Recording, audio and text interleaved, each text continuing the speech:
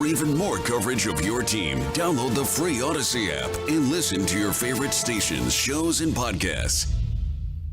Always a welcome sign for this clubhouse. Featuring breaking sports news, inside info, opinion, with laughs along the way. Turn it on, leave it on. The Fan and the Odyssey app. All right, welcome into the start of the G-Bag Nation here. Hope you've enjoyed Rangers baseball. Once again, a dominant performance by the home team.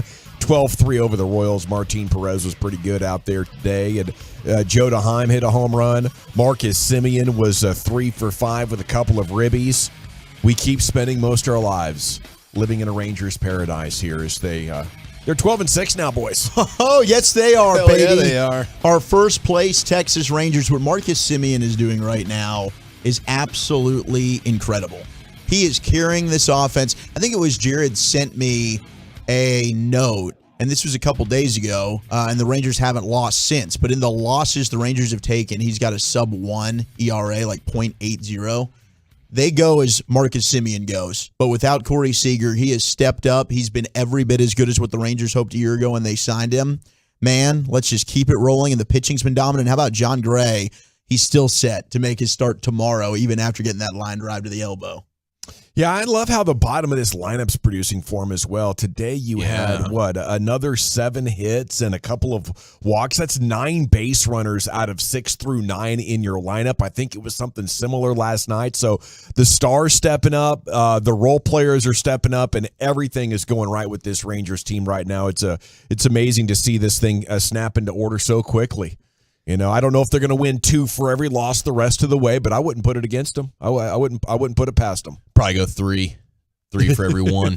That's my guess. Yeah, with the way the bottom of the lineup's hitting right now is insane. And then just the way the team has each other's back, like where Martin Perez, I believe it's the 6th inning, things start to get away for a second. He gives up 2 runs. Now we got ourselves a ball game. Boom. 4-run blaster in the 7th, and now let's just go take this sweet home victory. That was needed for Ezekiel Duran. That was his lone hit, but to get that 3 RBIs, maybe that'll wake him up a little bit. Rangers outscored opponents 37-6 during this current 4-game winning streak. They went 20 for 38 with runners in scoring position over that span. Wow, that's crazy. I was just thinking how it was 28-5 against the Royals and thinking that was impressive. Yeah. But it gets even better if you take everything into account for their hard work.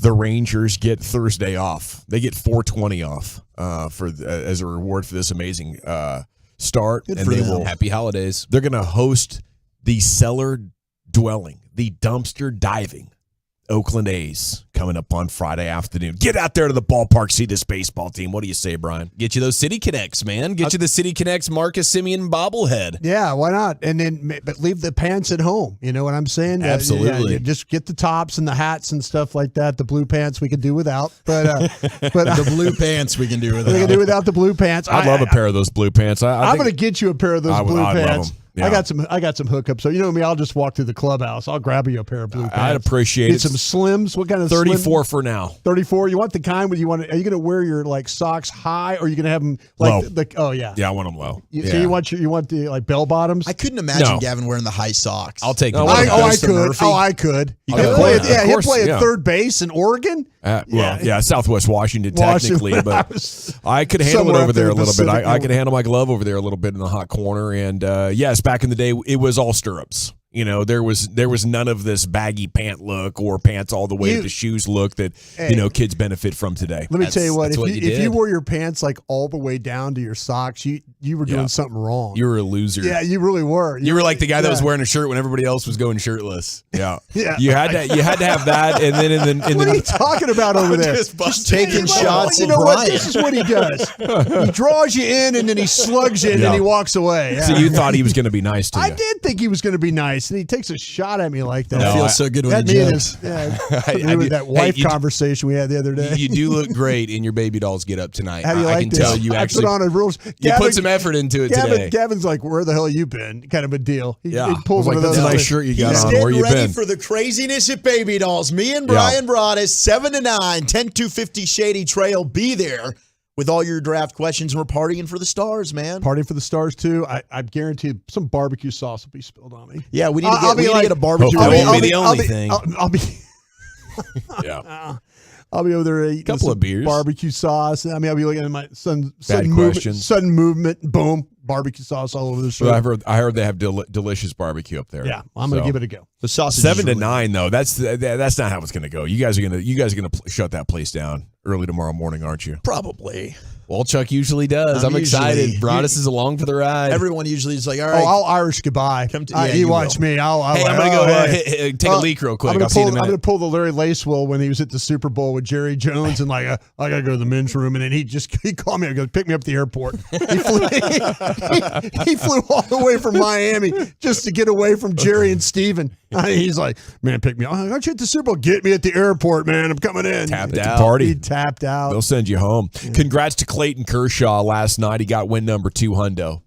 Good for him. Okay, allowed just 3 hits and a walk and struck out 9 in 7 innings of work for his Dodgers. Is it, when you talk about the Rangers, wasn't it always Clayton Kershaw? Wasn't that always the big name pitcher they were going to go get? I mean, it was kind of like bring him that home.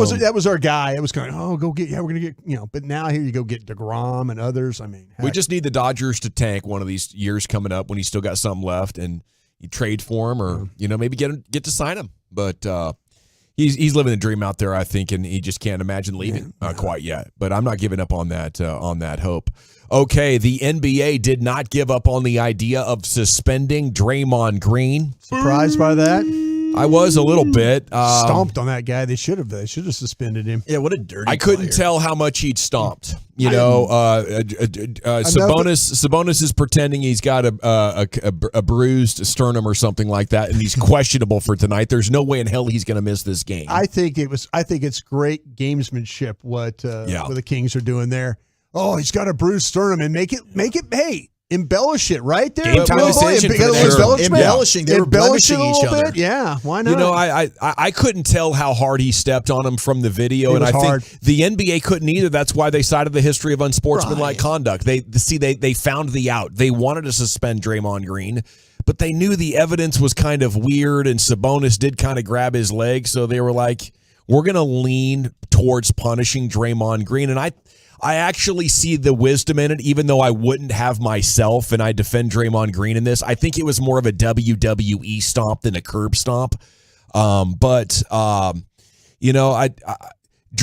does have this history. It was just a month ago we were talking about him stomping people that were on the ground, and that night he got away with it. And I think the NBA does feel if we don't suspend Draymond Green, we have no idea what the hell he could do when things don't go his way in Game 3. We have to have some sort of an accountability or discipline that sends Draymond Green the message. You're like a runaway 18-wheeler going down a hill right now. And while technically we could have not suspended you, we don't like where this whole thing is headed. And I can see the wisdom in that. When Draymond gets that energized and things don't go his way and then an impulse fires, you don't know if it goes to a next level tonight. So I think they're doing this more to deter the momentum of Draymond's behavior than as a reflection of what actually they can prove happened. That makes sense. Night. Yeah, that makes sense. I mean, I will say, initially, when the league statement says based in part of his history of unsportsmanlike conduct acts, to me it's saying you wouldn't have suspended it based on the stomping action, right? It's only because you're looking big picture at the history of Draymond Green. That's where you're doing it. But if you're going to factor in, hey, we're doing this for the good of the series to try and salvage this thing and to set a tone, guys, we need to cut this crap out, it makes a little bit of sense. I'm still just against the suspension in general. Draymond Green's not going to change. It isn't the first time he's been suspended. Dawson's right. This dude slugged his teammate in the face. Right. What if he gets upset in one of these games and goes off and hits somebody? He still could. Well, suspend him forever, dude. He's gonna get back on He's gonna get back on the court in a couple of days. I mean, what's the difference? He's got 2 days between these. He's not even playing tonight. He's playing tomorrow. So if you still think he's hot-headed, and then he's gonna be hot-headed in the next one and the next one. I don't think it'll really make a difference. Adam Silver was in the stands. He's watching this. He's seen this all unfold. He's kind of thinking, we can't have this. It was a home crowd for the Kings. He's right. This guy, all of a sudden things start going bad and he slugs somebody in the face. I think champions, it's going to be worse. Champions hate to be ousted. You remember Andrew Bynum going after J.J. Barea in 2011. We had the Celtics walked off the court against the Pistons. The Pistons walked off the court against the Bulls. I think there's something to this that we might not have seen the last of the drama with Draymond Green, and maybe it'll be in an elimination game 4.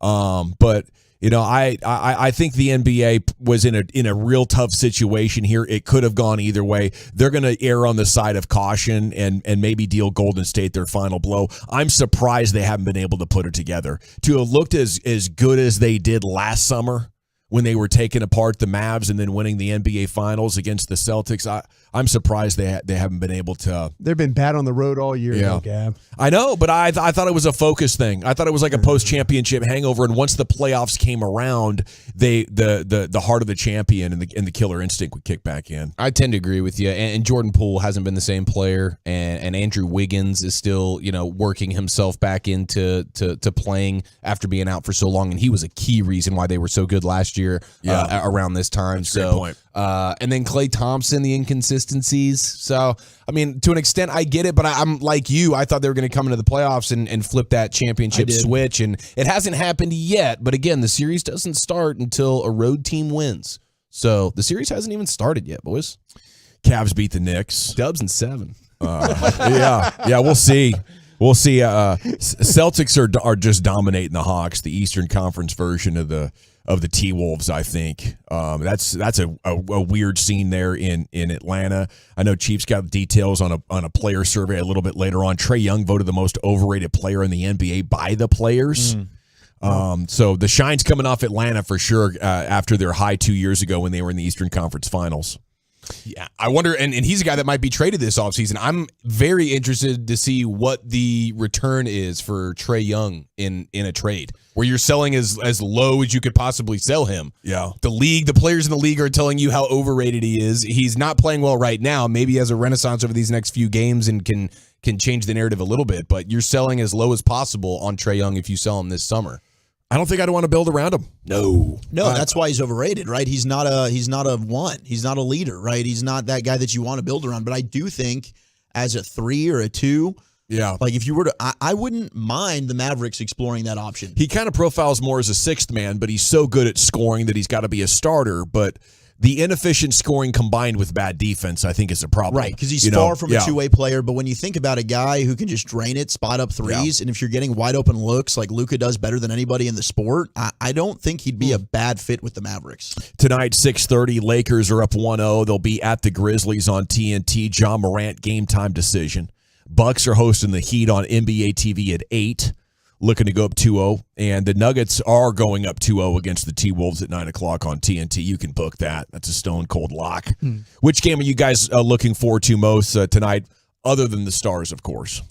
Lakers, Grizzlies. Probably. Lakers, Grizzlies. We'll see what happens. The Ja situation going to be a game-time decision. Obviously, it's going to help if he plays, but even if he does, like how much of the same version of Ja Morant are you actually getting? But that's a fun one for sure. Bucks, Heat, pretty boring. T-Wolves, Nuggets, I'll be asleep. Are we hearing anything about Joe Pavelski?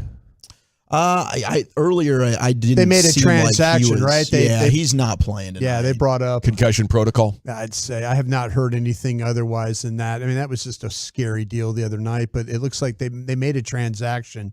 So they're probably trying to get themselves in position just in case. Did the NHL go all soft and suspend that Wild player, Dumba? No. Okay. So the NBA wants to do that for Draymond, but the NHL is like, this guy almost broke the face of another human being, concussed the hell out of him. He was stumbling and drooling from his mouth trying to get up on his skates on the ice, and the NHL's like, this guy's definitely not going to get ejected from this game, and he's going to play in the next game. Well, they also rescinded the major penalty. Okay. All they've done is walk back and more so encourage that. The NBA's like, oh my gosh, we're so scared right now at Draymond. Yeah. Give me a break. So are you confident now, Wolchuk? Or did game one deal you a... No, I'm still confident. I mean, the Stars outplayed the Wild in game one. They had so many chances to win that game in the third and in overtime, and they just couldn't find a way to bury the puck in the back of the net. Otter's still absolutely outstanding. He made one of the best saves you'll see, probably the entire postseason run in that overtime period as well. Not having Pavelski is a big loss, but I still think the Stars are a better team. The AAC should be rocking the night. I think they even up this series. Yeah, they can't just let Minnesota hang around in this thing, though. Yeah. You know, I mean, and usually what happens with the Stars, if they have a couple of bad games, that next game at home or they bounce back. They bounce back. They're a team that's pretty resilient that way. I just like to say they need to put a bunch of goals on the board early in this one and kind of create some doubt in Minnesota. Minnesota has to be happy that they at least took one here, going back home. Yeah, they lost home ice advantage to the Stars. Maybe they'll be content. Can't turn the puck over. They gave up 2 of the 3 goals on turnovers in their own zone. Yeah. That's brutal. Well, hopefully we can get some good news on Pavelski that he's improving and maybe he can be back before too long. But a hit like that is scary, man. And it wouldn't surprise me if that's a pretty serious concussion that takes a little bit longer. It is a Stars at 8:30 Wednesday. It's a Baby Dolls Wednesday. We're now 1 week and 1 day from the NFL draft, and I just got word we're going commercial free until 5:15. That is right. It's a double expressway Wednesday as well. How about that? Beautiful. Beautiful. And the Rangers just dominated. Just stomped a mud hole in the Royals this afternoon. Once again, 12-3 the final. You feeling randy, baby? Yeah. Got their first sweep since 2019. First road sweep since 2019. Pretty special. Okay. NFL news. Saw an email today. Jane Slater is joining us right here on The Fan coming up for this Cowboys season. Say what? Yeah, Jane Slater's back on The Fan. She had her first shift with The Fan from like 2010 to 2013 or so. If you're a more recent Tolo, Jane Slater cut her sports teeth here very admirably. She broadcasted, did the middays with Mark Elfenbein for a number of years, and then she went off and got famous at the NFL Network nationally. And, of course, she is still doing that, but she's going to be – well, she's in town quite a bit, so she's going to be doing quite a bit of broadcasting with us throughout the NFL season, which should be great. Beautiful. Okay, the Niners have received inquiries from several teams looking into a potential trade for former number 3 overall pick quarterback Trey Lance. Conversations have just resulted in San Francisco fielding the calls. No trade is imminent, reports Ian Rappaport here on Twitter. And the 49ers would almost certainly want to make sure Brock Purdy's rehab continues to go smoothly. Yeah, but Brock Purdy's telling people he might not play. Yeah, yes, man. He said he's weird not deal. sure if he's going to be available for 2023. It's interesting. One team that apparently talked to the Niners about Trey Lance at the Cowboys? Combine, the Minnesota Vikings. And he's a Minnesota kid. Oh. So that would be very interesting. When did you find that out, Wolchuk? Well, during my conversation with him when we became best friends. I think I could be talked into it if it was a good pick. Okay. They have Darnold, right? But if you're the Niners, I've seen enough to not be totally thrilled with our decision to take Trey Lance, and you had the injuries on top of that. All right, Trey's amazing. Hey, rooting for the guy. Here's Wolchuk with his top 10 at 420 at 445. All right, let's party, guys. It's National Banana Day. It's Eric's favorite day because he's able to get the bananas for the fam. They're the most affordable food group, you told me. Big fan of the banana hammock as well. I think it's awesome, and I know you're a big fan of the banana hammock. I've actually buying me tons of them. I was Christmas never gifts for everybody. Yeah, dude. Hanukkah, banana hammocks all the way around. I was not always a fan of the banana, but over the last year, when you're trying to figure out ways to have food in the house without having, while still having money in the bank account, the banana has become a tried and true fruit for me. So I am now on the banana train. I enjoyed it in like a smoothie, but I wasn't one to just pull out a banana and eat it. Now you can find me eating a banana. It's a great value, and kids love them for some reason. Love them. There's it does something. I've read where like bananas are like one of these foods that like make you happier the potassium? Or something. Like it brings something up inside you that like brings happiness. So I'm trying to like give them to my kids left and right when they're crying. I'm like, no, not a lollipop. Give them a banana. Here's a banana. You ever had one with the peel on? You just ate the whole thing? No, I'm not Will Levis. Have you thrown one in a skillet before with a little sprinkle of cinnamon on it? Cinnamon. Fantastic, bro. For real. So let's go around the room. What's your favorite banana type food? Like Split. You just like the banana split? Yes. That's your go-to? Yes. All right, give me some banana bread French toast for the win. Oh, my goodness. Yes. What did you just say? Wow. Banana bread French toast. Several of these brunch places have them. I know Breadwinners is one that does. That stuff is a game changer. Lord have mercy. That sounds ridiculous, dude, in the best way possible. I know, and it's been over a year since I've had it. How about the banana daiquiri? Not familiar.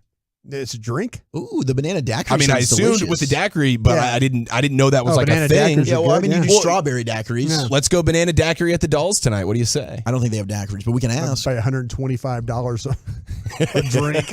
Yeah, I mean, I'm putting everything on Broadus' card tonight. Yeah, everything's getting put on the man tonight. I would say like banana bread or like a banana nut muffin of sorts. Okay. Is outstanding. Yeah, those Oscar Mayer ones or the Otis Spunkmeyer, whatever the heck they are, they're delicious. Oscar Mayer. That's wieners.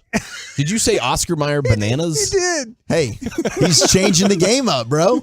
Gosh, it's a mail it in Wednesday, Baby Dolls Wednesday. Walchuk's here physically, but we know where his brain and has his hair growth. eyeballs He are. does My have mind's hair on growth. nothing else. I've put in my work. I did the draft show. I did a 45-minute go live with Bobby Belt. All You've been right. practicing that motorboat. Yeah, you actually. Can we get a broadest No, motorboat into the no, mic? no. It's a Dolls Wednesday, dog. Maybe I'll do one there on camera. How about that? Boom. That's Shotgun camera. line. Well, so they can be a little bit like, ooh, put the phones away. So I got to tread lightly. Oh, is this like, are we going into the Masters? What are we doing No, it's here? like a stand-up comedy situation. Hide your phones. Things might get weird. And up in hide here. your boyfriends as well. Yeah.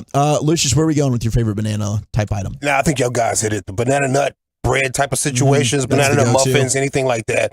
I'm down with it, bro. There's a banana moon pie.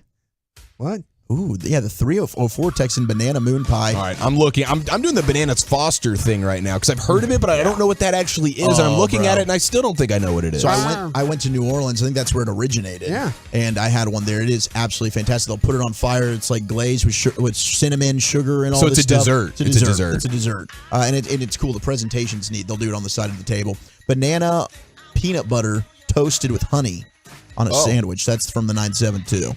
Sounds delightful. Yeah, I like Is that. that I like Elvis that combo. Elvis Texan? That was Elvis's thing, right? Oh, was it? Yeah, he was like a fried banana sandwich. kind Like of to guy. eat it on the toilet?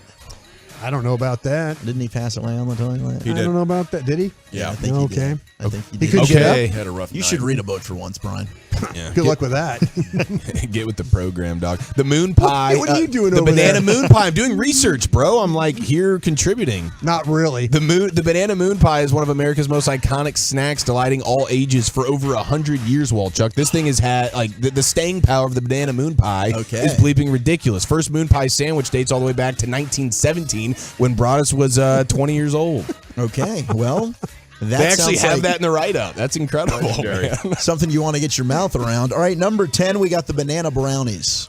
And I've never had. I've never a had one of brownie. these. Never had a banana brownie. Nope. Do you just mash bananas into the chocolate brownie mix? I think And so. it comes out, but I'll try that. Could you use vanilla instead of the chocolate? Could I'm you go seeing vanilla I'm with seeing vanilla and chocolate on the Googles right now. So how do they do like with banana pudding, right? It's like a flavoring, isn't it? kind of mash it up, yeah. Maybe it's a similar deal. I like a banana pancake myself, Chuck. Bubba, we're going to get They didn't ask you, did he? What? That's on the list? Banana pancake made it. Well, I mean, how many things can you do with bananas, right? It's going to be on He there. just went right by you. He didn't care what you wanted. That's fine. No, did I not ask you? No. Oh, I'm It's sorry. quite all right, Chuck. Yes, TJ downstairs. Hey, I'm just TJ, glad he what do you- wasn't side-eyeing me like he usually Do I does. usually side-eye? He does side-eye you a lot. Oh my yeah. God, what the hell is he getting into this time? Number 9 is the banana smoothie. Was that a popular item at the Smoothie King when you were working there? Yes, they have the banana boat at Smoothie King, and it is basically just vanilla ice cream and bananas, and that's a 2 thumbs up for me, dude. Good stuff. Number 8, we've got banana pudding. I prefer a banana pudding pop. I'm with you, man. Banana pudding doesn't quite do it. If you don't have the vanilla wafers in it, to me it's not even worth it. That's just like, The banana pudding doesn't come out till like the bananas that get old and everything, and then the parents say, "I'm gonna make some banana pudding out of this," and then the wafers do come out, and they're fired for like one day. You don't eat them the next day. Right. Like But I Lucius, like it with the wafers. With, A little dip. gotta have the wafers on there. But Lucius, you say you eat those bananas that are all bruised up. And Yeah, I like them but- that way. It's got more vitamins and everything for you. I think See, that's if- what you use for banana nut Flavor, bread. just more flavor. If too, they're I if think. they're if they're beat up and stuff, I'm kind of a no. But that's the ones you cook with. Yeah, no. I think so. Yeah. No, I'm saying no. I'm sure you're right, but I'm Broadus wants to see the banana peel have like some green on it, like still pretty like, ripe. I don't know. Is it if It snaps if when it- you're eating it. Yeah, right. Yeah. My buddy Jared just texted in the hooligan that he has a banana chocolate shake. is his favorite banana Sounds type wonderful. item. That does sound wonderful. Hurtado's barbecue's banana pudding is delicious. Just the 214. That's what I'm saying, dude. Banana pudding done right. I mean, my gosh. Banana Laffy Taffy? No, that's the worst one. You gotten that texted in quite a bit. Not into that either. Banana now and laters. Yeah. Just terrible. Number 7, here you go, Brian. That's a give up. Is the banana split. There we go. So you can't go wrong with a banana split. I've only had one once in my life. Normally, it was just like to say I did it. Otherwise, one of the most shocking revelations in G-Bag Nation history. I usually say you're why? lying. I mean, I usually say healthier, right? I usually say Eric's lying. I think you're lying. No, man. There's no way that's I, true. I prefer just the ice cream or give me like a brownie sundae. Like there's so many other better options to me than the banana split. So in the 80s, before like desserts really got Before crazy. electricity. At Dairy Queen, before the Blizzard, okay, let's call this the pre-Blizzard era, the banana split was one of their top items. And people would be like, do you want a banana split? No, I don't want a banana split. For some reason, the banana items are only good if you mix it and cook it into something. Then it's incredible. Banana nut bread, banana pudding. Yes. But if the raw banana is still sitting on your dessert, but you put I'll ice. pass. You put the ice cream and the toppings and all that stuff on there. Can I get anybody to like dice up some of the bananas and throw it into like a Frosted Flakes cereal situation? Anybody down for that? What is this? 1968? What are you doing over there? Probably not a bad idea. You would know. Yeah. Kind of ruined the Frosted Flakes. If you ask That's me. why I Did you said eat it. that as a kid, Brian? Yeah. Oh, hey mom, would you put a banana in my? Very 1968. Were you there? Have you guys had they make like banana chips now? Yes, those are pretty good, man. What, those dehydrated things? Yes, What they're are you good. guys doing? It's got They're a nice amazing. crunch. Yeah. They're good. They are good. Man, okay. What? I'm telling you, dude, banana chips. It's Or not even like in a plantain chip. chips. I know, maybe it's I know what you're talking about. I just haven't had them.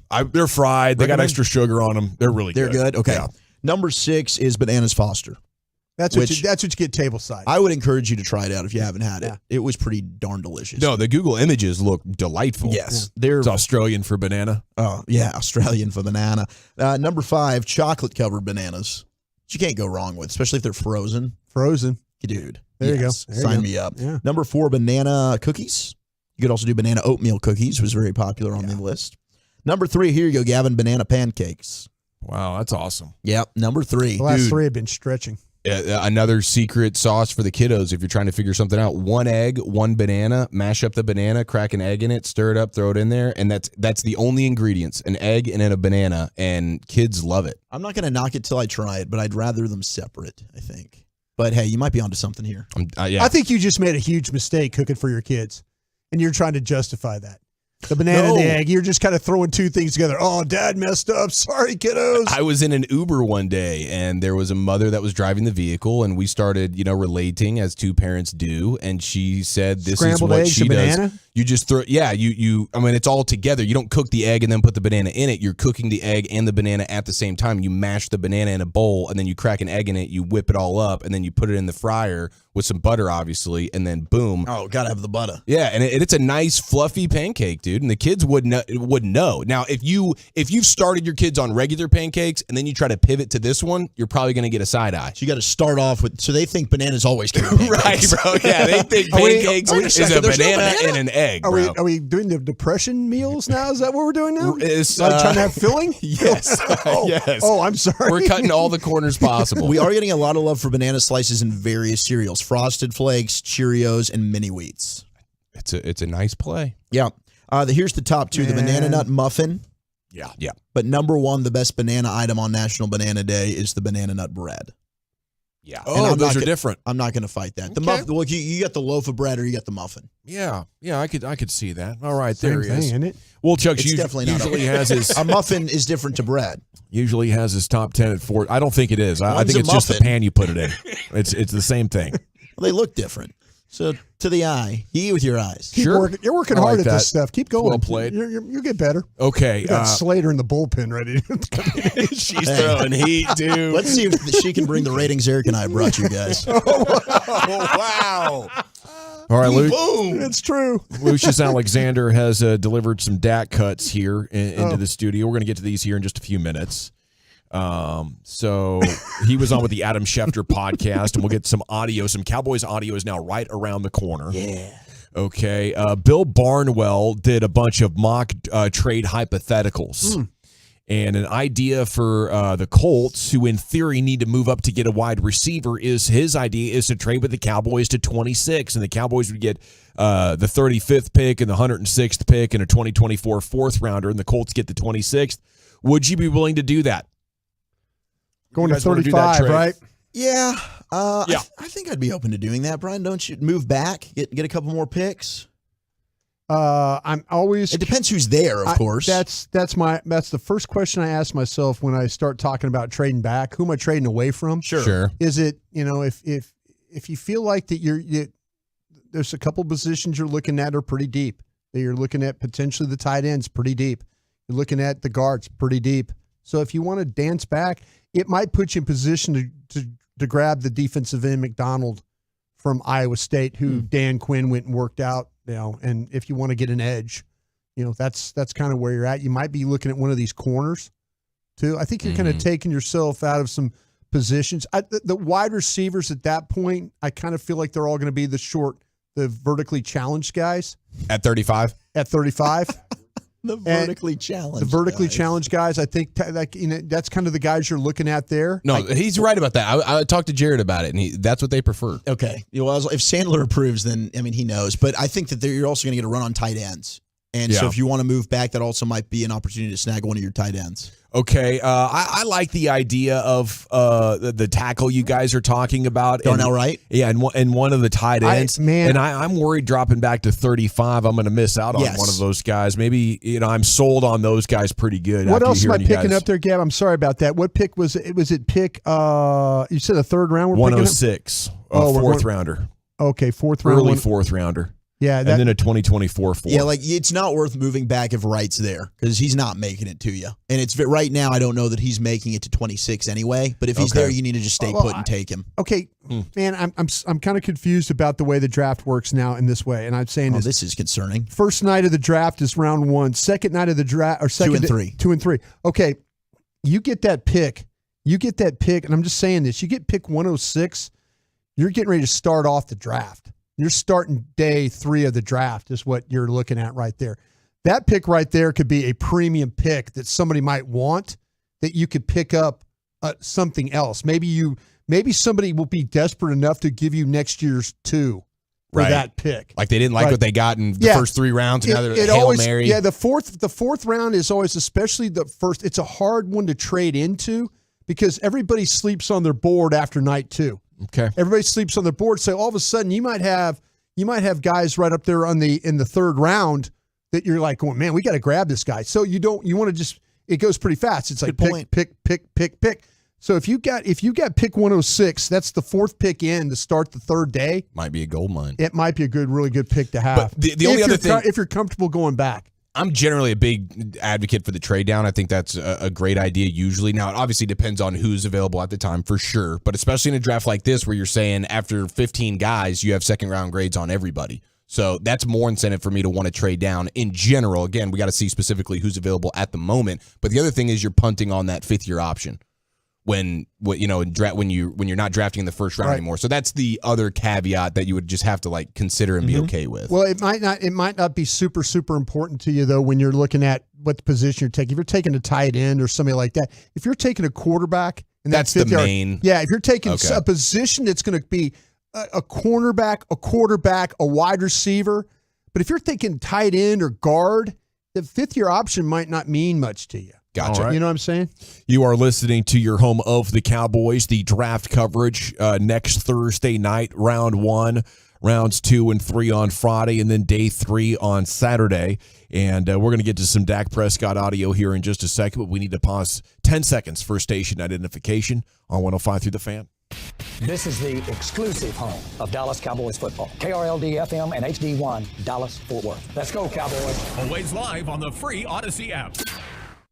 From our fan studio, secured by DFWsecurity.com, you're rolling with the G-Bang Nation on 105.3 The Fan. Yeah, baby. It's hour number 4 of the nation, and we have a big hour coming up. The Expressway underway in 20 minutes. You'll hear from Bobby Belt, get his thoughts on the draft. You'll get LA Live coming up at 5:40, and a lot more between now and then, including these Dak Prescott cuts. He was on with the Adam Schefter podcast. Let's start at 19. I know how many people are super excited about the idea of drafting Bijan Robinson. Dak, have you been able to watch him as the draft nears?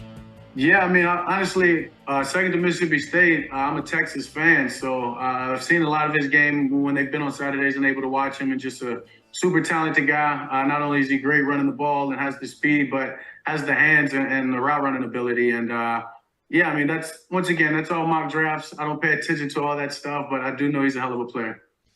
Grew up a Longhorns fan, it sounds like. Yeah. Been watching a lot of UT football. I'd imagine maybe the Vince Young Longhorns hooked him, as it did many young football fan back in the day. Amen to that. That team was incredible. It was. VY was special. That whole roster was ridiculous. They're not tipping their hand one way or another on how they feel about Bijan Robinson. Stephen Jones was pretty generic yesterday. That's a very respectful answer from Dak Prescott, but nothing to make you feel one way or the other, that's for sure. I think if the Cowboys do end up with Bijan Robinson, though, I'll be very surprised. We just haven't heard much buzz, or as you're trying to listen or read between the lines, I'm just not seeing any indication that he's high on their radars. I'd be very surprised as well. I wonder, and Brian, you've talked about this before, and we found out like in the CeeDee Lamb draft, they go through mock draft scenarios and how likely is it X player falls to you. I bet in a lot of their scenarios, Bijan hasn't been there. Yeah. So they're probably not thinking, all right, the likelihood of him being around and us having to even have that debate, not high. And Dak, I don't think, would come out and really campaign for Bijan, because he's probably also thinking about Zeke's feelings. Yeah, no, that's a great point. And he's got some thoughts here on Zeke that we'll hear in just a second. But the next cut, 18, is his thoughts on the new $51 million market-setting man, Jalen Hurts, and his new contract. Here's Dak. Yeah, congratulations. Proud of him. I hosted Jalen on a visit way back in Mississippi State years ago, and a fan of the guy, the way he plays the game. Not a fan of his team and when they have success necessarily, but a fan of him and the way that he approaches it, and just somebody that was counted out early because of his play style and just has had success and trusted himself, trusted in the process, and I'm proud of him, and he deserves every bit of it.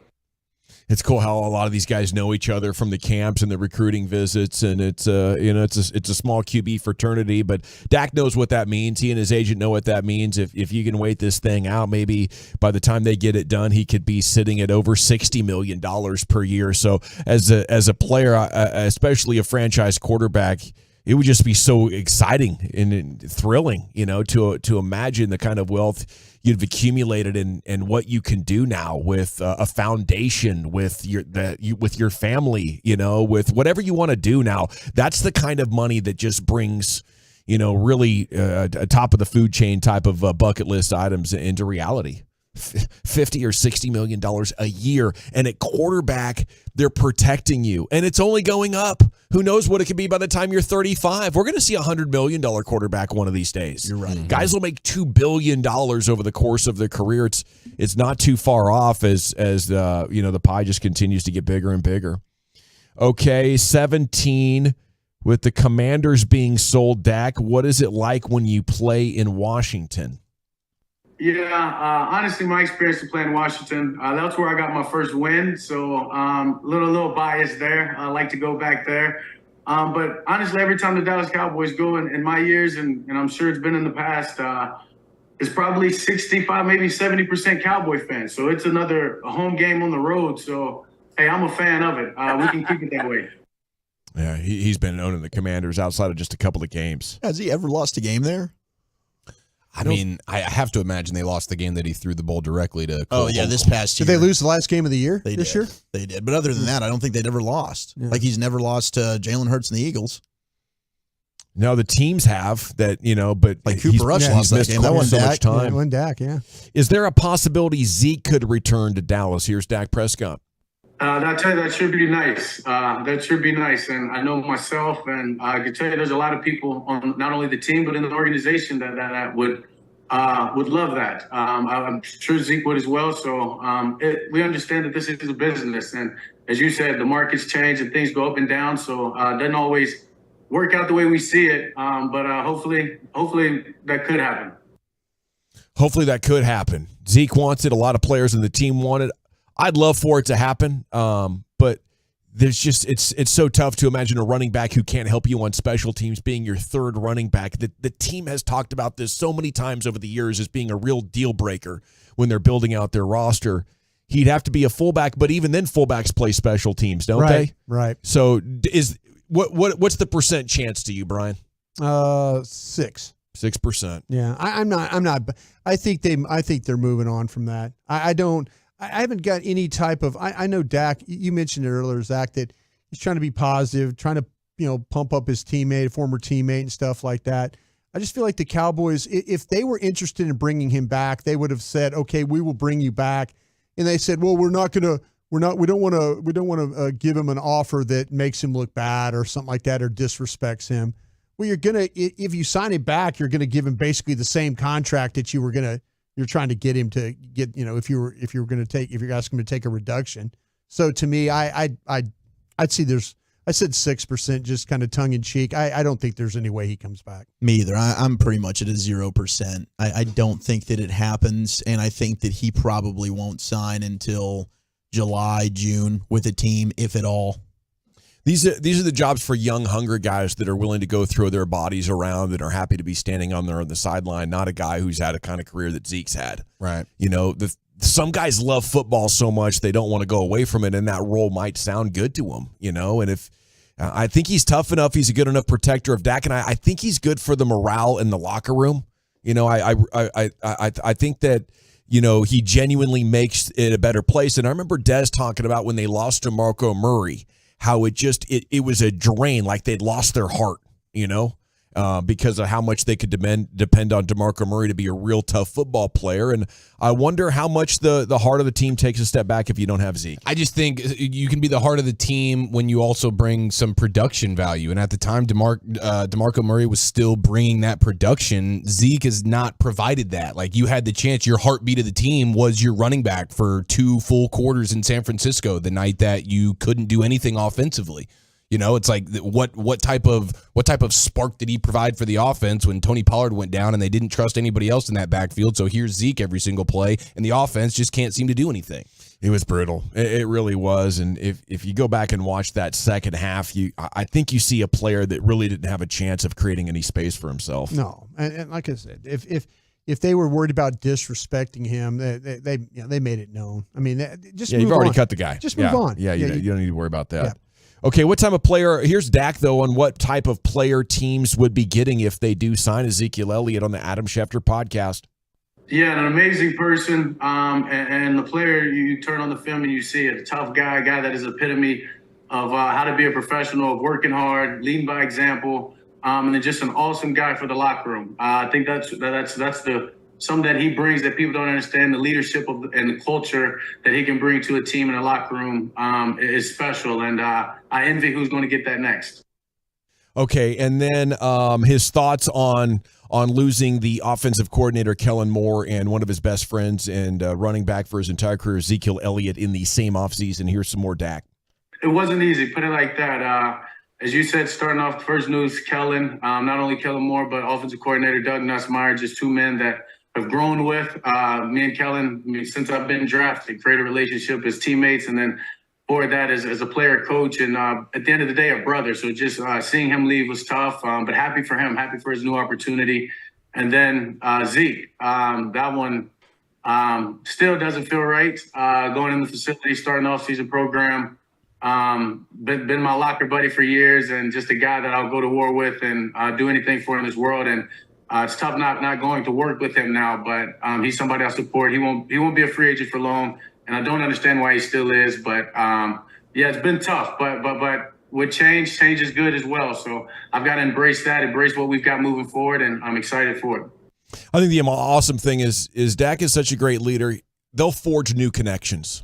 I think the connection is very important, but like Tony compared to Dak when it comes to making sure everybody in the locker room is on the same page and having something to rally around and building morale and all that. It's like a 10 on a scale of 1 to 10 compared to, something that would leave a lot to be desired. So, but I think it's massively important that you have a connected locker room, that you have connected teammates. Like, it gets into weird sports psychology and stuff that people don't talk about that much, but being social creatures, if we know we have each other's back and we're fighting for this unified cause, it brings out something in us in an energy in individuals that can really magnify. And now you get players who are motivated and inspired to play at their highest levels. You take away the bros, you take away their buddies that they have this special connection with. Yeah. And don't be surprised if they don't fight quite as hard for a while, and if it takes a while to replace that entity in the locker room. I'm sure it is weird. They came in together. They were drafted together in the same draft class. So it's his firsts, right? The firsts are always weird and awkward. But as soon as he gets in the huddle for mini camps and he takes the field at training camp and he has those first few snaps and it's like, all right, Zeke's not with me. Zeke's not in the huddle. I don't think that's something that'll linger whatsoever. That personal relationship is something that's never lost. But to your point, you've said this, Gavin, this is a business. Dak understands that, and he does an excellent job not only unifying the offense, but he has those relationships with the defense as well. It's a team thing, and that's why you've never seen, even when the offense has struggled during Dak's career, defensive players come out and point the finger. Oh, that's a great point. Well, Chuck, you got your fastball today, buddy. Hey, I'm trying, boys. I think Brian's rubbing off on you. Must be a Dolls Wednesday. Yeah. Dolls Wednesday. I'll also say this, though. When they draft somebody like A-Chain from Texas A&M or Charbonneau from UCLA, Dak will forget about Ezekiel Elliott when those guys are. That's what a little burst looks like. Yeah, exactly. Like, he hands the ball, and all of a sudden that hole opens up over there with Steele and Martin on that one side, and now they get some blocks over there, and then those guys are finishing runs, and it's 5, 6, 7 yards a shot.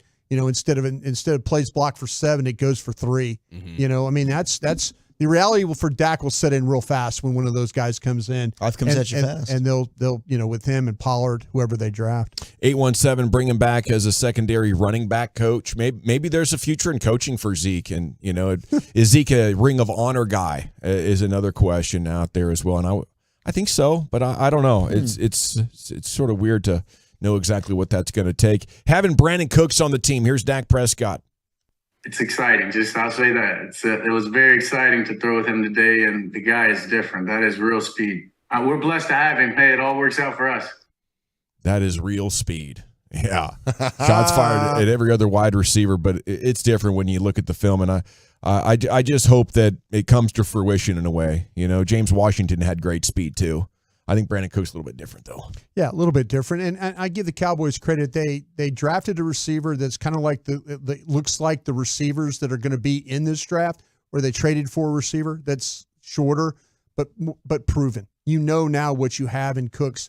There's no guessing with him. If you draft one of these guys that's a little bit shorter, you don't know how they're going to play. At least you know how Cooks will play. So I give them credit. In a really muddied group of receivers, I think they went out and they helped themselves. In a huge way. And they needed speed in a huge way. And now you're going to have a reinvigorated sort of Brandon Cooks as well, who's probably just been hating life a little bit in Houston over the last couple of years. Now he's got himself a legit quarterback, a legit team.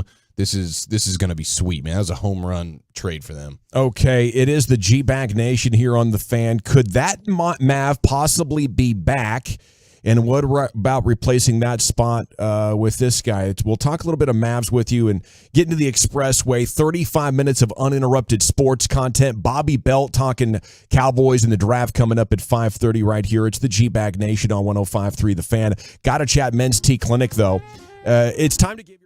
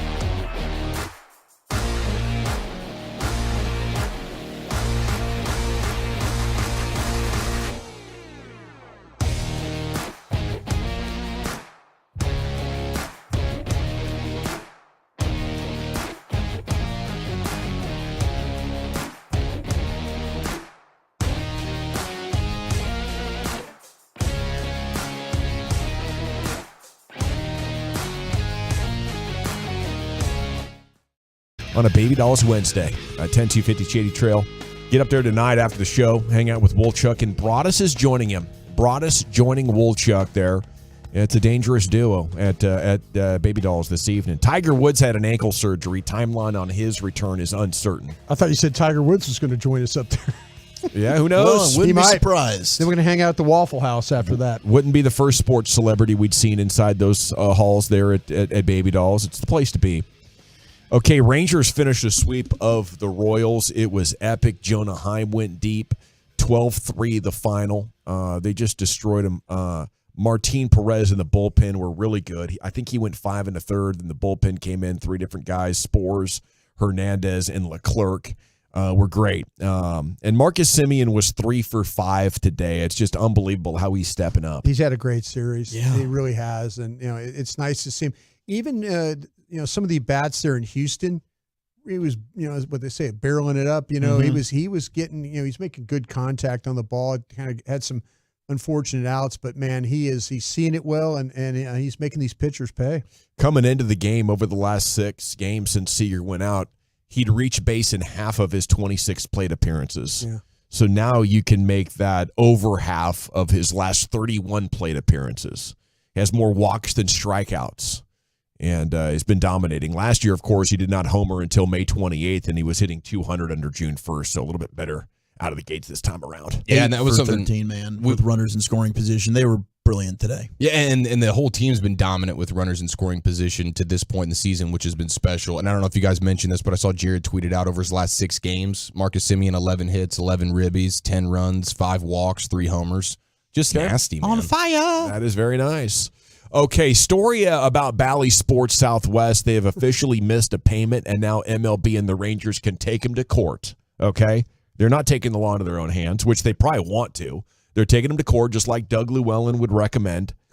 Motion filed in bankruptcy court. Rangers have told the insolvent parent company that there is no longer a free lunch in those exact words. Diamond Sports, parent company of Bally's, missed a rights payment on April 15th, triggering the Rangers to file a joinder seeking the court to compel Diamond to pay its rights fees or surrender the rights itself.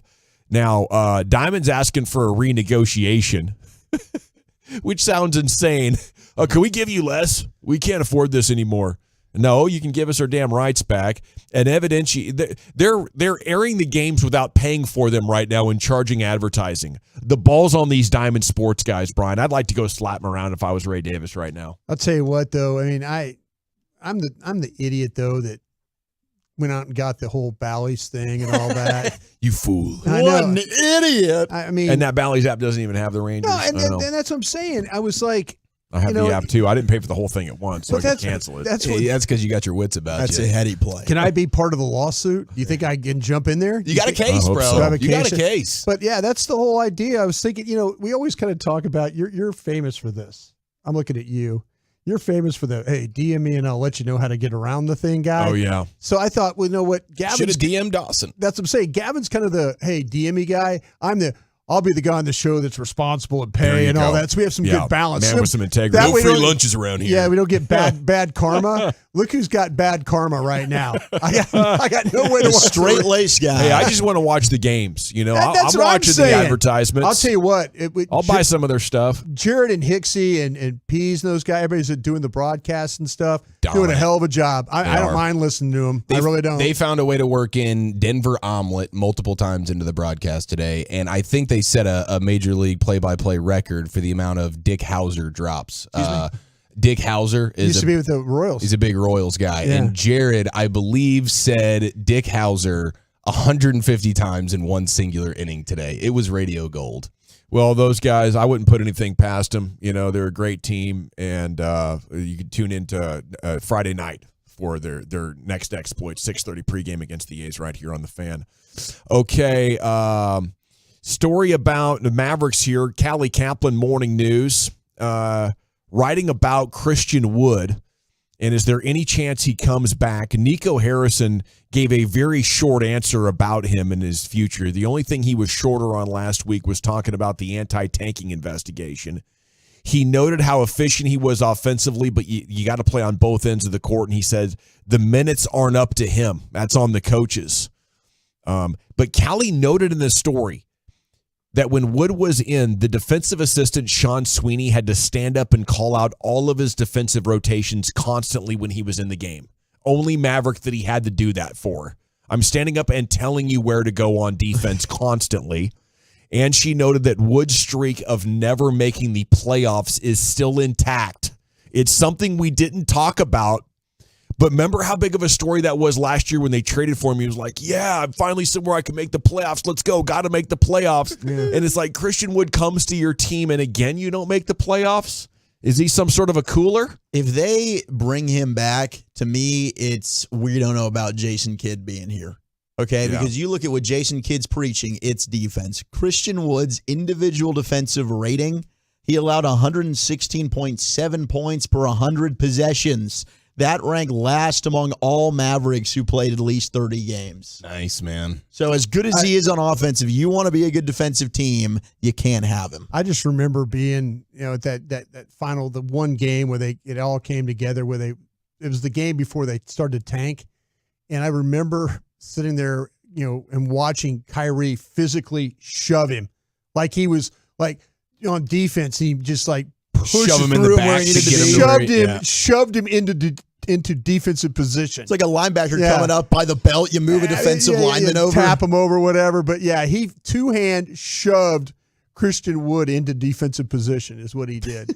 It's a heady play by Kyrie. And I was like, he knows his teammates. I was like, wow, maybe these guys really kind of, everybody's kind of talking about, when every time you mention him to the people in the front office, or whatever, we're talking about Mavs, they go, you were met with a sigh. You were met with did you see the 5 rotation things he missed? Did you see the 5 and it's just, and you kind of not a strong suit. Nah, not at all. He'll get you a lot of points, though. Yeah. That guy is such a talent offensively. He's a hell of a player. I just want to bottle up that opening night of the NBA season where he couldn't miss, and it was like, oh my gosh, are we about to go on a tear right here? See you later, Jalen Brunson. Who needs you? We got this Christian Wood character who's cashing out from 3 feet behind the arc, and he's bigger than everybody out there. He's a certified offensive pterodactyl getting buckets. Okay. And then it never happened again. It was amazing. It was a sight to behold there for briefly, but it just seems so ill-fated if you got Luka and Kyrie not playing great defense, and then you put Christian Wood on the court. It's like, well, let's see if we can get to 160 and win this game, guys. Right? Because offense isn't your problem. It's not your problem at all. And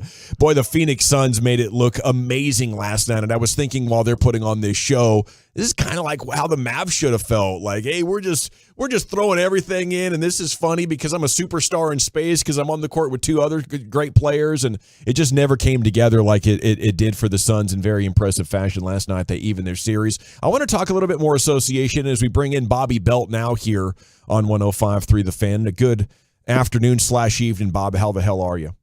I'm wonderful. How are y'all? We are doing great. Would you replace Christian Wood on this Mavs team with Draymond Green? Oh, man. Don't we kind of feel like at this point you're talking about polar opposites? Like he'll give you everything on the defensive side and give you nothing on offense. And, that's going to be an issue right there. Plus, he's not obviously the same defender I don't feel like that he once was. But, no, after watching games last night, I'd much rather replace Christian Wood with old Casanova LeVert from Cleveland. That's what I'm all about. I'll do that. But no, I'm not pro Draymond at all. How about you, gentlemen? Can we go around the room here real quick? G-Bag Nation. I'll be no on that. No on Draymond. I'm a hard yes. Hard yes. Absolutely. That's just because it's a Dulls Wednesday. You can ask me tomorrow, and I'll get back to you. You brought us? I would say yes on that one, too. Yeah, I think right now, if they do get swept and it ends like this without him having a big game, you might be able to steal it. And maybe it's a steal that you would be regretting long term, but I could see Golden State giving up on it. Bobby Belt and our Cowboys coverage will be second to none. The draft next Thursday night, round 1, and then through the weekend, our Path to the Draft coverage is brought to you by Pluckers. On night 1 of the draft, the fan will be at all 8 Pluckers locations. They have some cool specials and prizes all night long. It's brought to you by our friends at K-Post Roofing and Waterproofing as well. Your draft headquarters is right here on 105.3 The Fan. And you guys are cranking out that Love of the Star podcast as well, too, aren't you, Bob? How's that one going? Yeah, we are. It's been good, and I'm excited for our draft coverage next Thursday. I'd be lying if I said I didn't have any FOMO about the Pluckers party, though. Oh, yeah. And, like, stopping and being able to hang out with the Polos and get to crush wings and everything else. But we'll be having our own party. Me, Sean, brought us on Thursday, and then Friday and Saturday we'll bring Wolchuk into the fold. But, no, it's exciting. We're 1 week out and hopefully starting to zero in on kind of what the Cowboys are thinking. What are they thinking, Bob? I think that what you can see here is that they've zeroed in on a couple of positions. I think tight end makes a lot of sense for them. I think guard or offensive line makes a lot of sense for them. And I think they have some exceptions as players outside of those position groups. So if Bijan Robinson got to them at 26, I think they draft Bijan Robinson. If, Will McDonald is there and they don't feel great about the depth that they have at some of those positions they're interested in, I could see them going after Will McDonald. But I think you're talking about McDonald, Bijan Robinson, some of these top tight ends like Michael Mayer and Dalton Kincaid and, potentially some of these offensive linemen. If they look at a guy like Darnell Wright as somebody who can give them flexibility at tackle and then also kick inside at guard, or do they look at a trade back option and say, hey, Steve Avila is the guy we really like, or Osiris Torrance is the guy we really like, and, if we just move back a little bit, we can get this guy. But I think we're starting to understand at least a handful of names that they like. Bobby, would you put Drew Sanders, linebacker, Arkansas, in that kind of that Bijan Robinson, McDonald from Iowa State class of guys that could be a little bit of a wild card picks? More in the McDonald class than the Bijan. So I look at it this way. I think we're starting to get a clearer picture of what they think about Bijan Robinson, because I know we've had this conversation before about, well, even if Bijan's there, are we convinced they take him? I've gotten to the point now where I'm convinced they take him. So if Bijan were to slide to 26, which I don't think will happen, I don't think the Cowboys believe that'll happen. If he were to get to 26, I think they would take him. So that's kind of above all else, we would take that guy sort of issue. McDonald and Sanders, I think, are players they really like at those positions. Will McDonald, the edge rusher from Iowa State. Drew Sanders, the linebacker from Arkansas, the Denton Ryan product. I think those are guys they really like, that if they didn't feel great about some of the options remaining at the positions they were looking at, offensive line, tight end, things like that, then I think they'd feel better about taking one of those guys than reaching on maybe a tight end they didn't necessarily want or an offensive lineman they didn't necessarily want. But I think absolutely Drew Sanders belongs in that conversation. Bobby, but do you feel like, though, they haven't really said a whole lot, or the whispering? I know you're talking about it and you're an insider guy, but it doesn't seem like there's been much talk in the organization. I mean, that we're not really – that when, it's a name you talk about, but there's no 30 visit, there's none of this. It's kind of like they've kept this. Do they feel like he's not going to be there? They're just not. Bijan? Yeah. Yeah, I think that's 100% what it is. I think they feel like there's zero chance he gets down to. You got to remember, they didn't have a visit scheduled. I know COVID threw it off, but they didn't have a visit schedule, or I think even talk at all during the pre-draft process to CeeDee Lamb. They did not think he was going to be there. They knew Micah Parsons was going to be there. I think they had a Zoom interview with him, but they didn't have him for a 30 or schedule anything like that. And then Tyler Smith, obviously, we know they tried to conceal it. So these picks during the Mike McCarthy era have been a little different in terms of the way that they operate. Now, is that a reflection of McCarthy, or is that a reflection more of Will McClay and the scouting staff have control now, and that's how they've always wanted to use it? And maybe Jason Garrett and some of the other people wanted to use the 30s in a different way. And so I think that just because Bijan Robinson hasn't visited or hasn't been somebody they even talked to at the Combine or anything else, I don't think they have any questions about that guy. I think they know all the homework behind the scenes about who he is as a person, and they see the tape and they know what kind of a player he is. So I don't think they feel like they need to ask any questions. Who's the one player at 26 that you would absolutely hate to have if the Cowboys picked him? You'd be like, man, that's the one that I really didn't want. I mean, there's obviously a couple picks that I wouldn't be thrilled with. You don't like Mayer. You don't like the Mayer pick. I think Mayer's a good player. I don't think Mayer is the modern version of the tight end that you want. Washington from Georgia? I think it's Darnell Washington from Georgia is another one I would not be thrilled about. I would not be thrilled with Kalijah Cansey from Pittsburgh. That's another one that I wouldn't be excited about. I could get excited about the Will McDonald pick. I could get excited about Drew Sanders. I think even a tight end is okay with me as long as it's Dalton Kincaid. If it's Luke Musgrave, which I know I'm standing alone on an island on Musgrave, and that's fine. Darnell Wright is a player I would like. I know we talked about earlier today. I would. There's certain wipeout situations potentially where I could get excited about Matthew Bergeron at Syracuse, I think. And I know that that's probably too rich for everybody else, but I really like him. And if he's a trade back candidate, I like that. Even if they reached, quote unquote, on a guy like Avila from TCU, I would say, hey, you know what? He's a really good player, somebody who I think fits a position of need for them. And I think he's going to step in and be able to play right away. And he gives you a lot of flexibility. And so, there's a lot of guys. I like a lot more of the options they're going to have in front of them than the guys that I don't. But yeah, there's a handful of guys I wouldn't be thrilled with. Michael Mayer would be one that I'd go, okay, all right, well, I hope you're right. Because I don't see a guy who's going to threaten down a seam. I see a guy who his entire career is going to be 10, 11 yards per reception. And the way the Cowboys have talked is they want to get away from that. And I'm still not convinced that Darnell Washington even finishes his career playing something other than tackle. So. Great stuff, Bobby. Is there anything else before we let you go? Just that I love you all. Love you too. There he is, Bobby Belt. Must follow on Cowboys Twitter. Ja Morant ruled out Game 2 against the Lakers. The Grizzlies announced about 10 minutes ago. So that game's coming up in about 20 minutes. Another big night of association on the tube.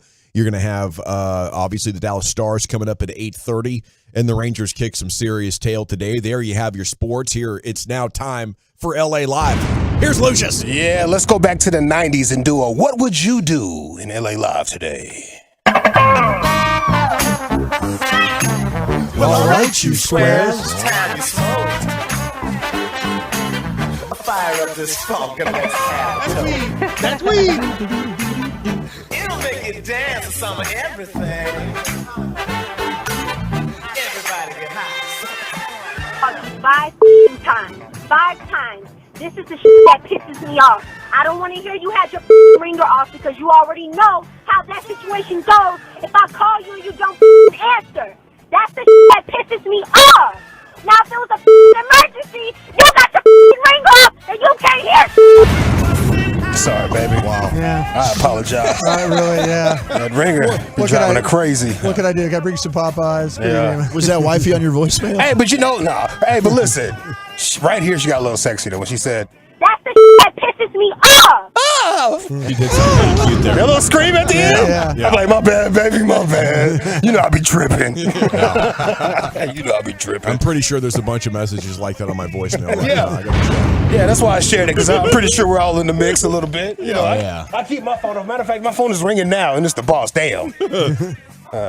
Hold on one second. Okay. Boss man's calling you at the start of the segment? Yeah, hello? Yeah, hello? I like that. Yeah, every once in a while I'm out and about. My wife's like, I know you. You check your phone. It's been like over an hour. I know you've checked your phone since. I'm watching on the YouTube. I saw you look at your phone. Come on, with the boys. A couple of brews in. Hanging with the boys. What's strong with this one? Giafalo. Oh, no. LA's still on the phone back there. Way. The old reprimand. I wonder what Brian said to have him roll in like this. Hey, so you guys are going to a golf situation tomorrow or something like that? That's right. Yeah, there'll be a golf deal. Remember, when you bring it up, talk about Choctaw Casino. Okay. Those are the guys fronting your bill today. You know? Okay. All right. Oh, very important. All right. Choctaw Casinos and Resorts. To Choctaw. Yeah. Let's get that in here. All right, it's LA Live for April 19th, 2023. It's a butt naked Wednesday. Shout out to DJ Downtown Loretta Brown. Yeah. And shout out to Snowfall season finale tonight, right? Is it the finale? Yes, it is. No! I forgot all about that. Show us fire. Let's go. Show us so fire, man. Snowfall. Sounds like it's like a James Bond. It's great, bro. Thing. It's great. It's good. You should check it out. Yeah. G-Bag of the day. We do it every day on the Fan at 2:30. If you see anything out there floating on the social medias, hit me up. I'll try to put it in the mix. Don't call me like a girl just did, though, right there if you don't hear it, okay? Give me a minute, bro. Just give me a minute. We have a man that witnessed a dog sitting on top of a riding lawnmower, and the riding lawnmower was active. The dog was getting active out there. Cutting the yard, you know what I'm saying? Make sure he gets his kibbles and bits later on tonight and all his belly rubs and everything. Make sure, man's best friend. I'm taking care of him for you, brother. Here he goes. I'm not tripping. Take a picture, bye, Sean. Take a picture and send it to me. What the man, Sean? Sean, it's a dog on the fucking riding lawnmower cutting the fucking grass. I got a video of this shit. I need a laugh right now. I think I'm losing my motherfucking mind, son. And you know, I know you hear it in my voice. Man, send a prayer to Sean or something like that. Cash app him something like that. He's struggling. He's seeing a dog sit up here riding a lawnmower, blowing his mind right now. And old girl on the phone is having a midlife crisis. I keep thinking about how the guy says riding lawnmower. Riding I like lawnmower. That. And is that the ATL? Yeah, Riding lawnmower music. And I'm wondering, do you think that's a remote control lawnmower? Is that a GPS lawnmower the dog just happens to be sitting on? I think the dog probably put it in gear by mistake and it was moving. I don't know. Yeah. I don't know. Maybe it's a riding lawnmower and there's a dude sitting back over there just laughing like, look, somebody done pulled over and they recording, baby. I got him. All right, so do you guys remember this show on Nickelodeon called What Would You Do? Where Yes. they put you in different situations to see how you would figure it out? Yeah. If you guys don't know, here's the thing. What would you do? Hey! What would you do? What? What? Hey! I didn't have cable till I was like 17. I missed out. Nah, I used to be jamming to this, sitting ready to, get down, sitting ready to check it out. Fruit roll-ups in my hand, little juice box. Here comes the pops. Did you take that trash out? Yeah. Like, damn, bro. It's the intro. It's the fastest you'll run all week. You take that trash out. That garbage, you're running down the driveway. Show some driveway. dishes up in there. Just throw it in the front yard. It's not even near the. He just didn't like to see people comfortable in his house. Not when you working. Yeah, as soon as he heard that straw pop the seal of the high C, he went beelining into the living room. I'm getting comfortable in my house. All right, let's see. What would you do? I got a situation for you right here. CEO of an office furniture company. She was having a little town hall meeting with the employees of the company. And one of them asked, how can we stay motivated if we're not getting any bonuses? Meanwhile, this CEO is getting a bonus of $6.4 million. Here's what she says. Tell me what you would do. Questions came through about how can we stay motivated if we're not going to get a bonus? What can we do? What can we do? Some of them were nice and some of them were not so nice. So I'm going to address this head on. The most important thing we can do right now is focus on the things that we can control. None of us could have predicted COVID. None of us could have predicted supply chain. None of us could have predicted bank failures. But what we can do is stay in front of our customers, provide the best customer service we can, get our orders out our door, treat each other well, be kind, be respectful, focus on the future because it will be bright. It's not good to be in a situation we're in today, but we're not going to be here forever. It is going to get better. So lead. Don't ask about what are we going to do if we don't get a bonus? Get the damn $26 million. Spend your time and your effort thinking about the $26 million we need and not thinking about what you're going to do if we don't get a bonus. All right? Can I get some commitment for that? I had an old boss who said to me one time, you can visit Pity City, but you can't live there. So people, leave Pity City. Let's get it done. Thank you. She's not going to make it. Bosses get, CEO's getting 6.4. Yeah. Collecting the millions. Meanwhile, we're getting no bonus, working our behinds off, trying to get the company more money. Let's make that 19.6, boss lady. What do you say? Newark could find 6.4 mil. That'd take a pretty good chunk out of that budget shortfall. How about that? How about that? Take that bonus back, lady. That's personal. I would get so mad. I would get very angry. I don't think I could work for that lady anymore. If I was a female, I might push her down. Oh. Well, I assume this was a Zoom Would you face situation. her? Yeah, it's a Zoom. Would you face her or would you push her down from behind when she doesn't see it coming? I Nice would be little filled trick with from the so back much like rage. school. I don't know. It'd be a blind rage. I'd send her the bill for my new laptop because I punched mine in the middle of that. Yeah, facts. Yeah, I'll tell her she has to bust it down a little bit. Bust that $6 million down and spread it out to all his employees. You want to see some motivation? Wow. I'll get the calculator out real quick. How much you got in that bank account? How many people on this Zoom? What would you do, Zach? Do some dividing. I can see Gavin walking up next to this girl and just like shoulder bumping her, like knocking her on the ground kind of thing. Oh, like Chris Paul did to Kawhi last night? Yeah, he's got a little shoulder bump. A little shrug, Yeah. you know. He'll even say my bad, like he didn't. Excuse me. I'm sorry. Oops, you okay? Excuse me. Let me help you up. And then he Draymond's her right in the chest. It'd be more like Pat Bev, Chris Paul from like 2 years ago. Remember at the end of the series? Yes. I did not appreciate it. I do like that. No, they got pretty snappy. So we ain't dealing with her. We're not a fan of her right now. I like a good drop kick. That's hard to pull off. Again, if you drop kick her, it's going to be a front-facing drop kick, or you going to get her from behind when she walks off? I think I'm going front-facing. I want that behind. I want that whiplash. I'm going to take it head on like she did those complaints. She did face him. Got to give her some respect for facing him. Yeah. Pity City. Pity City's a good line. All right, what would you do based on the 90s Nickelodeon show that I used to watch and my dad used to interrupt because I was looking too damn comfortable by the TV? Good shit.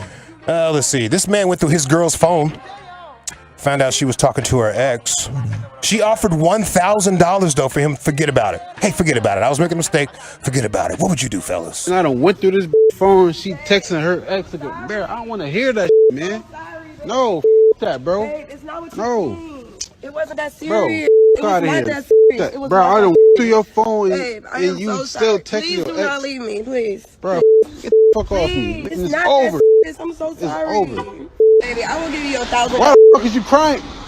$1,000. You is not about to give me no Yes, $1,000, I will. man. Take Fuck out it of to the here. bank. Stopped him. By the way, when she says $1,000 the first time, he froze. Like, He froze. He froze. He did no. freeze. Wait, I don't have a soul. I am cheap. You really about to give me $1,000? Yes, just take me to the bank. Why is you crying? Because I don't want you to leave me. Let's go. All right.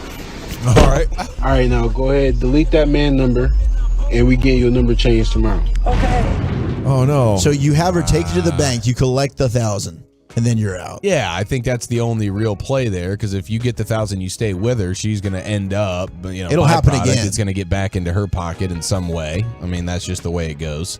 I would love to know the contents of the conversation with the ex, but I think ultimately you cut ties with a G-Bo in your pocket. I think so too. Yeah. You don't wait for her to mess up again and try to collect another G? Maybe send a friend to the DMs. Okay, Lucius, you're ahead of the game. At him. Here it is again. You're ahead of the game. Yeah. That's a heady play. You're a businessman, Lucius.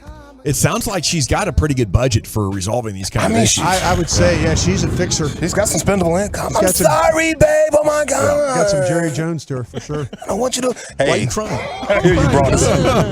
I hear you brought us over there working, bro. He working. This guy had to sign an NDA as soon as he left the ATM. Yeah. Oh, wow, brought us. You wildin'.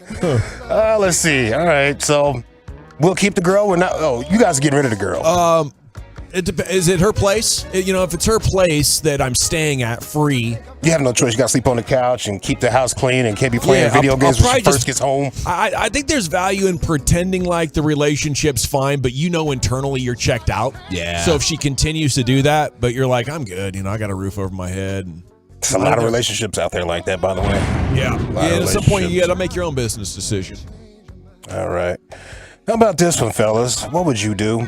A man finds out his 11-year-old son, he's been raising this kid for 11 years. Oh, it's not his. Not his. He did a little sneaky DNA test after going through his girl's phone. And found this out. What's up is why you've been lying to me for 11 years, telling me that DJ is my real son. Why you been lying to me? What I've been lying about? I got a DNA test done.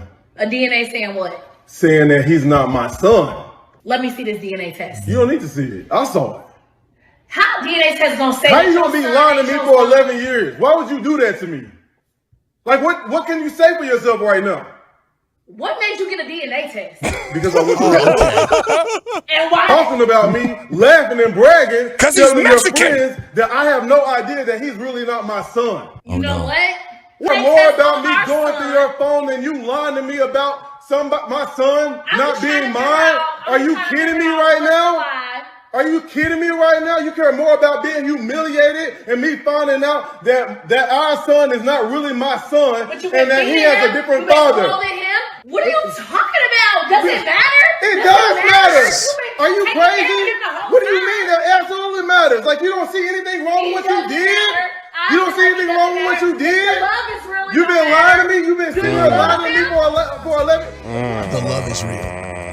The love is real. Is that what she's saying? Yeah, she goes, the love is real. Why does it matter? The Oh, love my is goodness. real.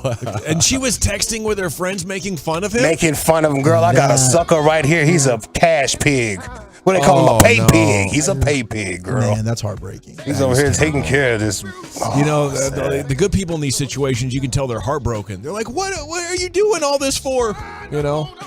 That's a tough spot. You got to start all over. Might be too late. You know, you'll end up the grandpa dad like I'm about to be with Remy. You know, like, wow, is that your grandpa? No, it's your dad. Gosh, you guys got a gilf over there. Huh? Yeah, that's sad, man. Yeah, what if the kid's like super athletic though? You like take care of him anyway? I'd maybe stick around. You might have bonded with the kids so well that you got a hell of a jump shot, kid. Yeah, I'm not gonna throw you away like your mama did. I don't know who your real dad is, but he must have been a hooper. He must have been. Yeah. He played for Orlando. What size he wear? 17 shoe. I seen him under the bed one day. He kind of looked like Vince Carter. In the face. Boy, you got Dwight Howard shoulders. Come here. It's Matt Barnes. That show is pretty. You got a bad attitude though. Speaking of hooping, Pat Beverly, I don't know when this was. We probably talked about it, but I didn't hear it, so I'm gonna play it. Pat Beverly talking about Russell Westbrook's eating habit. I'm a big fan of Greek salads. Apparently, they're good. Russell Westbrook's like salads. Yeah. I gotta have the vinaigrette though. Yep. No, we did find that out. Yep. Not Russell Westbrook though. And I ain't gonna lie, this Russ crazy. Russ get on a plane, eat salad, all lettuce, no dressing, no chicken, no protein, no nothing, just lettuce. I said, oh, this crazy. He's lean like that. Like it doesn't surprise me that he eats kind of like just a rabbit food diet. Why is he eating like that? Just trying to stay healthy or what? I don't know what the that is, but I ain't never seen no like that. I'm talking about all straight lettuce, no sauce, no chicken, no nothing. No salad sauce on the salad. Russell Westbrook staying lean, bro. Man. I mean, what is that? I don't even understand what that does for you. Does it fill you up? Does it give you anything in the way of nutrients? I have no idea what's going on here, but he looks incredible. So it's like the proof's in the pudding. He can wear that outfit he wore the other night. Shirt open. Needed the hoochie daddy shorts. Yeah, I didn't see his outfit. Like, he had his back out. He was like he was going to the pool in Vegas. Exactly. Yeah, he was One rolling of to those the pool parties. Yeah, his back out with some knickerbockers on. Yeah. Looking sexy. He really was killing it, man. Yeah, I think there's need to be a follow-up on that. Like, is that preferred taste? Do you enjoy that? Like, I'll eat a salad like that in an emergency. Yeah. Like, they don't have any dressing that I like, but they brought me a side salad, and I want a little bit of roughage before the steak. I'll nibble on that a little bit. Right. I mean, like, I've been there on soda because there's only certain dressings. I got to go no sugar added. So sometimes it's like, well, crap, I just got to put this down because I got to get the vegetables and it'll have grilled chicken on it or something. I need the sustenance. I mean, at least there's grilled chicken on it. Old Russ is coming in there just leaves. Yeah, that's true. Yeah, he's like, man, I'm a man. I got to eat it rough. He does still have the bunny. Sissy salad dressing on here. And Russell Westbrook, have you heard his anthem that they're playing out there in L.A.? No, what are they doing? Westbrook, like Joe, that's the best look. Told Robin, then he gone, get the checkbook. Class in session, if you grab your textbooks, reporters asking stupid questions so they get perplexed looks. Westbrook, are you still creeping? Hey, I'm out, bro. Y'all tripping. Push up my bank and hit my groove. What y'all think? Cause I ain't got to prove. West side, that's the best side. Keys to LA, that's a test drive. They see me crip walk, oh he a thug too. Just jump from Cali, you don't like you. We win the chip like we straight out the bubble. ISO game, man, y'all in trouble. Cause I'm the missing piece to this puzzle. Bitch, my name Russell, I'm Mr. Triple Double. They think I'm rude, just a with an attitude. It ain't no attitude, bitch, I just don't you. It's a marathon and rats till I die. Your super team, it's Lakers in 5. Lakers in 5. Lakers in 5. All right, man, that's my time. I'll see you ladies tomorrow. Thank you, sir. Terrific segment every afternoon, 540 LA Live. It is the G-Bag Nation on 105.3 The Fan. One last segment with Wolchuk and Broaddus before they depart for Baby Dolls. Let's get some NFL news of the day. What do you say, Zachary? I'm down, man. Let's do it. We got one quarterback admitting that he might have to adjust his play style, and a former Bama teammate says Bryce Young has the league fooled. Next on The Fan. But before that, let me tell you about my friends over at Elite Skincare. Oh, I love them. I just went by, saw them yesterday. And if you've been suffering from hair loss or thinning, I got that solution for you.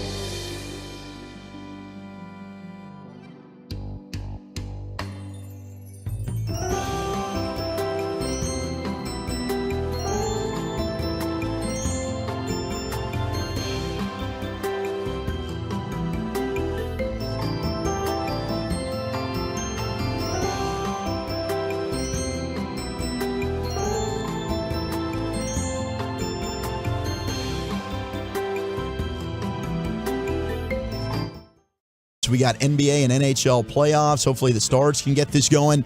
I got some quarterback news for you, though. And we start in Miami. And this is something that we've all kind of discussed. Maybe that Tua should hang it up. Well, he was talking today as we've got the mini camps going on, or the offseason camps at the NFL. Most of these teams started a couple days ago. And they asked him in his first news conference since really Christmas, when he sustained that concussion. They said, Tua, did you ever have that conversation with yourself and your family about walking away from the game? And Tua said, quote, I considered it for a time. Having sat down with my family, having sat down with my wife, and having those kinds of conversations, but it would be really hard for me to walk away from this game with how old I am with my son. And I don't know, man. We'll see, because he's doing stuff this offseason to try and help with the falling, and we've heard about maybe he's trying to bulk up, add some muscle. I don't know that anything's really going to help him. He's had injury history since college, and that was one of the knocks on him being drafted. And now the amount of concussions that he's had in a short period of time in the NFL, I don't know that this is something, no matter how hard the work that he puts in, will be solved. Yeah, I think he and his team have to have that mindset and be open to whatever transpires. Worth it to go to the judo classes or whatever he's doing, the falling classes, maybe a little stuntman action. Let's see if this can take my head out of play a little bit as I'm falling to the ground. If this one doesn't work, it's really time to pull the plug. Yeah, man. I mean, I totally get it. I mean, he says he thought about it for a time. I wonder how long that was. I mean, if you're him, I get it, because you're a competitor. You've worked your whole life for this. You are really, you're probably one contract away from setting yourself and your family and your kids up for life from a financial standpoint. So, I get that, and that dad burden that you kind of feel to be that provider. I totally understand that. But my gosh, dude, I will never get the image out of my mind of his fingers all crossed up on Thursday Night Football. That was ridiculous. It was scary. And if I'm his wife, if I'm his parents, I don't know how you can't be holding your breath and watching him with one eye open every time he drops back to pass, because there's not enough weight he can put on. When these big guys get their hands on him, and maybe he can have the wherewithal to get down and avoid these big hits. Maybe he can have one of these moments, but I don't know, dude. You're just, because all it takes is one. Yep. All it takes is one, and that fingers crossed up thing was one of the scariest things I've seen. He's not very mobile in the pocket. That's the biggest problem, and I don't know if he'll ever be that kind of guy. And that's the thing I think he worries about. He could put on body armor and stuff like that, and they've developed a helmet. They're talking about these NFL quarterbacks. There might be, the league is coming out with a specific kind of a helmet that these guys can wear. I just always feel like, though, he's one of those guys that can't protect himself. Yeah. And that's a problem. When you're playing quarterback, the really smart ones understand that when you get sacked and you're about to get sacked and they've got you picked up, to jump up in the air, to jump up and so you don't get your ankles broke or your knees wrecked and stuff like that. They learn how to kind of get absorbed and cushion the blow that way. And they got to set you down nicely. This guy got two-hand shoved in a game last year, went straight back, lost his balance, and first thing it hit butt, then head. Yep. And it was a simple two-hand push. Yeah. It wasn't even a violent, he's dropping back, and a guy, they don't see it. The Packers one? The one towards the end of the year? Yeah. I mean, he just can't even. I remember Roger Staubach, and Roger Staubach played in an era with terrible equipment. AstroTurf fields, terrible equipment. And every time he hit the ground, you're like, he's not getting up. And I think that's where we are with Tua now. I think he has to look at this and say, no matter what I do, I have these concussions just back to back to back. Yep.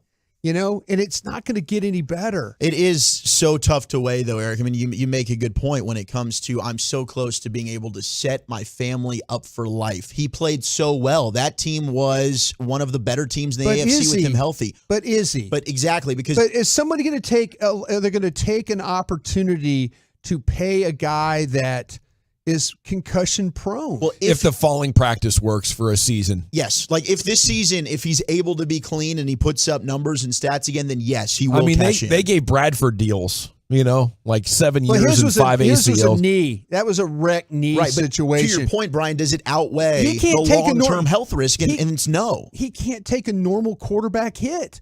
He gets brushed in the pocket, and all of a sudden it's like concussion syndromes. Yeah. I mean, it's a tough situation. It's a lot for Tua, different man. than when you're Tom Brady or Dan Marino or one of these guys wearing a big ass knee brace standing there throwing the ball. Yeah. If you just get hit and he could just get jarred. Yeah. I mean, it's simple of him just getting a little whiplash that could cause this concussion. Totally. I Man. just don't see how if you invest in a quarterback like that.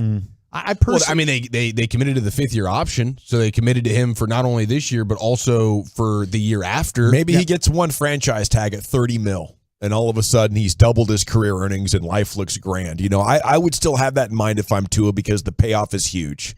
As scared as I am of the downside of being 70 years old and not being able to drive or whatever or remember my grandkids, the financial opportunity to take care of my family I think would still drive me. And I think it would drive a lot of guys. Yeah. Oh, for sure. I just wonder that. I wonder if he's even got insurance on himself before he even went in the season. Do you take insurance on yourself even before all this? Ooh, that's a great question. I think he did, though, because isn't that part now where they enter the draft, like their last year in college or something, they opened it up. I think Tua was part of that at Alabama. Yeah, and so to me, that's where if you told me, hey, you never, who was our quarterback? Somebody recently did this, or somebody played a game where he could have made $5 million if he never took another snap, and he went out there and did it anyway. Played one more game and said, I can't remember. It was a story I was reading him. I'm sorry, I can't remember the name. But somebody said, no, I'm gonna keep playing. This guy could have gotten $5 million from the insurance company if he never took another snap or another played another down or did something. And he said, no, I'm gonna keep playing, and he lost it. He lost the opportunity to make that money. From one AFC quarterback to another, we've talked about Josh Allen, and their general manager has said, man, he's going to have to tweak the way he plays. And I think that this offseason they've had some serious conversations with Josh Allen because the soon-to-be 27-year-old talked about it today, and he said that he's already realizing that he's going to have to change the way that he plays. Quote, it sounds crazy, but I'm getting older. I can't continue to do this. I know when I'm using my youth, I feel like I can. But over the course of my career, I'm going to have to learn to adapt and change, said Josh Allen, who's entering his 6th NFL season. He said, I've always had the mindset of I've been a football player first and a quarterback second, and at some point that is going to have to switch. When that point is, I don't know. I guess I'll let my body tell me. I think the Bills are telling you that is now. That time is now. Yeah, I think all quarterbacks should probably approach it like I ain't running until the playoffs because we're seeing so many guys get hurt now. Josh Allen, Jalen Hurts, giant guys, physically dominant. And even they can't stay healthy when you play that style. So I'm just encouraging my quarterbacks and I'm saying, listen, if you have to run for us to win 10 games to get to the playoffs, it ain't worth it, okay? Let's be good enough to make the playoffs without you running.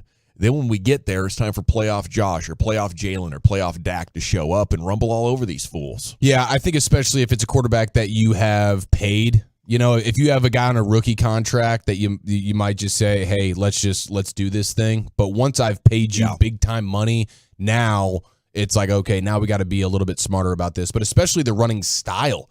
Like Josh Allen is seeking out contact. Like he's looking to lower his shoulder into somebody. Yeah.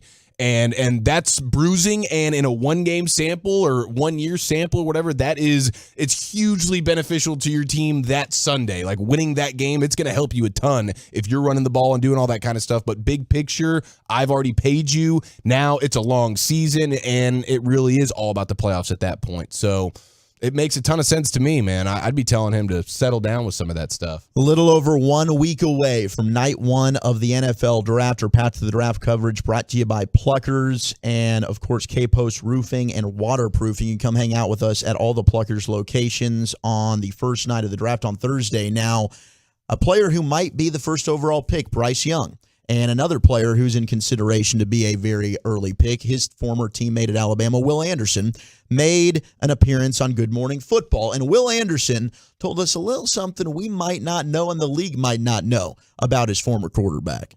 Was there trash talking going on between him and the defense throughout some of those practices and training camp and all that? Is he a big trash talker? All the time. But don't let him fool you. Like, he come over just like real, like, nice guy. But when we get between those lines, he gonna talk a little bit here and there. Look at that pass. Look at that pass. It's funny. That's what I want in my quarterback. You know, you're nice. I mean, you're humble, whatever. We get between the lines. Bryce Young, and you can see it on the tape some. He'll chirp. He'll chirp a little bit. Like, I think the game comes very easy for him. And if he was 6'2", the Chicago Bears would have never traded the first overall pick. Yeah. They would have not traded. I mean, I think the only questions about Bryce Young is his height. That's the only question you have about him. I mean, everything else, he looks so calm the way he plays the game. He's competitive. He's super competitive. He's mobile. You know, he's accurate with the football. He's a leader. He's won a ton of games. He's played in a lot of big games. He's just short. That's the one thing that you can say about him. And that's the risk that the Carolina Panthers, I think, are willing to take. You know, if you feel like that you can tailor your offense around a guy like that, a short quarterback, and they played in a division with the New Orleans Saints that saw a short quarterback thrive there in New Orleans with Drew Brees. You know, that you hope that's the type of career that guy would have. Yeah, you know, hopefully, who knows what's in his future, but I love the attitude, man. I think that's the only way to play any sport. Like, I don't care what my physical dimensions are. In my mind, I'm an immovable monster. I agree. I'm your worst freaking nightmare, and if you can get that kind of attitude and, you know, stare guys down that are 340 pounds, I just think your teammates rally around it, but you get a huge boost from it as well. You know, when you know you're him, really, that's what it comes down to. And most guys are to one extent or another by the time they reach this level. So if Bryce Young goes 1, who goes 2? Well, Vegas has new odds for the number 2 overall pick. Oh, yeah. It was C.J. Stroud. It no longer is. The mayo in his coffee drinking and banana peel eating Will Levis is now the favorite to be taken number 2 overall, and I don't think that'll be by the Houston Texans. I talked about that on the draft show today. I think the Texans are bailing out of 2. Somebody, according to Vegas, they think is moving up to go get Will Levis. Yeah, I've seen, and I wonder if this is Will Levis love or if this is just the next guy, because after Bryce Young, I've seen so much, and I'll get into it coming up in a few minutes in the hodgepodge, but some stuff on C.J. Stroud, like it, and I don't know, maybe it's all not true, but the media has shown some things about C.J. Stroud that reveal, like, not somebody you may want to be drafting super high. The ST2, was it the S2 test? Yeah, S2 test. One of the lowest scores they've had at a quarterback in a while. Well, and Lombardi was saying, hey, he's heard that he's not a very coachable type of kid. But I'll tell you what, though, Georgia has a defense. They won a national championship. Georgia has a defense that looks NFL ready, right? Absolutely. Like if you were playing against, he lit them up with NFL receivers. Yes. With Harrison and Smith and Jibgood, I don't think was a no. He didn't play. But I'm saying when you Agbuka. when you start to talk about what they played with and an offensive line, 2 tackles, a center, you know, I mean, this guy, he showed what he can do. You know, but yeah, if one of those teams that really believe in that test, then you're probably not going to take this guy. Thank you, Wooly Bully and Broadus. Our draft coverage is brought to you by Pluckers. On night 1 of the draft, the fan will be at all 8 Pluckers locations. They have some cool specials and prizes all night long.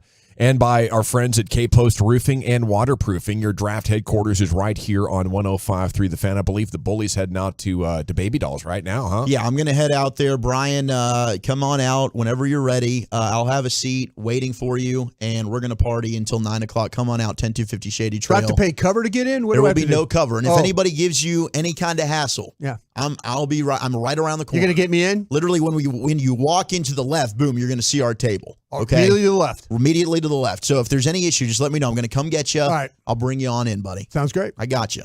All righty. Thank you, guys. Have a fun night out there. I believe Broad is sticking around for a few more, I'll right? say, yeah. Okay, Wolchuk's on his way already. Dang it, Brian. Rendezvous with him. Did somebody say hodgepodge, though, Chief? That is correct. We got some Rangers stats to get your baseballs all tingly. That's next. But let's get your footballs all tingly. Draft night, a week from tomorrow.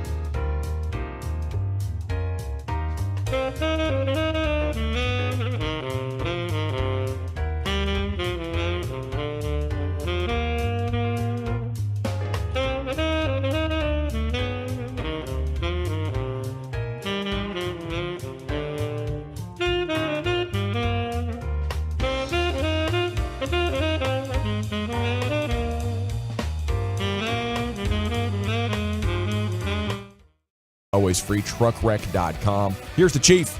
All righty, Giannis officially out for Game 2 tonight versus the Miami Heat. Ja Morant also going to be out. Tip-off shortly from Memphis between the Grizzlies and the Lakers. So no Ja for the Grizzlies, no Giannis for the Bucks. There's a little NBA news for you. It is a Baby Dolls Wednesday night. Happy Hump Day to you. Broadus is getting ready to head over with the Wooly Bully Baby Dolls 10250 Shady Trail. You can watch the Stars and you can watch all the NBA basketballs tonight. I know it goes from 7 to 9, Broadus, but with the Stars on, I gotta imagine you're gonna get real comfy in there. You're gonna post up in front of a television, and it's gonna be Stars action, playoff action with you, the Wooly Bully, and all the Tolos until God knows when. I got till sunrise.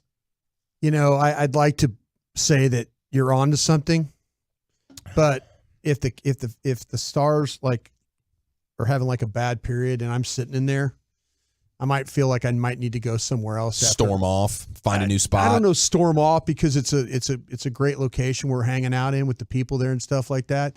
But I get a little superstitious at times.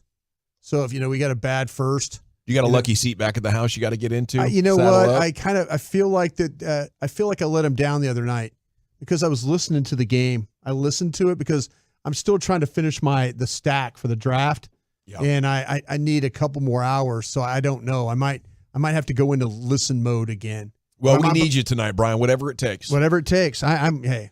Yeah, hashtag do your part, man. I agree. I think the crowd did their part last time. They absolutely did. And I got to imagine it's going to be same energy in that barn, as they would say. Yeah. And the energy is going to be turned up a notch because this feels, you can't go down 0-2 when you're the home team.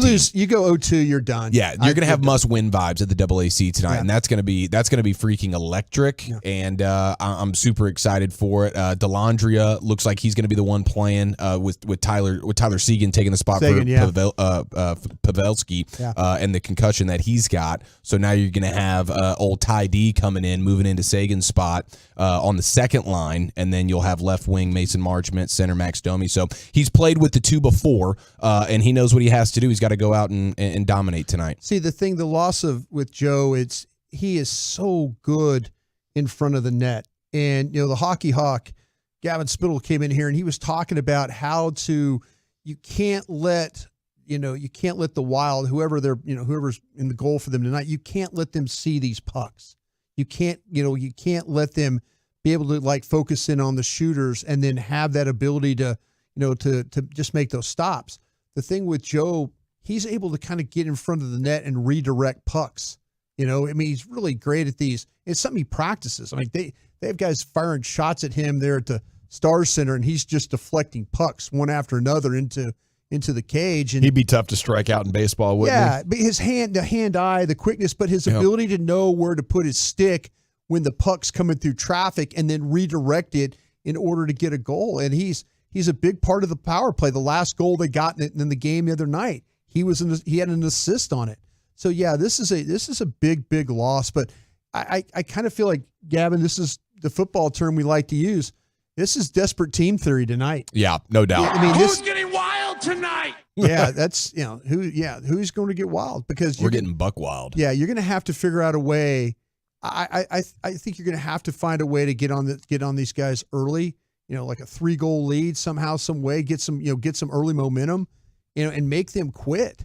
You don't want this thing to you brought them, you allowed them to hang around. You were the better team for periods 2, 3, and then into the overtime, and then you just allow them to beat you at the end on when they were kind of lagging back and playing defense. They were the team that was looking like protecting the lead instead of a team that was trying to win the game. Yeah, no question about it. It's must-win territory tonight. 817 makes a good point here, Broadus. If the Stars do win tonight, Walchuk and Broadus are going to have to go to Baby Dolls for every game.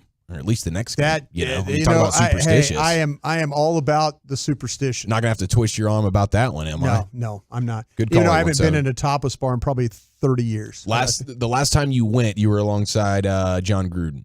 That would be true. Oh, that would be true. Nailed it. It's been that long. Yeah, John, long time ago. I'll tell you what. Can I tell a real quick topless bar story, real quick? It would be When I was Is it about John Gruden? No, it was not about John Gruden. I want to hear what he really had to say. Lucius, he's not the best guy. I'm going to be honest with you. He's not the best guy. He's the Grand Wizard. Yeah. So the thing with I was on a recruiting trip at the University of Houston. Yeah. And we were down at Rick's Cabaret. Cougars. And I wasn't old enough to get into the establishment. And these guys said, "You don't carry a fake." The players I was with, they go, "You don't carry a fake ID or anything like that?" I said, "No, I don't." Rookie. And they go, "Well, okay, we got a plan here." And I said, "When we're going to start a fight out front of the establishment, and as soon as we start the fight, the bouncers are going to run out, and we're going to make sure you get in." The old bait and switch. And so, sure enough, that's what happened. Two guys got into like a scuffle, kind of back and forth. Yeah. Bouncers ran out, and I turned to look, and the next thing I know, two-hand shove, like Kyrie Christian Christian Wood, two-hand shove me into the establishment. Mm.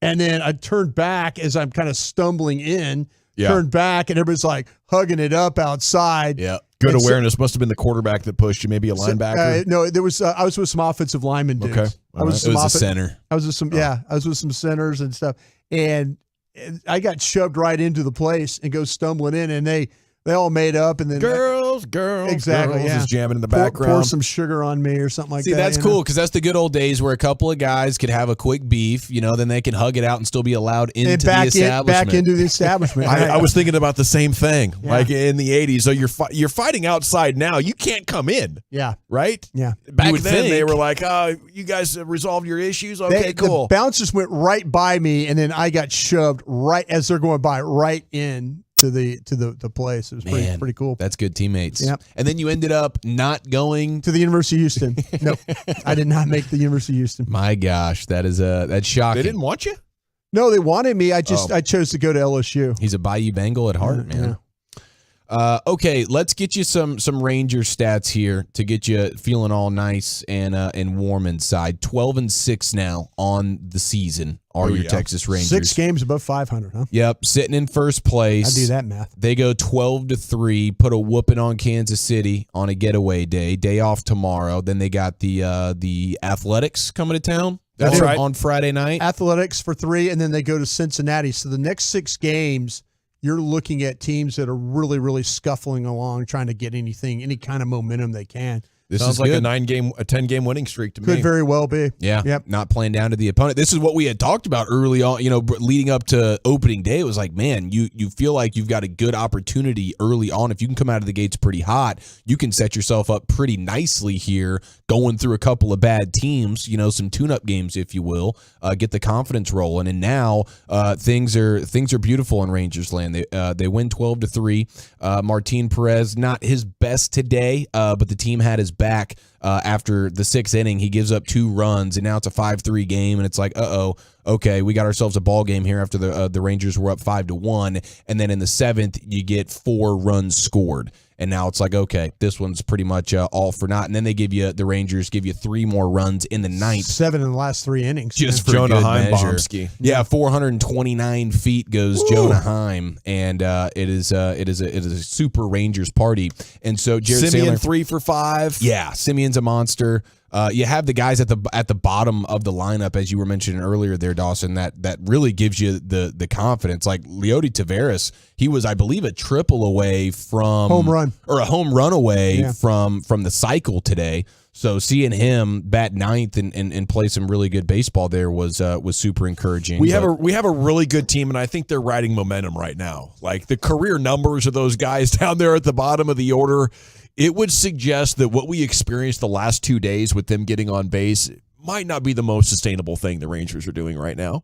Sure. But it's perfect timing. Seager and Garver are out and everybody's stepping up. And when you get winning momentum and a great camaraderie and great leadership, you tend to have performances like that from role players. 100%. Even guys like Josh Young is at now a career best 8-game hitting streak. He's 11 for 32. His slash line's pretty dang good. And he's still striking out a little bit, but you can see the growth. Jared was talking about that, I believe, last night on the pregame show, where it's not like Josh Young is just in a zone where he's just mashing everything and he's playing out of his mind and he's obviously going to come back to earth. He's going through some of these growing pains, but at the same time, he is continuously making contact. He had the homer the other day, and Josh Young's been really one of the biggest bright spots on the season. And at the bat, or at the plate, we knew that he was the kind of guy that could really get going. But I think the glove's been pretty impressive as well. The glove has been really. Now it's kind of funny because the Rangers have done a really good job with pitching and not giving up walks is another thing too. They haven't been putting a lot of guys on base and stuff like that too. So it's really been complete. Some of the defensive lapses they had, though, they had a little problems with some fielding in Chicago. They had some fielding problems, a little bit in Kansas City early with playing the balls in the outfield and stuff like that. Adolis Garcia's had some moments defensively that were head scratching, where you're kind of like going, okay, we're not seeing the ball well, but Adolis is one of those guys that when he can go get it. So you kind of figure that he'll figure it all out if he is having a little bit of a bad run. Rangers have as many 3-run homers as they do solo homers this season. 8 on each of those. That's pretty impressive. Marcus Semion's just playing out of his mind right now. Last 6 games, 11 hits, 11 ribbies, 10 runs, 5 walks, 3 homers. You have Martin Perez, 34 straight starts of 5 or more innings pitched. That's the longest active streak in Major League Baseball. That streak is the longest in franchise history by a left-handed pitcher and 4th longest overall. And that is a streak that is in place thanks to Max Scherzer today, who was jostling there with Perez with that particular streak going on with the 5 or more innings pitched. And Scherzer was ejected today from today's Mets game because he had the sticky substance on the hand. So that was yeah, man. Still a water on his hands. I think they're going with the old rosin or whatever. With the tack stuff. What's that? On the glove, and so it was like after the 4th inning, so he didn't reach the 5 innings. That's when your parents get smart, and start smelling your fingers. Yeah, dude. Yeah. No, I was just in the car, Mom. No, they were doing it. I'll never ride with them again. Yeah, let me sniff your fingers. Sure, yeah, give me those hands. It's like you've been holding it too. I had to pass it for him. Yeah, come on now. I had to be a good teammate. So there's some good news on you Rangers. Not good news though for Max Scherzer, and he was ticked. Mad Max was mad when the umps pulled him aside. Is he kind of scuffling along right now? I should have looked this up before. Is he not had a good start to the season? Is that why he had to go to the tack to get the stuff? Not sure. Is he kind of like I should just looked it up before I asked this question. No, it's a fair question. But I don't know. I didn't know if he was one of those situations where his numbers haven't been like as dominant as he has in the past, and now he's having to resort to some type of other methods to. I would say that's a pretty good theory right now. The ERA coming in at 3.72, and the WHIP, that's your walks and hits per innings pitched, 1.19. Okay, that's a little too high for especially an ace, even a good starter. Like I said, I wonder when you all of a sudden you're sitting in the you're sitting there in the locker room and you're thinking, how do I turn this thing around? Yeah, maybe get a little that pine tar stuff. Got to get back to Houston, my belt buckle or something like that, kind of thing. I don't know. 38 years old. It seemed like the Houston Astros were reviving guys right and left. He used to be with Verlander, so head on down there and see what kind of magic they can work for you. I think that's your last stop. You go to the home of cheating, right? The Houston Astros. Yeah, that's right, man. Send him down to the armpit. I like that. The home of cheating. I like that. 10-game suspension is what might be awaiting old Scherzer right now. So we'll see how that one plays out. But he was ejected today. Is that without pay, I wonder? When you're suspended, I think that's usually without pay. Gosh, this could be millions. This could be absolute millions. Oh yeah, a couple starts for him. Yeah, it's enough to buy an island.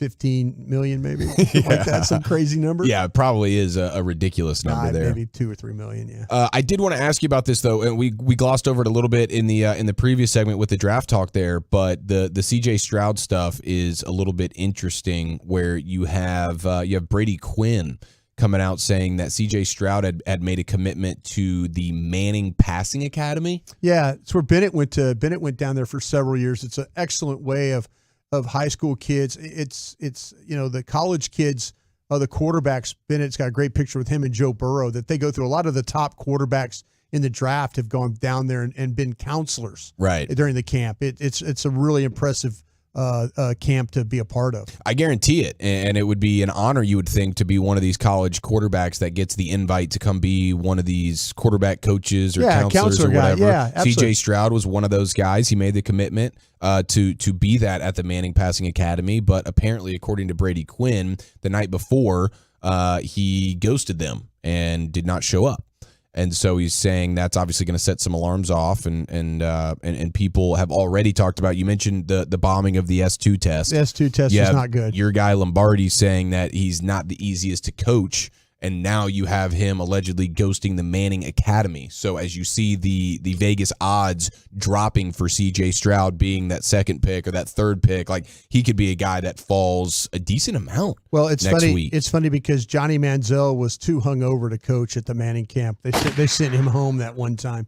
He was there, but embarrassment. He ghosted him in a different way. He just ghosted him because he was too hungover to. That tell-all story in ESPN, the magazine, about the train wreck his life was. Oh, God. Ooh, wow, that was something to behold, dude. Yeah, and I don't know if you guys saw the recirculating of the Skip Bayless, Merrill Hodge back and forth on First Take. Merrill from Hodge years was right ago, about him, yeah. where they're going at it about Johnny Manziel, and Merrill Hodge is like, dude, this is not going to be a guy that works out. You got to stay away from him. Like, do not be the team that drafts him in the first round or any round, really. And Skip Bayless is like, oh, you know nothing, Merrill. And now all these years later, it's like, oh no, Merrill, that was a home run for you. Where did he go, by the way? Where did Merrill? He just disappeared. I used to watch him every Sunday morning on NFL Matchup. I used to love that. Talking about the factor backs. Yeah, bro, the factor backs. Him and Jaws going at it. I tell you what, he disappeared. Sal Palatoni. That was a good show. That was one of the first shows that really broke it down for you. Dude, NFL Matchup was legendary. It was very good. Yeah. Yeah, I missed that.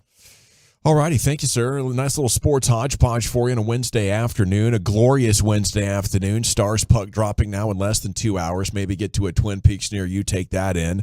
NBA playoffs are underway. Lakers, Grizz. Ja Morant is out. We're back to mix with the get right here in the nation. But I want to talk to you about D&M Leasing. They won big awards this year for exceeding customer expectations across the board. They're always stacking dubs.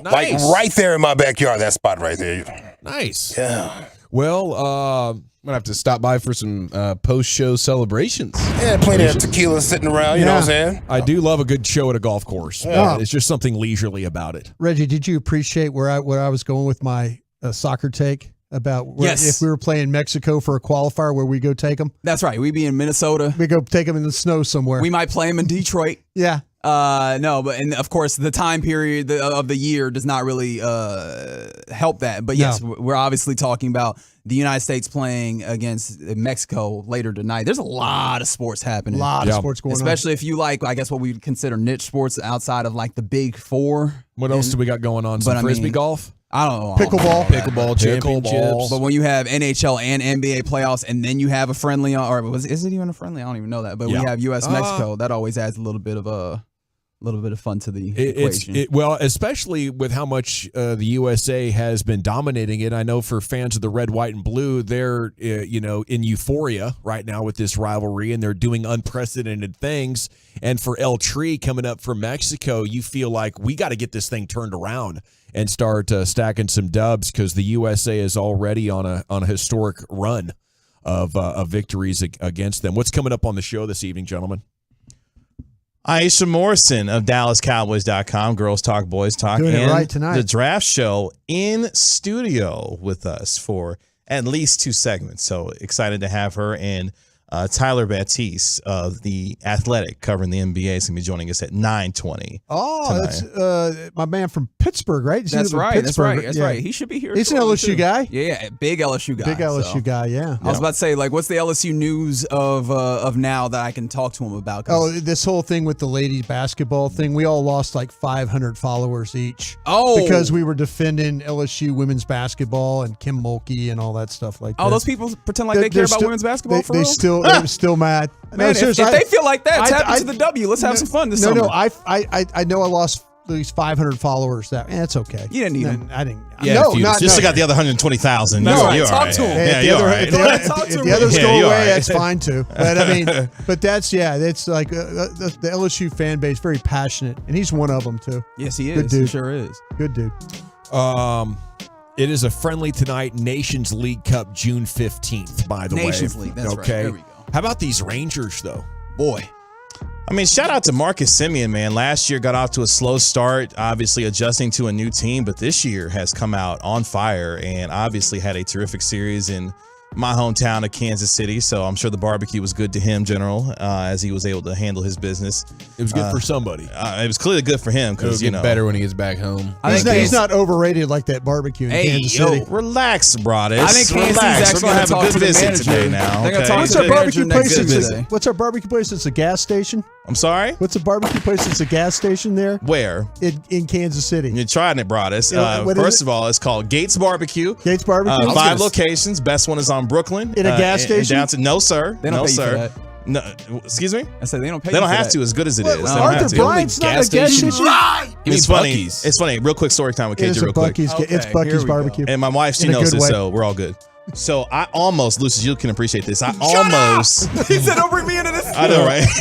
I almost was going to be part of the Gates family. Let's go.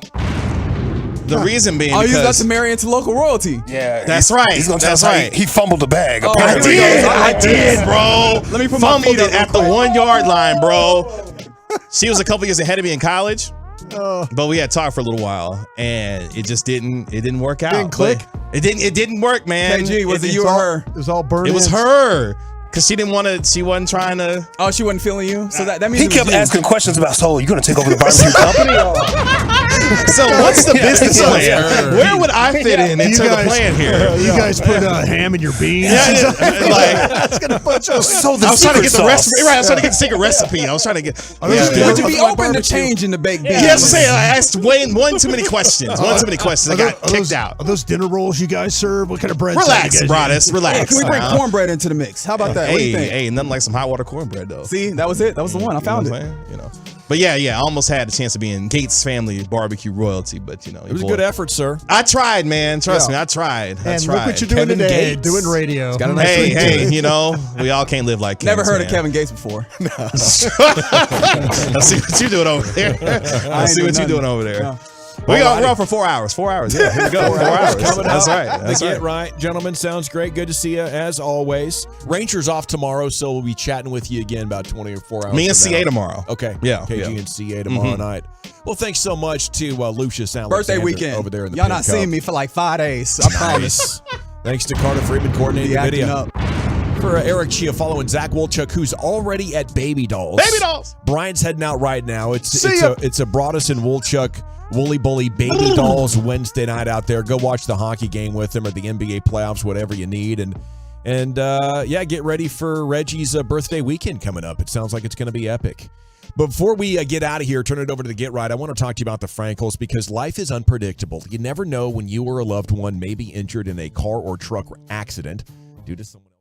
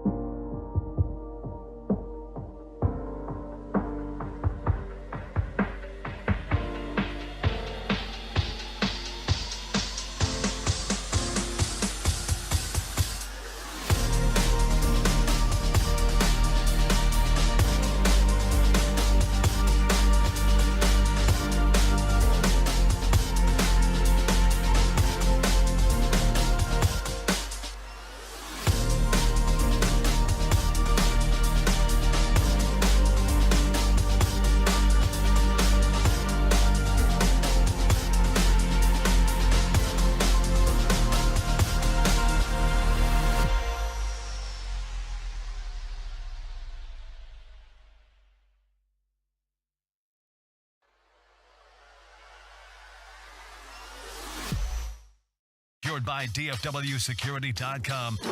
It's time for the Get Right on 105.3 The Fan. Hour number 1 of the Get Right. We're Reg and KG on 105.3 The Fan. Kevin Gray, Reginald Atatula. Damn right. Rigo Mendoza holding it down for you here on your Turn It On, Leave It On station. Really appreciate you joining us on Odyssey and the Odyssey app. The truckwreck.com text line 877-881-1053. 877-881-1053 if you want to get in on the conversation. We're with you for the next 4 hours here on this Hump Night edition. Close. RJ So Choppy. What happened? So close to what? So close to what? I'm on last day before extended weekend. Oh, so you that kid before the day before they get out of school for the summer, and you just can't wait to act up when you leave. Okay, so isn't that right? Yes. First of all, let me do the right thing, and like I guess pseudo producing the show. Can you turn on that mic because it seemed like Aisha Morrison, who's hanging out with us in studio, feels like talking. I didn't have nothing to say. Oh, well, I heard stuff coming from over there, so that's why. Nah, I didn't have nothing to say.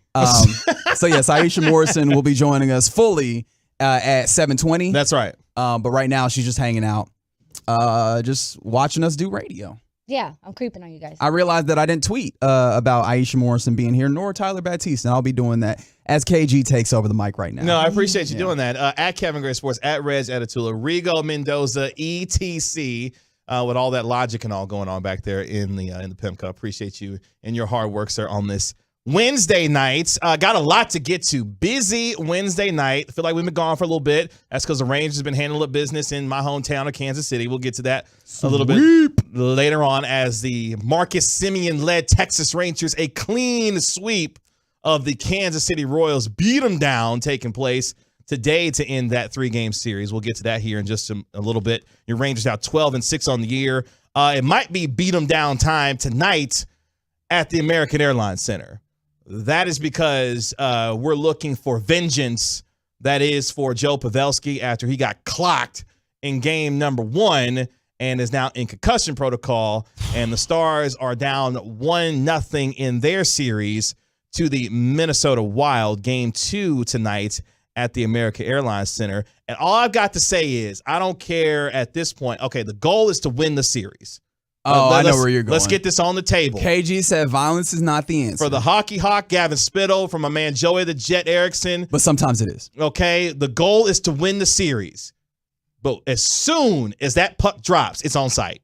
I don't care if it's Ty Domi's kid, Max. Matt. Oh, no, Max Domi. Yeah, Max Domi. I know you're talking about Matt Doomba. Yeah. Because that was that's my thing. You got to get Matt Doomba, right? Yeah, like you can't he's got to get it. Whoever's in a wild jersey, it can't be that, I don't think, right? So we're again, going headhunting tonight. Nothing. See, no. All right, calm down. See, that's what we're not doing. We're not doing that.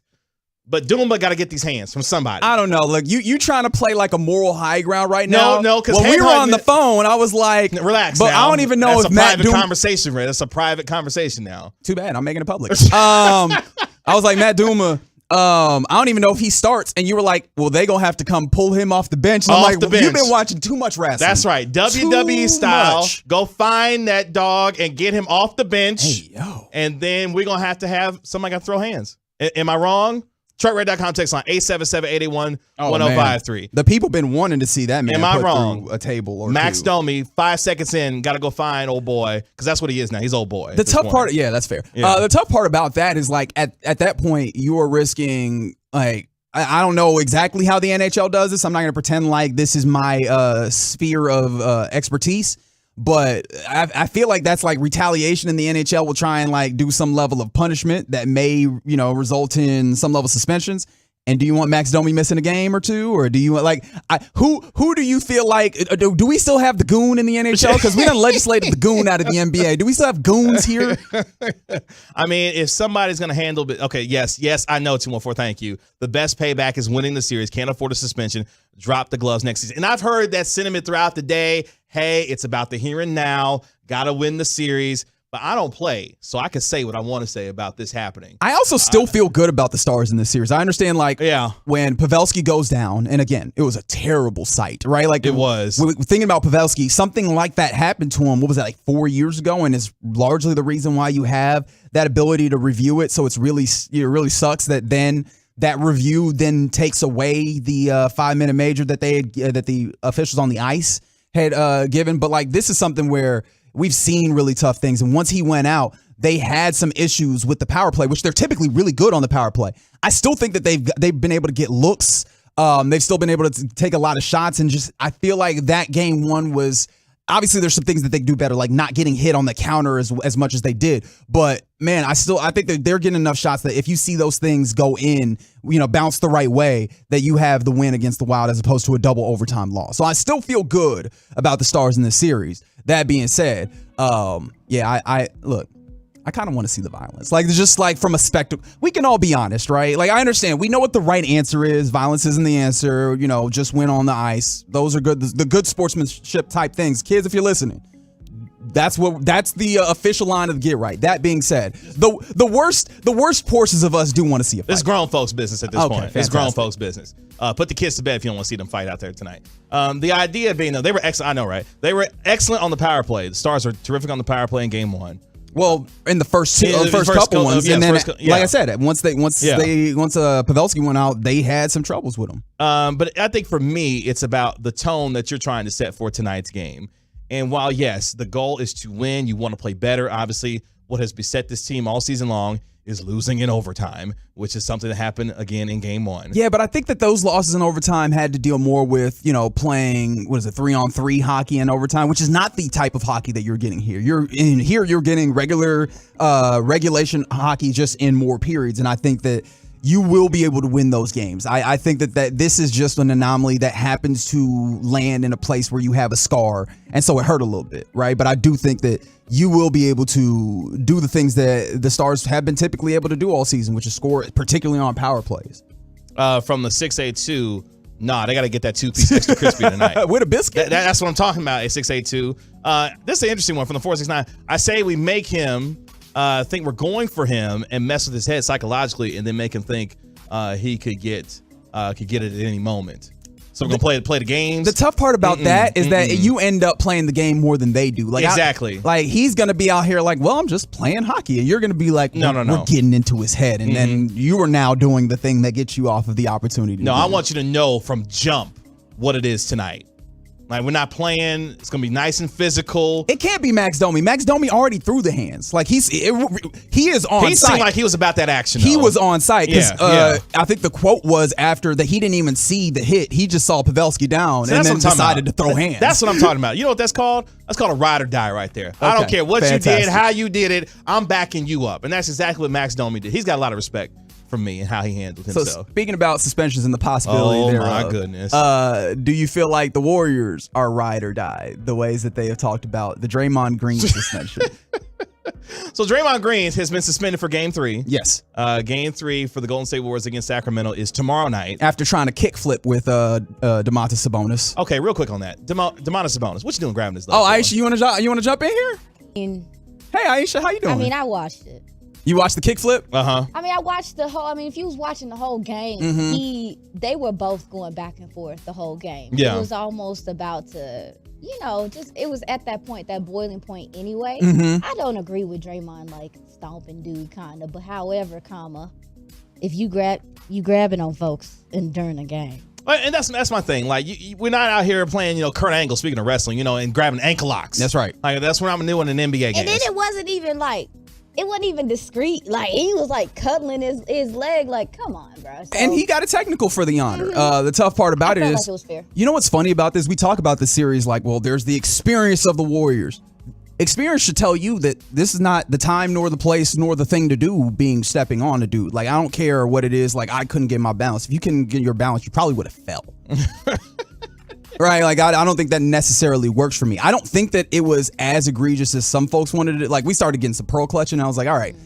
But with that being this case, like, you got to understand, and the NBA said as much. You got a history, Bubba. Like, you have a reputation in these streets, and that cuts both ways because with his reputation, it's all about framework. Context matters in anything that we do. Absolutely. In the context of Draymond Green, we are familiar with your game. We have seen your movies. Means when you start getting on the shenanigans, then we're going to come down a little harder on you than some other folks. Yeah, they're not going to, especially with him, you don't get the benefit of the doubt, I guess, given his history or whatever the case may be. It's a big loss for the Warriors to me, just because he is so much of the facilitator and how they operate.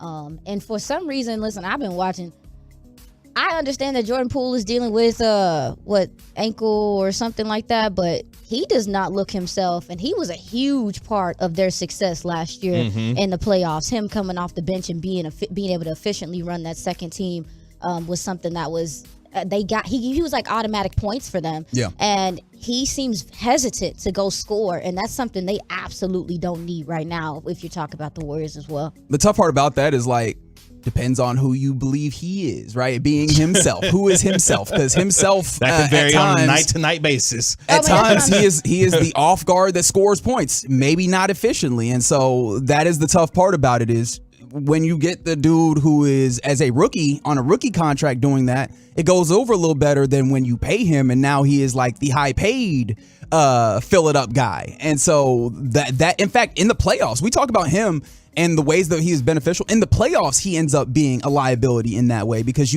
possessions matter, and you can't really just chuck him up or be bad on defense. So I look, this has been a Jordan Poole issue, and it's just become a bigger one now that you have Draymond Green and I guess Klay Thompson in a way, even Steph having a little bit of degradation. Like those guys are over the hill in some ways. Now, obviously the hill is very high, but you're having a little bit of regression in those guys. So you need other guys to fill in. And when you need more from Jordan Poole, asking him to do more is really scary, I think. Yeah. Go ahead. No. Andrew Wiggins, though, he seems still like he could still be the X factor as he was last year. I mean, he's one of the only things, if I'm not mistaken, he's one of the only things that even kept him in that third quarter to go into the fourth quarter with that game still being close. I mean, he's so active and even defensively. So I mean, we'll see what they have going. But to your point in regards to Jordan Poole, they need his scoring to counteract how well the Kings shoot the ball, and they're not getting it. So somebody's going to have to step up on that side of the ball and be able to make shots at a high clip.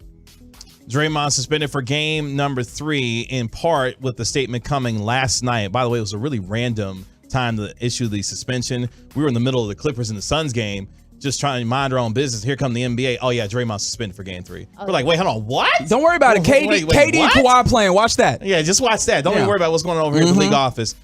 In part, the suspension read last night.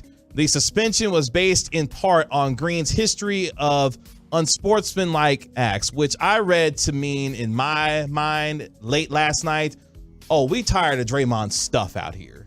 Because this to me read as we tired of what he has been doing over the last several years, to the point of the 2-on-4. Yeah. I don't think that's fair because the NBA has allowed him to be that person, so I don't know if we can play on history. Well, that's how Joe Dumars in the league office was like, no, we're not worried about that. Well, I think that you could take that one of two ways. You could take it your way where you say, well, y'all had not cut down on it. Or you could take it another way where you go, we have given you a lot of leeway because we know that you are. And the fact that they came down on this one shows how egregious they believe this to be. Yeah, exactly. So he will not be available. One thing the Warriors do that they don't normally do. I know, right?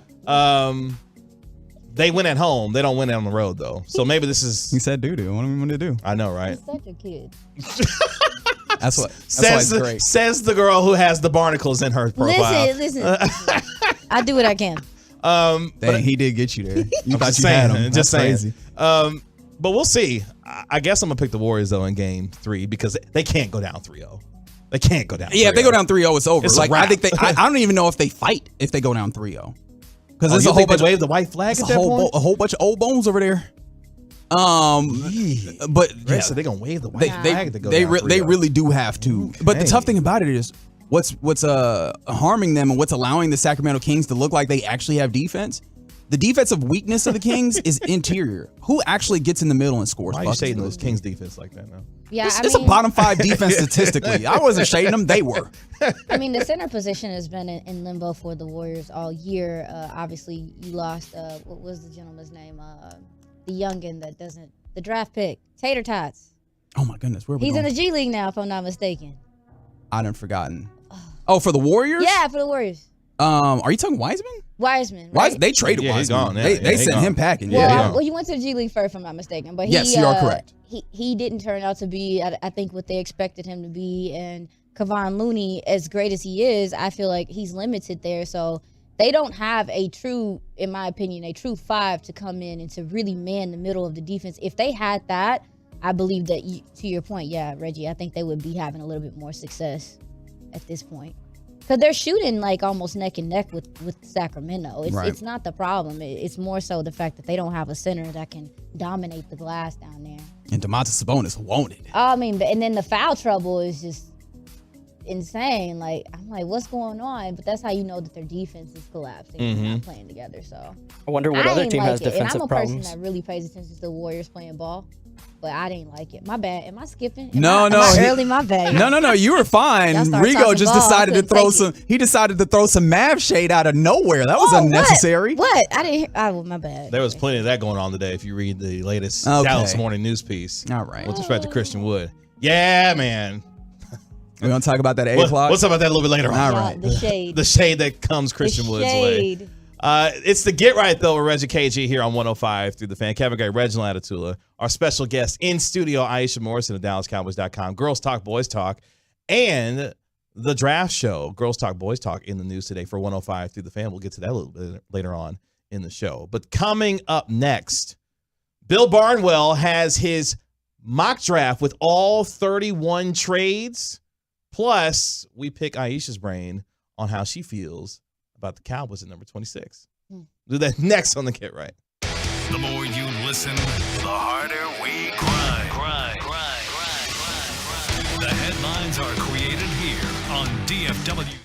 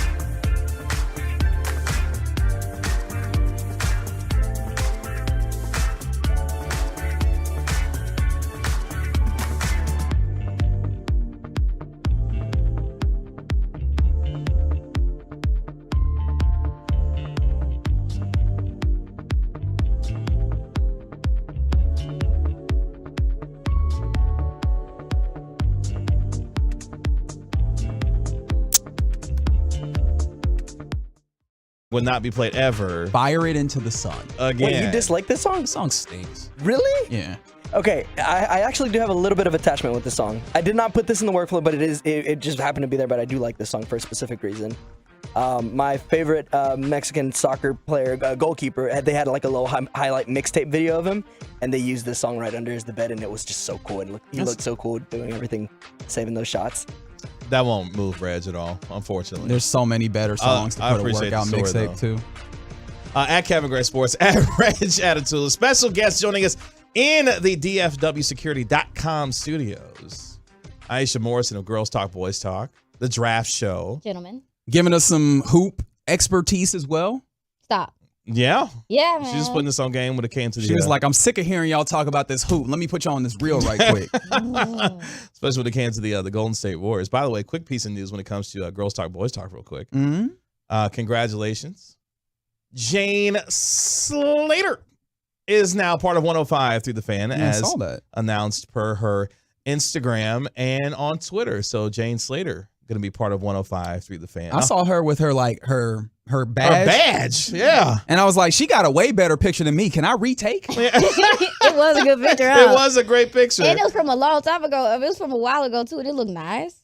Yeah, so Jane Slater is back at 105 through the fan. You can always go home. I try to tell you. You can, and she will be re-debuting on Saturday with Will Chambers from 9 a.m. to 1 p.m. She's following in my footsteps. Here on 105 through the fan. What is that? I'm sorry. It's real. It's a real last day of work vibe. I'm sorry. He's out of control. So shout out to Jane Slater, of course, of the NFL Network. On the Twitch chat, Swaggy Booties asks, how is she going to be a part of the station? By coming in and talking into microphones. You're very welcome. Good answer. Good answer. Good answer. Speaking of good answers, Aisha's got plenty of them when it comes to the NFL draft. As we are now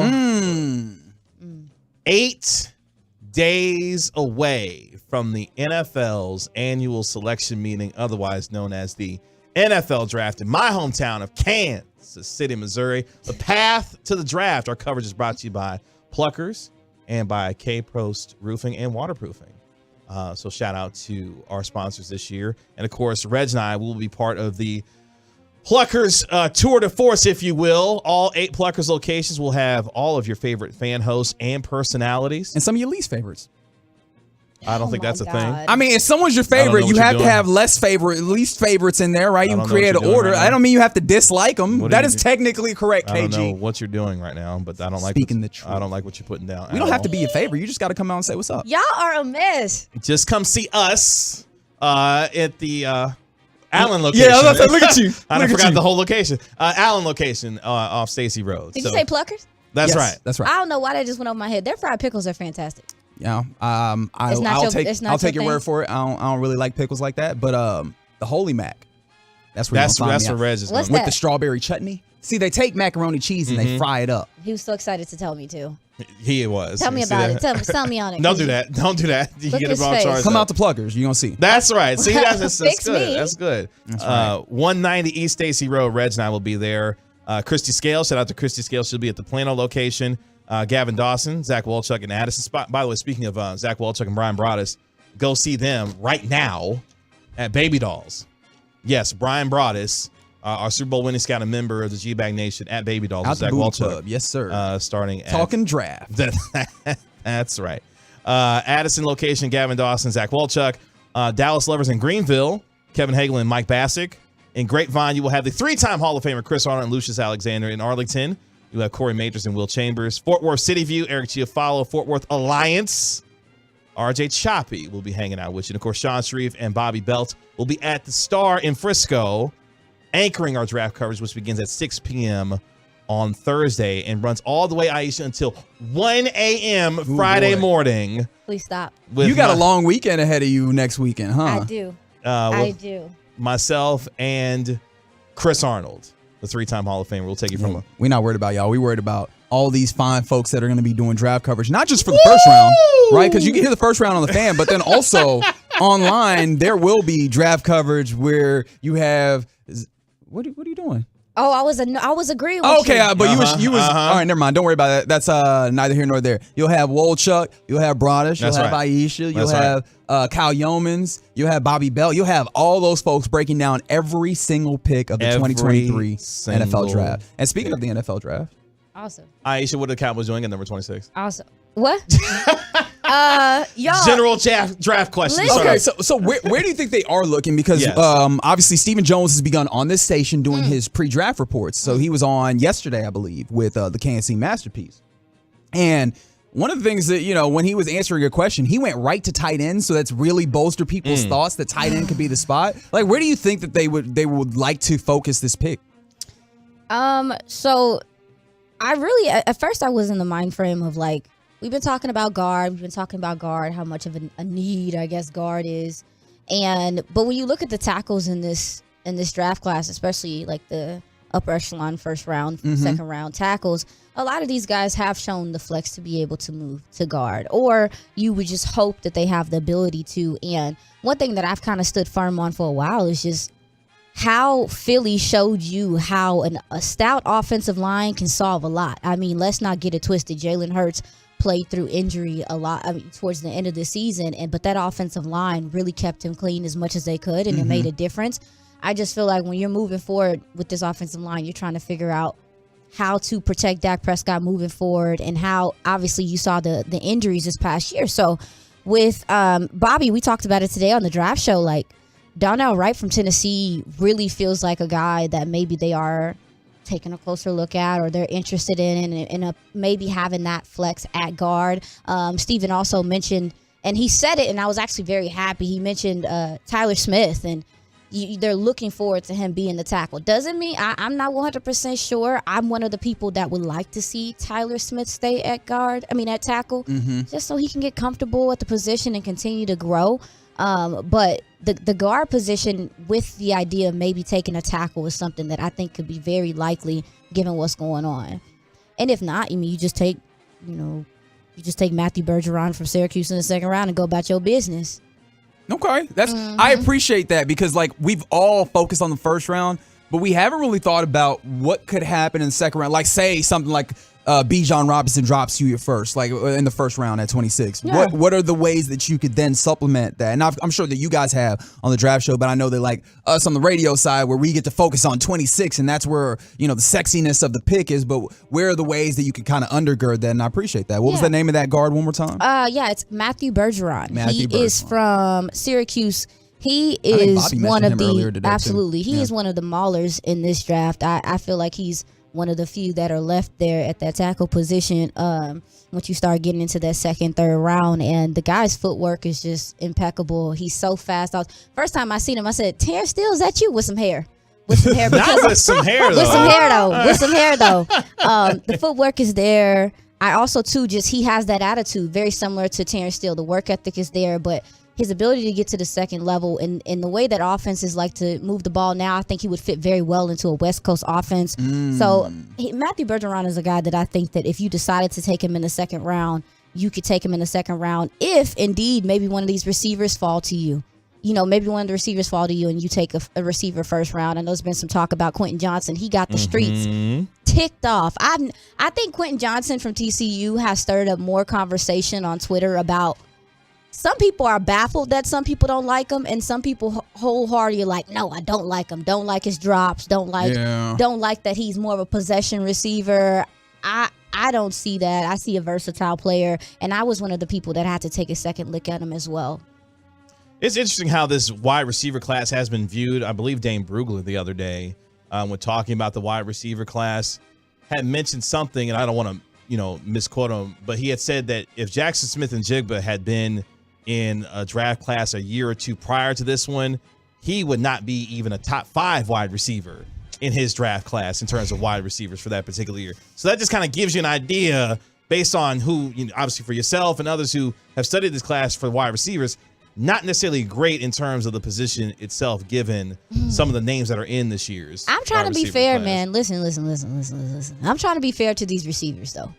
Because I think that a lot of the conversation that we've had about this receiver class in general, I think a lot of these opinions are based off of old ideals and size and things like that. But when you look at college football and look at how it's being played, you don't see a whole bunch of big body, tall receivers just thriving out here unless they're red zone threats, unless they're boundary guys. And looking at how the league is starting to evolve, I mean, you want steady route runners that can get open on their own, make things happen in space. I mean, ask the Cowboys. They know what it's like. All it takes is one play for a guy to get a ball on a slant and take it to the house. Yeah. That's what teams are really looking for, breakaway speed, stuff like that. So I'm trying to be more understanding about this particular receiver class. I think some of these guys are getting a bad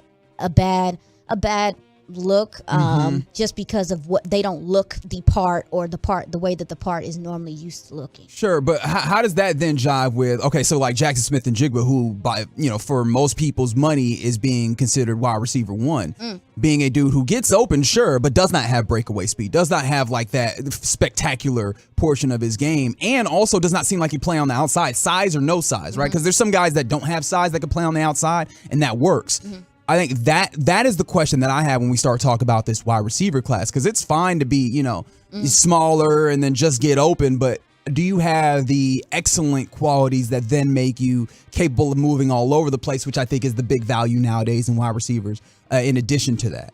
No, yeah. I mean, people mention, especially with Jackson Smith and Jigba, and you talk about the fact that he lacks in some areas. I feel like almost every wide receiver in this class has something that they can get better at, and that's just the nature of, I guess, what's happening right now. A lot of these guys also, too, are really starting to focus more on their skills, their route running, they're working with gurus, they're doing things like that. And I think a little bit more than years past, I feel like this is something that's being emphasized. Now, when you talk about blocking, and being, involved in every play and all that stuff, like, I do understand some of the concern with size, but when you look at some of these gentlemen, they have the willingness to get out there and block. I know Cedric Tillman out of Tennessee is someone that people have started to talk about quite a bit more, because the gentleman on the other side, Jalen Hyatt has the breakaway speed, has the pop, has the interest, but people are concerned about the fact, can he do all of the other things that, we need a receiver to do? And so if you're looking for an all-around receiver, I think it's far and few in between in this draft. You got to pick and choose what you want and what fits for your offense. Some of these guys, you're not asking them to come in and right away be the guy. It depends on what you're looking for and what you need production-wise. It's the Get Right with Reggie KG right here on 105.3 The You still Fan. hanging out with us for a little bit? Yeah. What's up? All right, fantastic. Coming up next, we go around the National Football League, where the 49ers are fielding calls on this quarterback, plus Tua on what his future almost was. We'll talk about it next on the Get Right. Coming up Thursday morning on Sean and RJ, did the Stars get even in Game 2? Did the Rangers pull off the sweep? Mike Florio at 8, and another Snoop giveaway during the Expressway.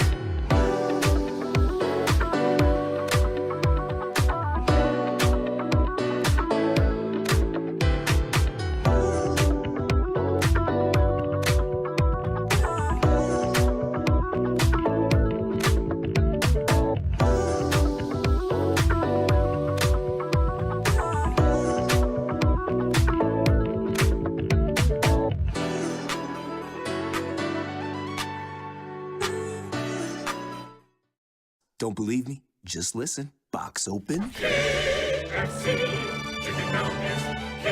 Box close. Open. Close. Can we get a remix? Order KFC's new chicken nuggets on the KFC app today. That's finger looking good. Prices and participation may vary. What's up, Tolos? This is Bobby Belt for State of the Art Weight Loss, and I'm here to tell you about the wonderful team of expert nutritionists at SOTA. That's SOTA. You've heard the phrase happy wife, happy life, right? Well, my wife sure is happy these days thanks to the help I've received from SOTA. After I got married, I packed on the pounds, and in the process, my original wedding ring no longer fit. I had to swap it out for a larger temporary one. Thanks to SOTA and the over 30 pounds they've already helped me lose, I hit a major milestone in the last week. I was able to slide that ring back on my left hand for the first time in over 8 years. SOTA has 7 beautiful in-office facilities around DFW. I go to the Hillcrest location in Dallas, and I couldn't be more grateful for the SOTA team's personalized care and the way they've helped me achieve healthier habits.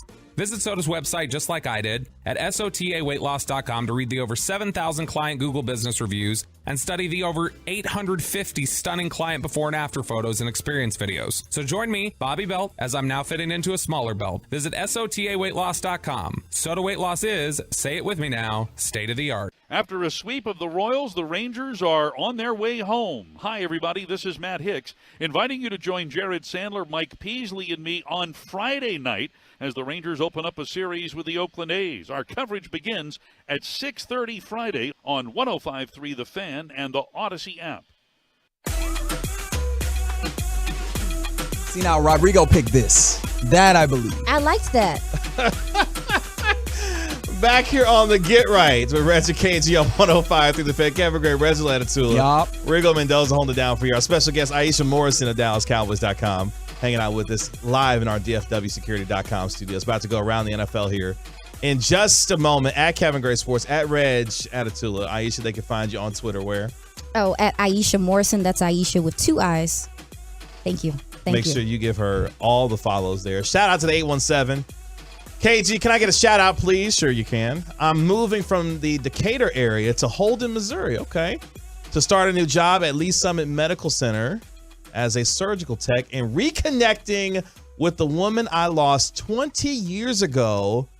And now to start our life together, taking y'all on the Odyssey app, Tolo Robert. Well, shout out to Robert and going to Missouri and reconnecting with your lady after 20 long years. Yeah, I hope that goes well for you. I hope so too, because that's a long time, and a long way to go get something that you lost 20 years ago. Such a lovely story, and of course, me being me, I'm gonna be a jerk. What the heck is a Holden, Missouri?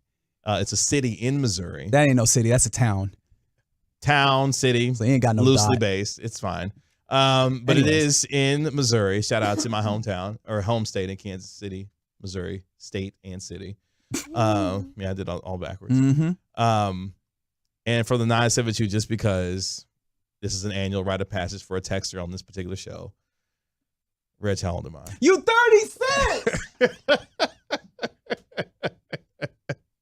I love looking at Aisha's face.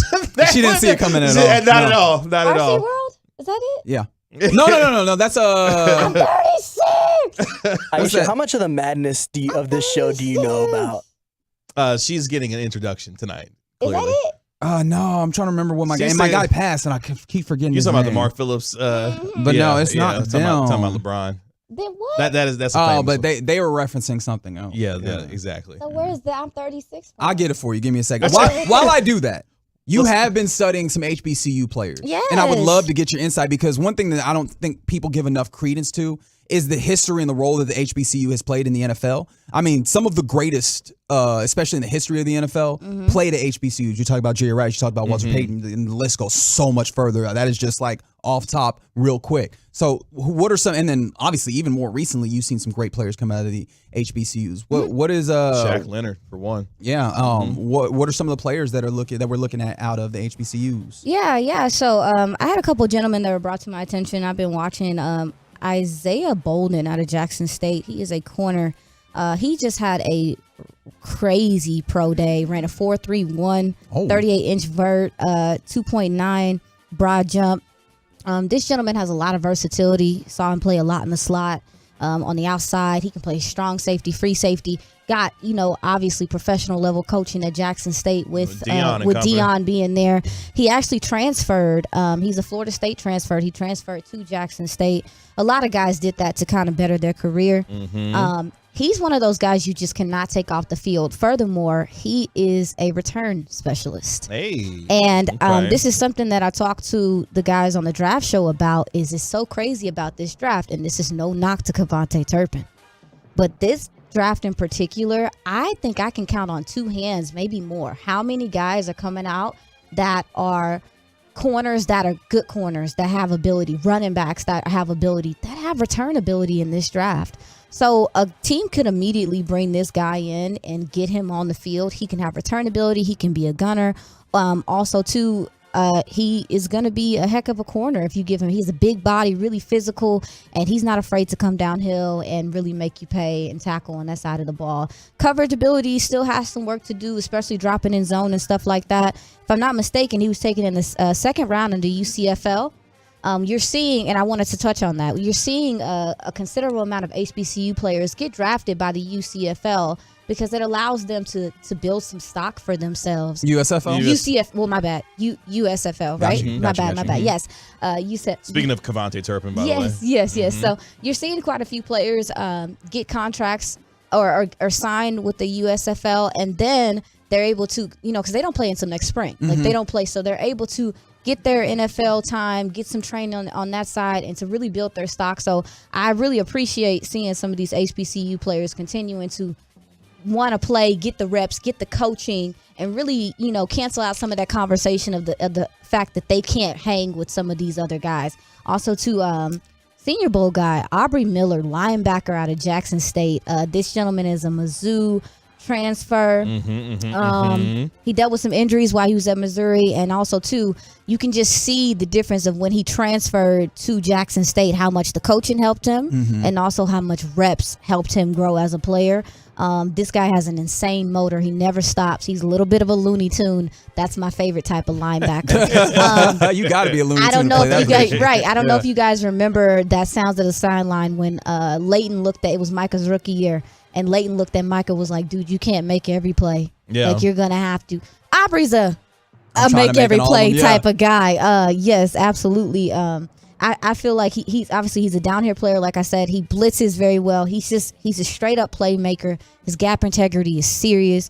I really feel like you could put him on a team right now. If I'm not mistaken, he's one of the gentlemen that people think are going to go possibly third round, and that would be saying a lot about just HBCUs and guys that they're starting to bring out and setting the precedence, like Dion kind of talked about. It's like, hey, we have higher level guys that are able to play at a high level. So Aubrey Miller is a guy that I really feel like is going to be a linebacker for somebody, and he's going to really make a difference. I got one more. If you guys got time. Yeah. You got one more? Yeah. Okay. All right. So this guy here, I've been watching BJ Thompson from Stephen F. Austin. Okay. Stephen F. Austin, defensive end, no combine invite. He was at the Shrine Bowl. He has a 6'5" frame. His 6'5" frame really pops out to you. You immediately see him on the field, and you like, who is this guy? Y'all, anytime you get a chance when you look at him, when he's in his stance, he looks like Venom to me.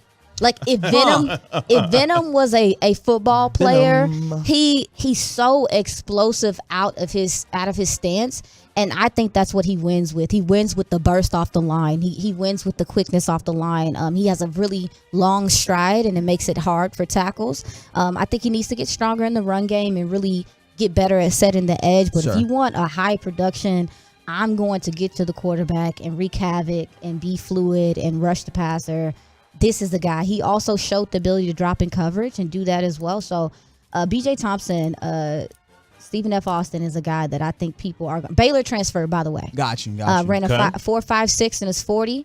This guy can move. He's kind of – okay. It's disrespectful. All right. He's and one common thing that I realized from some of these HBCU guys and their interviews I've watched with them, they've been very honest about the fact, hey, we don't have all the equipment. Hey, we don't have everything. So with some of these guys, you're looking at what they're capable of doing, and you're saying to yourself, what could this guy do with, even NFL level coaching. What could this High-level guy do resources, with? yeah. Because I mean, you'll see with some of these guys, like even like a Kamari Everett from Bethune Cookman. Yeah, like people think he struggles with his weight for a tight end, and you know how people be like, your mama be like, oh, you got McDonald's at the house. Mm-hmm. This Kamari Everett is a guy that I feel like Louisville transfer is it Darnell Washington? Darnell Washington at home. Oh wow, At that's home. high praise. Now, granted, listen, don't start with me. Now, I think that Darnell Washington has more in his route running ability and some of those things. Yeah. But if you're looking at traits and you're looking for like this is a 6'6", 250, 260 guy, depending on who you talk to, and he high points the ball well, red zone threat. Crazy red zone threat, super strong hands, and I feel like his strides are how he beats people. And if he gets the ball on the run, he's extremely hard to tackle. Not quite the Darnell Washington, but when you talk about the run after catch, and also him not being difficult to tackle, blocking as well is something that he takes a lot of pride in being able to do. And had some off the field stuff at Louisville, and that is actually, I think, that's why he transferred. So whoever decides to take Kamari is going to have to, decide whether that's something they want to look at. Right. But there's some upside with this player from the athleticism at the tight end position, especially being a red zone threat and people not being able to, he's going to catch over people because that's what he does. So it sounds like my man just need a good meal plan and just stay out of trouble. Yeah. And like I said, he's been very open about the fact that, like his diet, the equipment, the stuff like that. And some of these guys just want the opportunity to get in with the team and see what it feels like to have that stability and things like that. So I do love that we made SFA HBCU. Y'all can jump in a little bit. No. Definitely, he's definitely not HBCU, but definitely a small. Look, I'm willing to. Hey. No. I mentioned it because it is considered a smaller school. Right, absolutely. Maybe not getting as much attention, and I wanted to bring attention to him because he's definitely BJ Thompson from SFA. Right. Is definitely getting on some people's radar and getting some people's attention. All right, then. Production. So I mean, that's those are fairly my local. gentlemen We can that shout I've out been to 'em. studying. Well, speaking of attention, as we continue around the NFL here, the 49ers apparently got some attention from other teams around the league. That is because the 49ers have received, according to the NFL Network's Ian Rappaport, received multiple inquiries from several teams, looking into potentially trading for former number 3 overall pick quarterback Trey Lance. The conversations have been the result of San Francisco fielding the calls, not making them themselves, with teams aware that Brock Purdy is likely the future starter. Now, Rappaport goes on to say, while no trade is imminent, the 49ers would almost certainly want to make sure Brock Purdy's rehab continues to go as smoothly as it's been going. The interest from other teams in Lance has been there, and there's only one team that I give a damn about that may show interest and should show interest. That is the Baltimore Ravens. Why would you do that when you could just pay Lamar Jackson? Because if they don't want to get a deal done with Lamar Jackson. So they don't give up assets to go get a not as good Lamar Jackson? Look, I'm not the one running the team. You are right on every level. This NFL teams do what they want to do. You said Shefty reported that? Rappaport. Reported that people are trying to trade for Trey Lance. Oh wow, you sound offended. Wow. How do you feel about Trey Lance? Because I still think they view, like, in-house, they have to view him with a certain level of respect. But apparently, if you're fielding calls for this guy, that maybe not so much. What am I supposed to think about Trey Lance? You just ain't play football. Have we seen him play enough football to come to a conclusion about Trey Lance? He's got traits. Sure. I think he could be a player, but we haven't gotten a chance to see it. And every time we think to ourselves, oh, this is his chance. There's nothing in his way right now. They're trying to trade him. Because Brock Purdy even came out and said that he may not even be able to play this upcoming season with his injury. But it's also lying season, right? So the idea that they are fielding calls, like, I don't know who that is coming from or who that benefits, because that doesn't necessarily, like, I don't know how much that benefits the Niners themselves. Like, I don't know if this is something where they want to trade him or this is just a story that has been made that's out here. Like, I have no idea where this comes from. Because it honestly makes no sense at this point for where they are.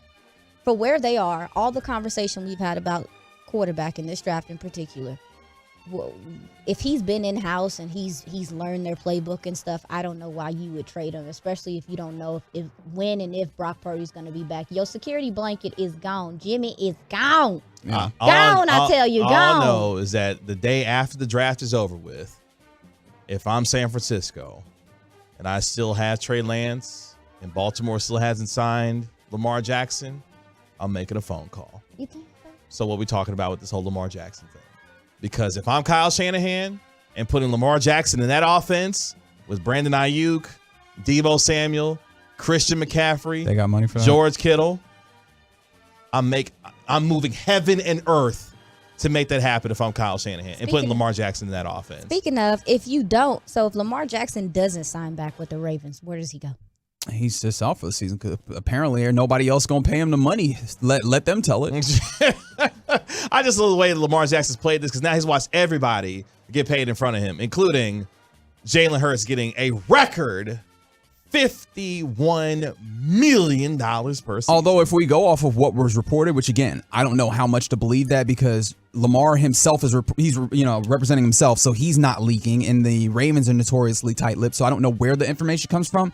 But if we are to believe the reports, he was offered less guaranteed money than Jalen Hurts. Like, I would venture if he does get off of what we think is his idea of getting a fully guaranteed contract, this still helps him. Like, there's more guaranteed money out there. Yeah, and Rappaport has been somebody's talking over there in Baltimore because I've heard more contract details be reported over the last couple of days with what Lamar has been offered than we've heard in recent weeks.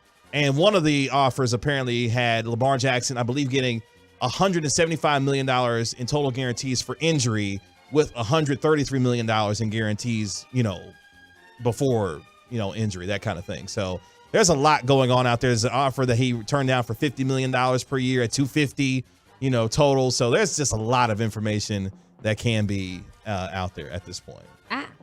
Okay. Well, because I asked you where he was going to go. You said he just going to sit there and watch everybody play this year. Mm-hmm. For real? You think he really going to do that? Y'all for real? Look, if he has any self-respect for himself, he should not play for a dime less than Daniel Jones making $40 million. Because right now the non-exclusive tag is $32 point some million. If I'm Lamar Jackson, there's no way in hell I'm playing for less money than Daniel Jones. And you don't think that Odell signing there has any plays any Odell part in whether he putting all wants his to money on his contract? No, that's not going to change it.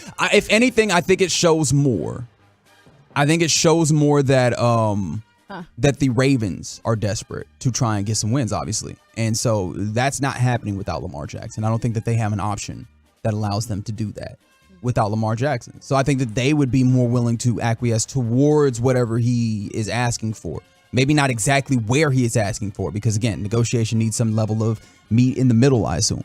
But I do think that he has more leverage than sometimes we are willing to give him, while also acknowledging this fully guaranteed thing, assuming that is what he wants. Not sure you're getting it, buddy. Not sure that's happening for you, my man. That's your trip around the National Football League right here on the Get Right. We're Reggie KG here on 105.3 The Fan. Coming up next year on our fine program, what has to happen next for the Dallas Mavericks? And more shade thrown at young Christian Wood. Next on the Get Right. Hey, thanks to Rockwell Ford, it's 35 minutes of commercial-free Fan and the Expressway. Sean and RJ mornings at 7:20, KNC middays at 12:20, and afternoons with G-Bag at 5:20. Right here on 105.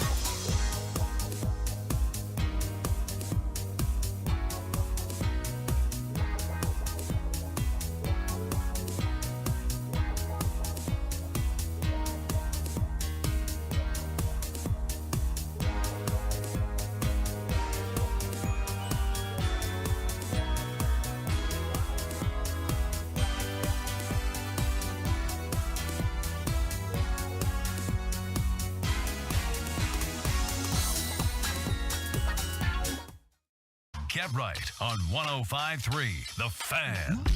Hour number 2 of the Get Right with Reggie KG. Aisha's still here trying me right now. My goodness. Get on this microphone so I can talk trash to you. Oh, 105.3 The Fan. You can go home. It's cool. Thank you, Aisha. Kevin Gray, Reginald Atatula. Trash. Rico Mendoza holding it down for you here. He said I look like I wear sandals. That's tough. Wow. Oh, wow. Also, what's wrong with sandals? Like, I don't really. TrentRed.com text like 877-881-1053. Does Reg look like a person who wears sandals on a daily basis? Let us know that on the TrentRed.com text line. We appreciate Aisha Morris at the DallasCowboys.com. She's still hair heckling me. Right? Let's talk about the Mavs. Of Girls Talk, Boys Talk, and the Draft Show. Make sure you give her all the follows on Twitter at Aisha Morrison. That's 2 I's at Aisha Morrison on Twitter. Really appreciate her joining us. If you missed anything during our conversations with her, hit the rewind button on the Odyssey app, or you can go to 105throughthefan.com and you can download the podcast, the Get Right podcast, and listen to any episode, any segment, anytime on demand. Again, thank you to our partners, Pluckers, K-Post Roofing and Waterproofing, and the Owner's Box inside the Omni Hotel in Dallas for being our partners on our path to the draft. Of course, coverage begins next Thursday, 6 p.m., right here on your home of the Dallas Cowboys. Your coverage will be anchored by Sean Sharif and Bobby Belt and a cast of stars throughout the course of that Thursday night. And, of course, we will be at Pluckers in Allen, 190 East Stacey Road. Reg and myself will be hanging out with you, the Tolos, Cowboys Nation, all night long. I will be departing a tad bit early because I'll be heading back here to our DFWsecurity.com studios where Chris Arnold and I will have your post-NFL draft show from 11 p.m. to 1 a.m. Friday morning on draft night. So look forward to all of that, taking care of business next week, our path to the draft. NBA playoffs continuing tonight as the Memphis Grizzlies are putting the beat 'em down right now on the Los Angeles Lakers. It's a good 13 points. Xavier Tillman has turned himself around in this game and has played extremely well so far. And we're only, 20 minutes away from puck drop for Stars? That's right. That's right. So, a whole bunch of sports. Looking forward to a lot of sports. And at least that means there's still things going on in the AAC. At least for the hockey team. That's right.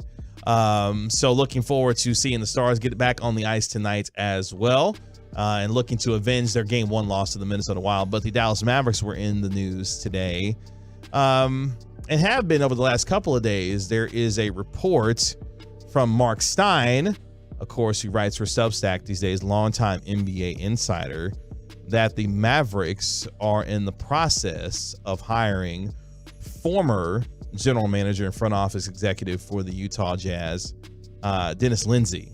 That hiring has not been made official as of yet, but that is the latest when it comes to a new addition allegedly coming to the front office for the Dallas Mavericks.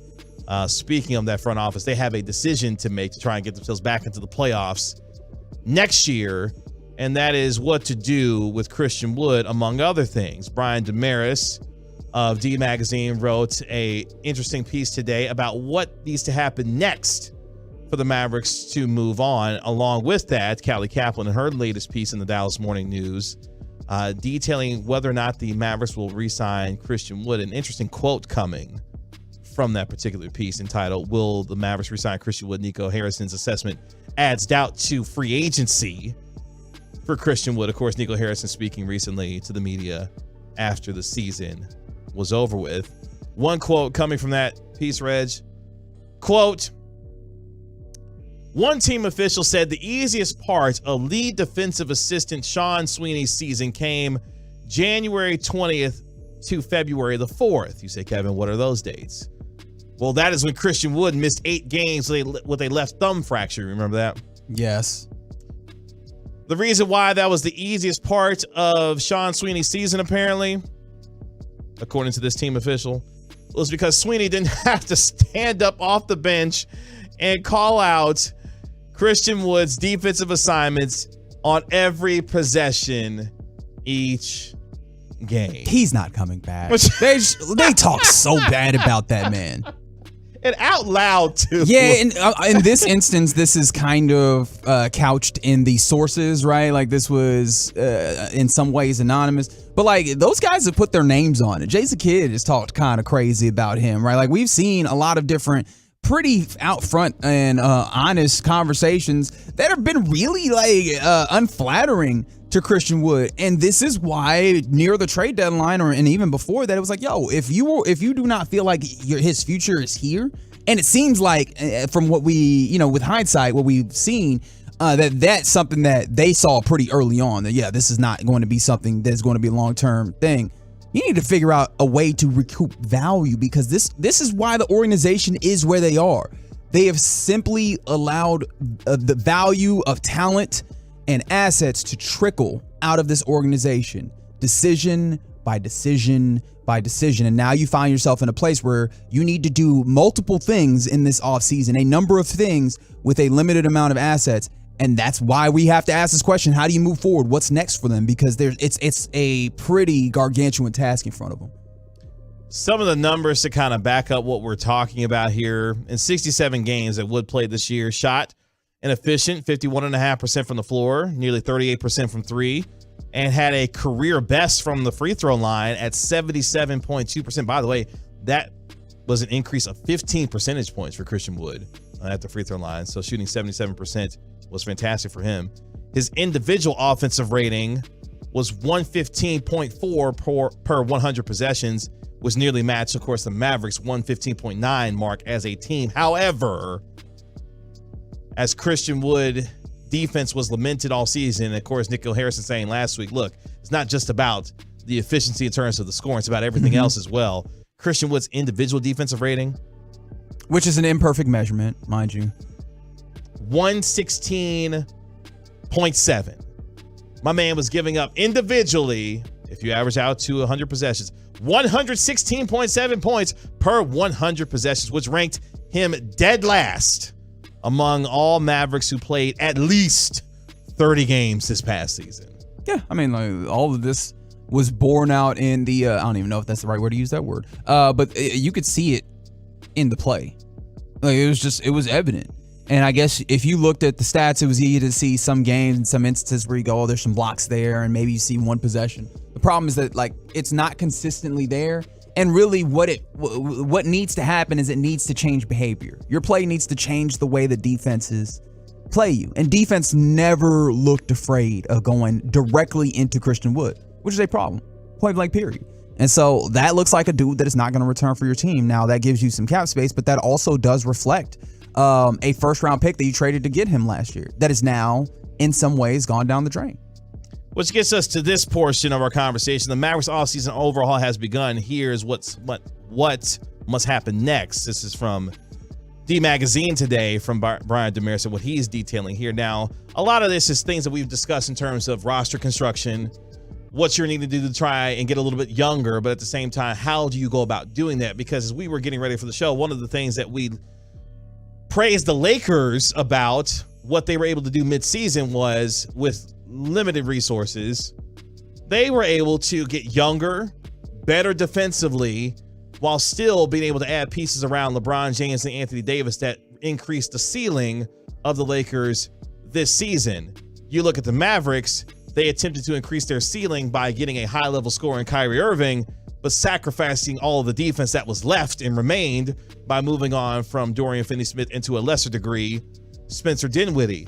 How does this team now, with what they have, move forward to get younger, better defensively, but do it, Reg, as you've talked about, with limited resources based on what's available to them? Yeah, your resources are as follows, and let me know if I'm forgetting anything. You got the possibility of a top 10 first-round pick this year. You have the opportunity to trade another first-round pick after that, future first-round pick. And you have Josh Green and you have Jaden Hardy, and that's about it. Like, those are the desirable assets that you have. With that being the case, you then need to find a way to get younger. Notice that two of the four assets that I listed obviously are people. I don't love talking to them about them as assets, but you understand what I mean. Those two players are the youngest players on your team. That is what represents youth on your team. Despite what the organization says about this team being young, it is not, right? and the ways in which you have the pathways you have to get better. In fact, 3 of those things are going to be young players by at the time that you trade them, because a top 10 pick, whoever you select, would be shipped off, right? But that's the only place where you have tangible assets in order to make something work. So you have that obstacle, and in addition to it, the pieces that you either refuse to move, rightfully so, or the pieces that you probably will have a difficulty moving even if you want to. None of them seem to help make you a significantly better defensive team. And so anything that you do has to account for that while also trying to become younger. And those are the most desirable players in the league. Young, defensively talented players. Like those are the unicorns of the league in a way. And so it's a high price. You don't have a lot to spend. It's going to take, in any situation, in a vacuum, it takes some real executive brilliance to make moves, whether it's 1, 2, a chain of moves in order to get you to the place that it takes that level of brilliance. And I don't even need to cast judgment on this organization. We've done enough of that. Mm-hmm. They are going to have to be really like a top 10. If they make something happen and you have a feasible team that can play defense next season, go ahead and sign them up for Executive of the Year, whichever one of the people that you want to put them on there, right? I guess Nico Harrison would be the one that would get Executive of the Year or whatever. But yeah, that's the level of competence that's going to be required to dig them out of the place that they are and put them in the place where they ultimately want to be in a single season, which means that this might be a multiple season job, which means you are playing fast and loose with the services of Luka Doncic. Because this is all about that timeline when it comes to Luka and the time frame that you're operating in, which is really 2 years, given the fact that he can ask out in just 2 short years before we get to the end of that contract. So KG, in the ways of trying to get better, right? Do you go for, because again, I think we both agree that there's going to need to be a stepping stone on the way, even if that stepping stone leads to the trade deadline where you do something else. Would you rather try and do the thing where you offload talent and just become maybe a younger but not as good team for a little bit? Or are you going to try and take like a half step towards being better, hoping that you can take another half step later? If you understand what I mean. Maybe like getting veteran players, because also you do need voices in the locker room. I think there's some chemistry things that you lost in the course of the time, and particularly at the trade deadline. Do you try and go veteran and start building an infrastructure and hope that you can add to, or do you start trying to tear down a little bit and get younger and maybe less experience to try and then build back? I'll say real quick, you can't be in a position where you're tearing anything down. While maybe long-term that's best for the organization, you're operating with one of the 5 best players in the league.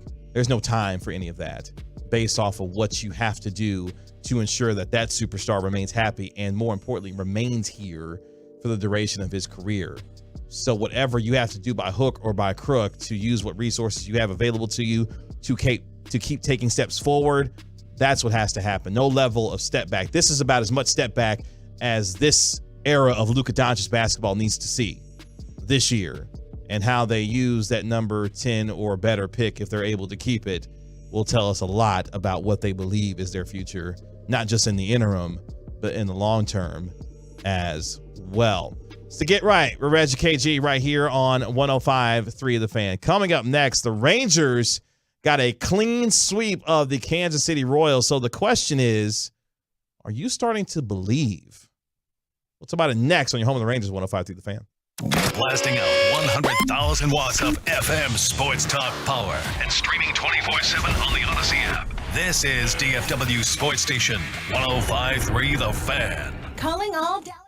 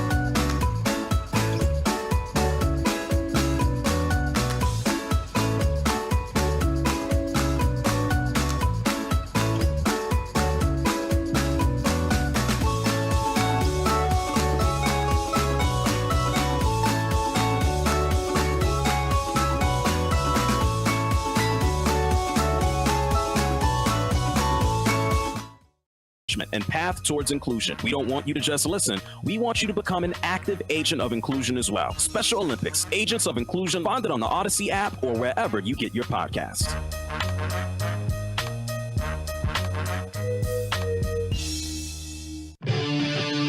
This segment of the Get Right is brought to you by Frankel & Frankel. There's a reason you need a special license to drive a big truck, so companies that hire drivers and put them in a big truck should be held accountable for what happens when one hurts you. Frankly, you need Frankel & Frankel. The consultation is always free. Visit truckwreck.com.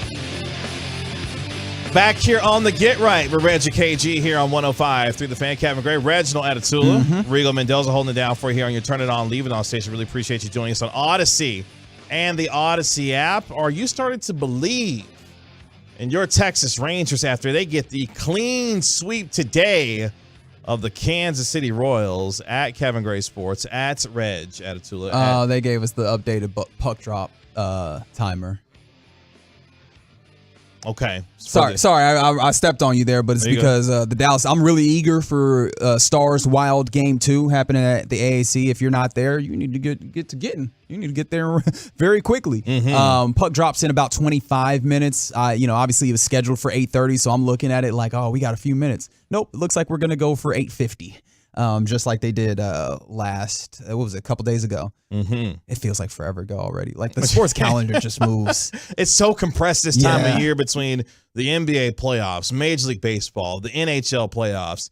There's a lot going. The NFL draft obviously dominating, the conversation as we get that much closer to it as well. So there's a lot happening that you're trying to keep up with and staying up late a lot as well. Oh, boy. Because let's not go double overtime tonight, Stars. How about that? Oh, man. Shout out to all the folks who stayed at the American Airlines Center to 1 o'clock in the morning a couple of nights ago for game 1 between the Stars and the Wild. So it's a great time to be a sports fan given the amount of activities and the sports calendar and what it brings. Speaking of activities, the Texas Rangers have been putting in a lot of work over the last several days, including Rigo, cut number 6 as the Rangers get the clean sweep over the Kansas City Royals.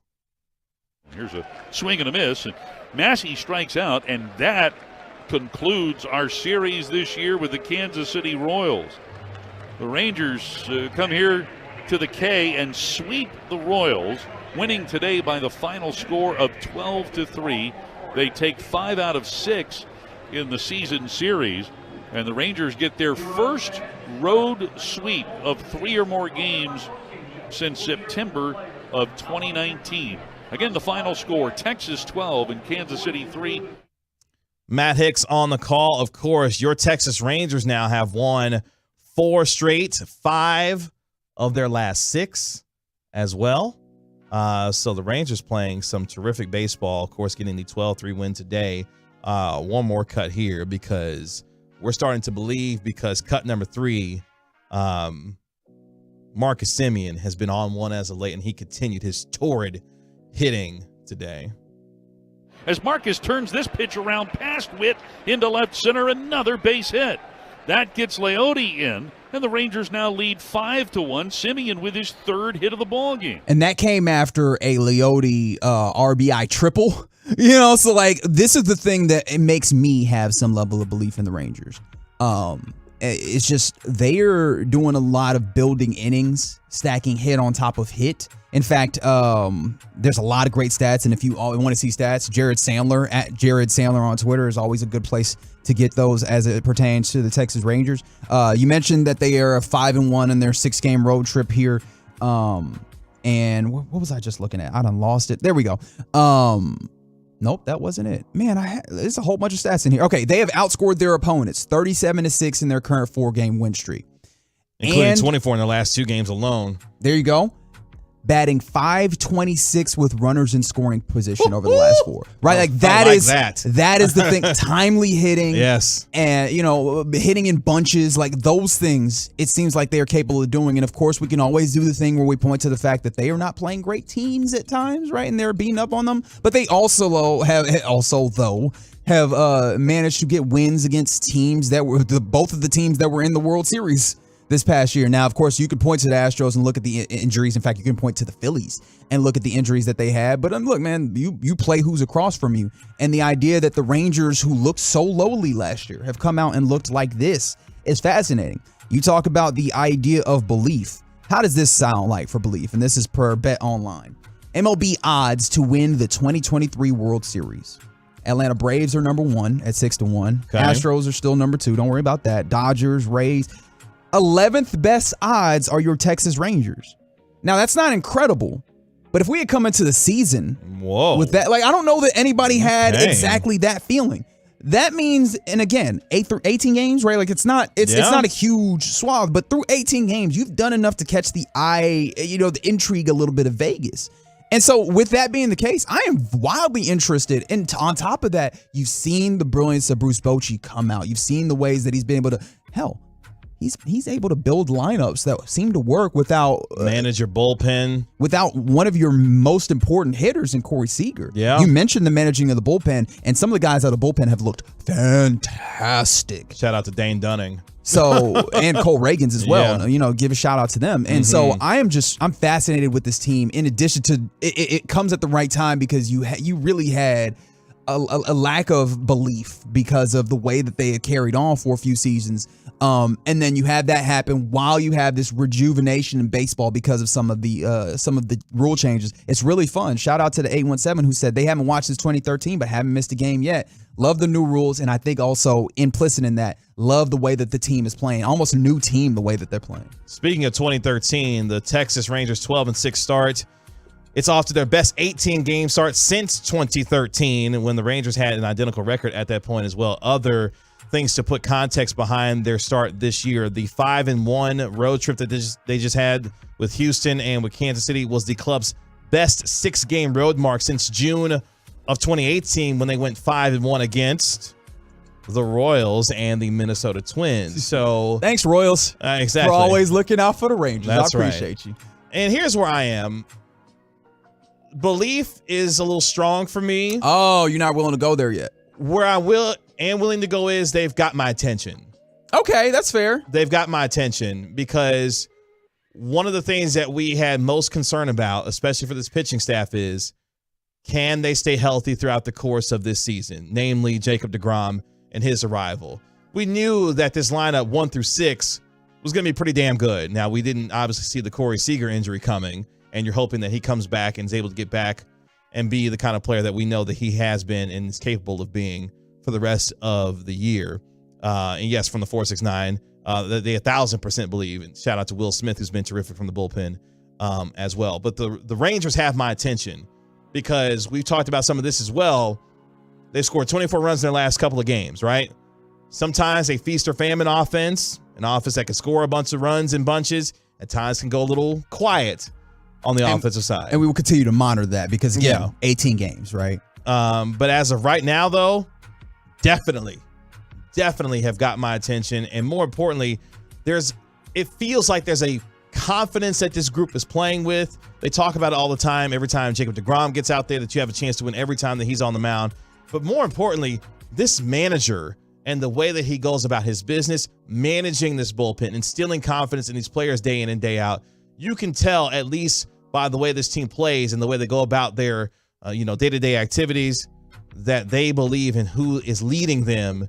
And I think that goes a long way for any ball club, young, old, or in the middle, that's trying to get to a certain spot. And the Rangers are trying to get to a spot where they're showing not only competitiveness on a day-to-day basis, but the ability to win games and to do so at a much better rate.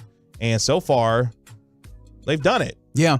And it's worth saying they've done it through a little bit of adversity as well, because from the 469 they mentioned, and you're right, that they dodged a couple bullets with John Gray and Jacob deGrom. They right? have. Where those guys came out early in games, right? John Gray due to the comebacker that hits him in the forearm. Jacob deGrom due to some wrist soreness that happens. It looks like he's going to be good to go for his next start. He's going to make his next start, right? Yeah. Like at least, again, 18 games in. I feel like that's that is the caveat that I have to put on anything that we say. The care that they have taken with them has seemed to pay off very early. And on top of that, what you've also proved is a spot that we thought was a weak spot on this team, the bullpen. has been able to be a cover, because we were looking at it as the starting rotation is going to have to cover the bullpen, and early on, it has actually worked the other way in some ways. Obviously, the starters have had a good amount of quality starts in here, but being able to have the bullpen, being able to have Cole Reagans and Dane Dunning specifically be able to step up, and then we can also talk about Will Smith and some of the other guys, but those guys specifically come in and eat innings when you needed them to. And I mean, Dane Dunning threw 60 plus pitches to help DeGrom when he came out, and had a fantastic outing like that. I love the role that he's in right now. Is that long reliever, being able to give you multiple innings and give you still quality out there on the mound. Speaking of that, because again, like I've already made the point about the bullpen. Should the need arise with, the idea that you no longer have Jake Odorizzi, who will not pitch for the Rangers this season because of the shoulder injury that he had. If the need arises and injury does come to your doorstep, do you like the idea of stretching out Dane Dunning to get him back into the rotation, or do you think maybe you go to AAA and look at one of those guys to start instead? If he needs to be a spot starter every now and then, that's okay. But he's clearly found himself in a rhythm now in this role that he has, that you allow him to continue to develop that, especially now that the way the game has changed in terms of the speed of play. Stamina is going to be important. And if he can get used to the rhythm and day-to-day work that he's going to be having as a long reliever, I think that bodes well for him. And hopefully as the season goes on as well, you're able to get deeper starts from these guys. Martin Perez today, 3 runs over 5 2/3, and the bullpen was able to take the rest of the day, for him. So I like the direction that this team is going. Look, good teams beat the ones that they're supposed to beat. And that's exactly. They beat the mess out of them. Yeah, they dog walked the Royals all week long. And that's what they needed to do as they get ready to come home. As they are off tomorrow, but they get back on the diamond on Friday. And ironically, it's City Connect night. And guess who's the player that's going to be featured on Friday night? Who's that? Marcus Semien. I mean, deservedly so. Yeah, because he's on a special heater right now. An absolutely special heater. So Rangers get the win today, 12-3, 24 runs in their last 2 games. The first place Texas Rangers. That sounds so good. How about that? First place. They are second in the division, too. Hey, brother. What? I ain't asked for that. Hey, first place in the AL West. I know, but they're second in the division. That's good, too. First place in the AL West. Y'all did talk about those City Connect jerseys. What do y'all think about them? I don't think we have time. Yeah. Do we not? Okay. Maybe a little bit later on. Later. All right, cool. A little later on. Like after the show? It's the Get Right with Reggie KG here on 105.3 The Fan. Coming up next, Waiters Island is for sale, and Dirk and how he felt about his 2007 MVP. Hockey soon come. Next on the Get Right.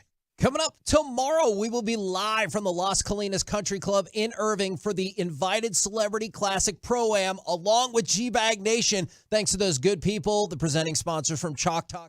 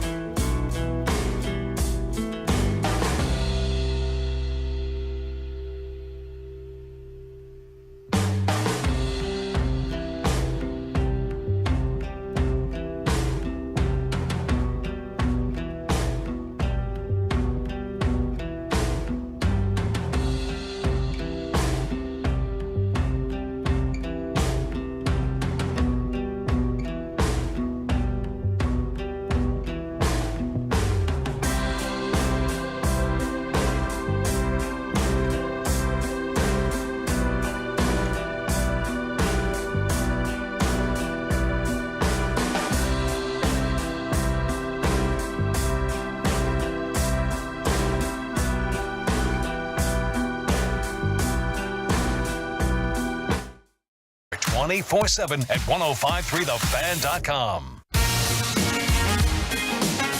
Back here on the Get Right with Reg and KG here on 105.3 The Fan. Kevin Gray, Reginald Atatula. Correct. Regal Mendoza holding it down for you here as we await Stars Wild Game 2 at the American Airlines Center. Puck will be dropping here, in about, 10 minutes or so? Something like that. At the American Airlines Center. At Kevin Gray Sports. At Reg Atatula. Regal Mendoza, ETC on Twitter. Coming up at the top of the hour, we're going to get back into the NBA playoff conversation as the Lakers are trying to climb back into game number 2 of their best-of-7 series with the Memphis Grizzlies. The Grizzlies holding an 8-point lead right now in game 2, a game that they have to have as the series moves to Los Angeles for games 3 and 4 at Crypto.com Arena. KG, when you watching a game live, or Rigo, you as well, do y'all find yourself officiating the game as well? No, it's enough bad officiating to go around. All right, because I be hitting them jump balls and I be like strikeout. You know what I mean? Like I be doing all that. Oh, you're talking about if there's an obvious jump ball, definitely. If it's obvious, it needs to go the other way. Yeah, strike. Definitely pointing the other way. Yeah, that kind of thing. He went. I'll catch myself doing it especially when there's a really, really nice play, and I'll just be like strike or out. Oh yeah, a good strikeout, man. Good strikeout call make you feel good. Mm-hmm. Punch him out. I feel myself doing that with Jacob deGrom starts these days. Ooh. Yeah, I feel like I've been doing that a lot more because when my man's painting the black at 101, it's just like I'm gonna do that same strike 3 call too because that deserves it. But the NBA playoffs fully underway on this Wednesday night. We'll get into that conversation at 9 o'clock. And then Tyler Batiste of The Athletic is going to be joining us at 9:20 to talk some more hoop as well. Jaren Jackson picking up fouls. I'm sure you're surprised to hear that. Never. Speaking of hoop, cut number 14. Dirk Nowitzki was on headlines with Rachel Nichols. Apparently that's her program on Showtime Basketball. This is why Dirk Nowitzki is that dude. Take a listen. You were the favorite to win MVP.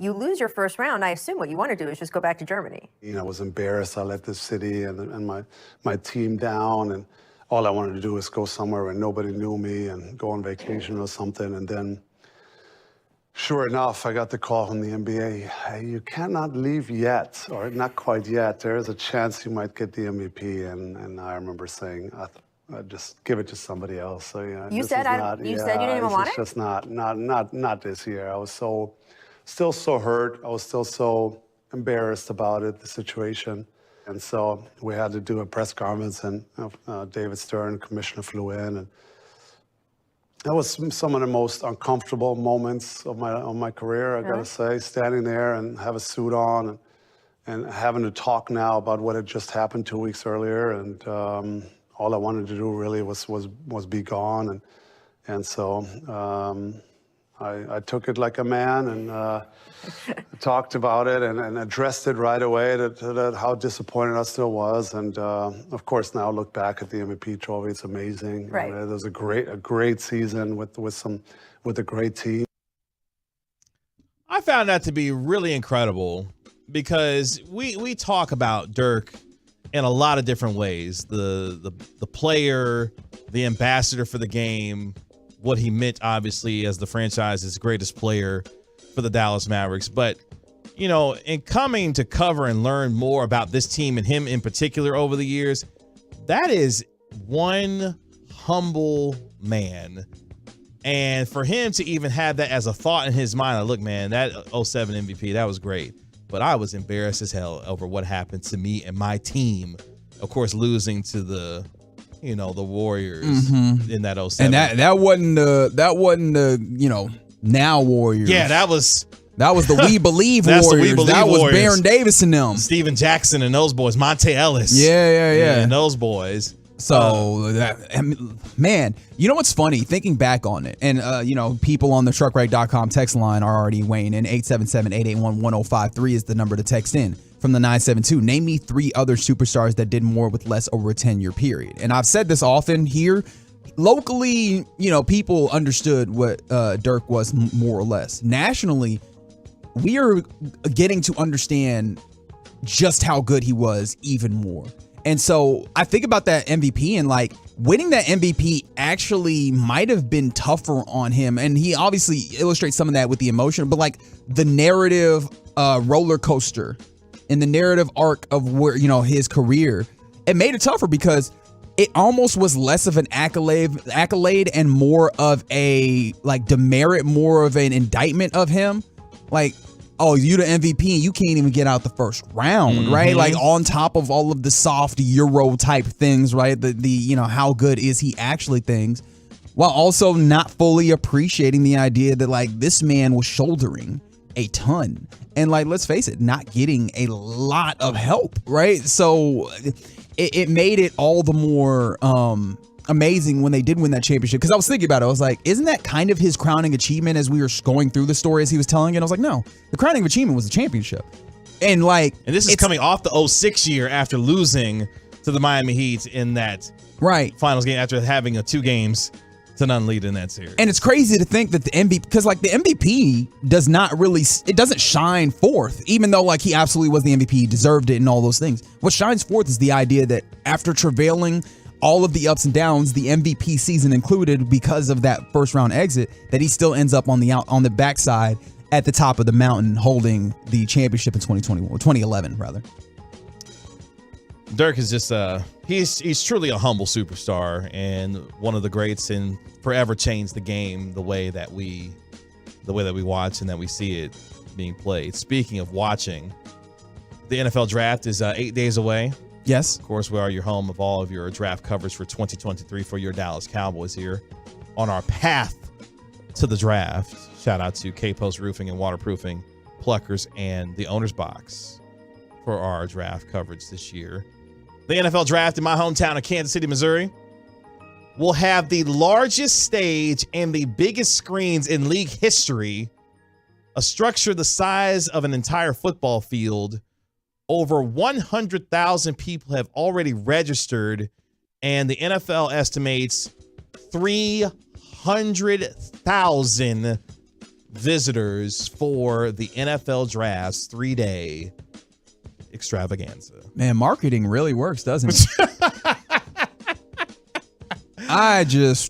Man. I'm not trying to say nothing to get me in trouble. However, could not be me personally. Like, I just do not personally see the appeal of being in that place at that time. But hey, like, I guess the environment ends up being in such a way, right? Like, they try and make it an event and they try and make sure that they, and I guess the camaraderie of being amongst other fans and having that is worth something to folks. And if it is, like, more power to you.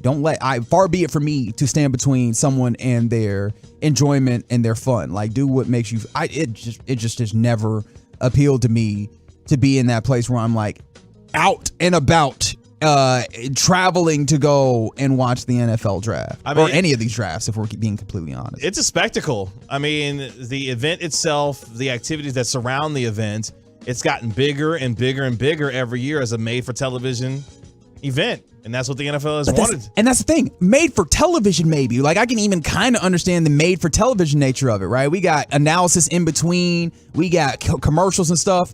It is not made for spectating, right? Made for visiting, right? Like, you're literally watching men and have their names announced.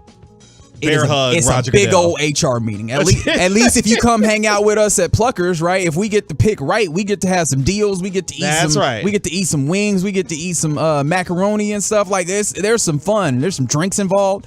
Like, all right. Look, again, do you guys? Do you?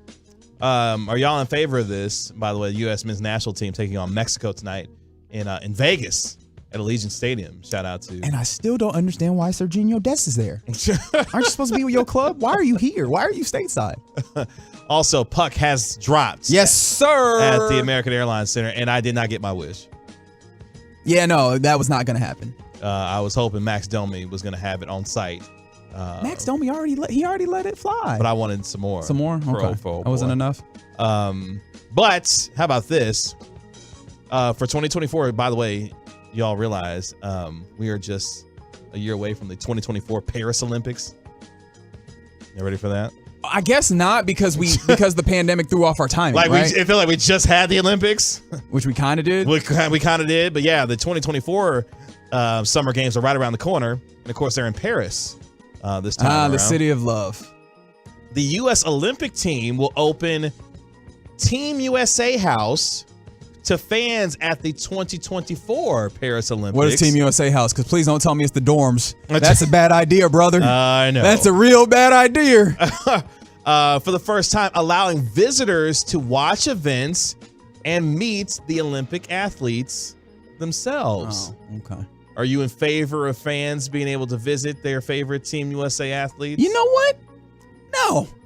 Oh. Do you know how stressful of a time this is for them athletes? Touché. Now they got to do the meet and greet? Because you've been preparing for this for 4 years, and you've got 2 weeks. And possibly your whole life, too. Yeah, because for some of them, this is their one shot. And a lot of these at glory. A lot of these folks, they don't have like the pro job that pays a whole bunch of money. Correct. Like this is the time. This is the moment. I think I'm starting to be with you on that. Because the last thing I want to do, with all due respect, is to meet some stranger after I've gotten myself ready for 4 years for my one shining moment, and then you get out here and accidentally, get me sick. And remember, you can meet up with myself and KG at the Pluckers in Allen.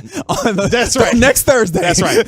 I'm not a high-level athlete who prepared for 4 years. Way to get that in. So, yeah, but you can come hang out with us. I'm not a high-level athlete that prepared for all that time. But yeah, could you imagine a U.S. Olympic athlete?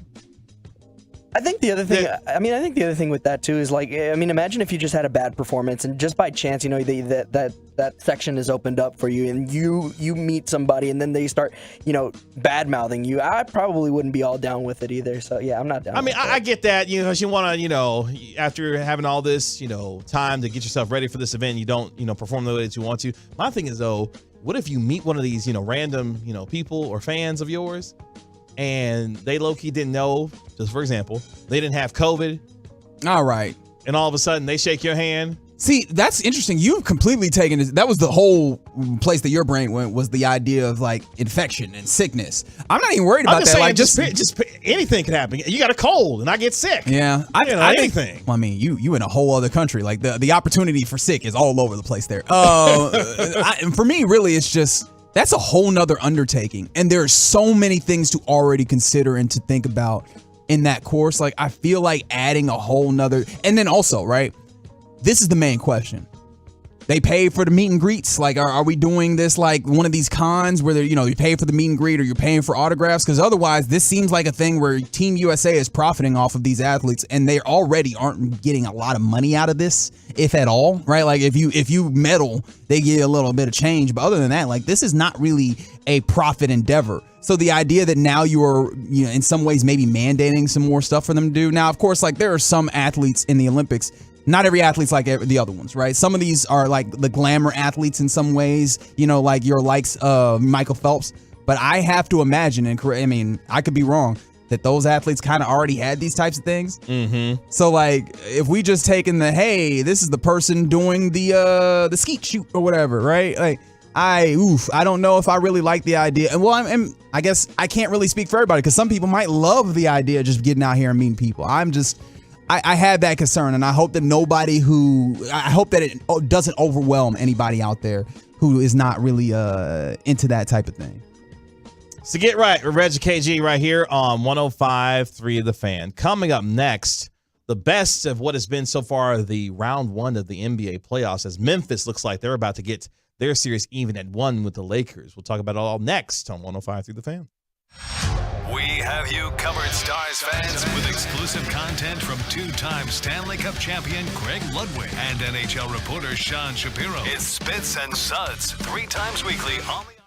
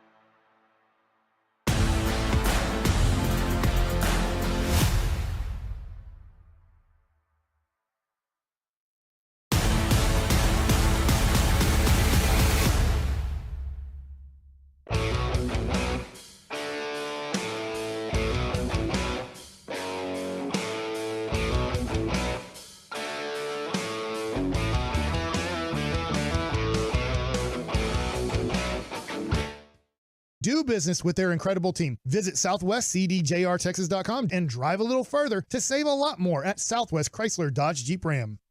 This is the exclusive home of Dallas Cowboys football. KRLD FM and HD1, Dallas, Fort Worth. Let's go, Cowboys. Always live on the free Odyssey app. From our fan studios secured by DFWsecurity.com, it's time for the Get Right on 105.3 The Fan. Hour number 3 of the Get Right. We're Reg and KG on 105.3 The Fan. Kevin Gray, Reginald Atatula. They scrapping. Rigo Mendoza holding it down for Mexico. you here. You're Turn It On, Leave It On station. Appreciate you joining us on Odyssey and the Odyssey app. Truckwreck.com text line 877-881-1053. 877-881-1053 if you want to get in on the conversation. Also live on Twitch at twitch.tv/DallasFanCam and on YouTube at 105.3 The Fan. Make sure you search that, hit the subscribe button for all of our terrific content there as well. At Kevin Gray Sports, at Reg Atatula. Stars get the first goal of tonight's action in game number 2. Rupe Hintz with the assist from Yoel Kiviranta gets the Stars a 1-0 lead as we are 4 minutes into the first period. And already a penalty kill under the belt. In fact, the goal happened in the midst of a penalty kill. Just got out there on a breakaway, and of course, Rupe Hintz slots it home.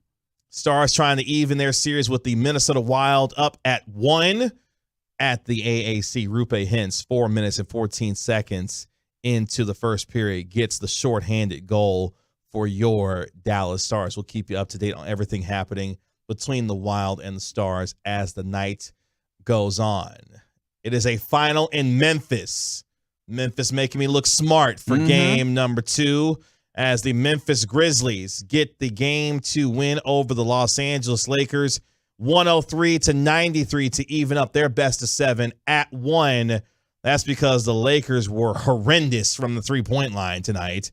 They went 7 of 26 from deep, just 41% from the field overall, despite the fact that LeBron James went off for 28 points and 12 rebounds.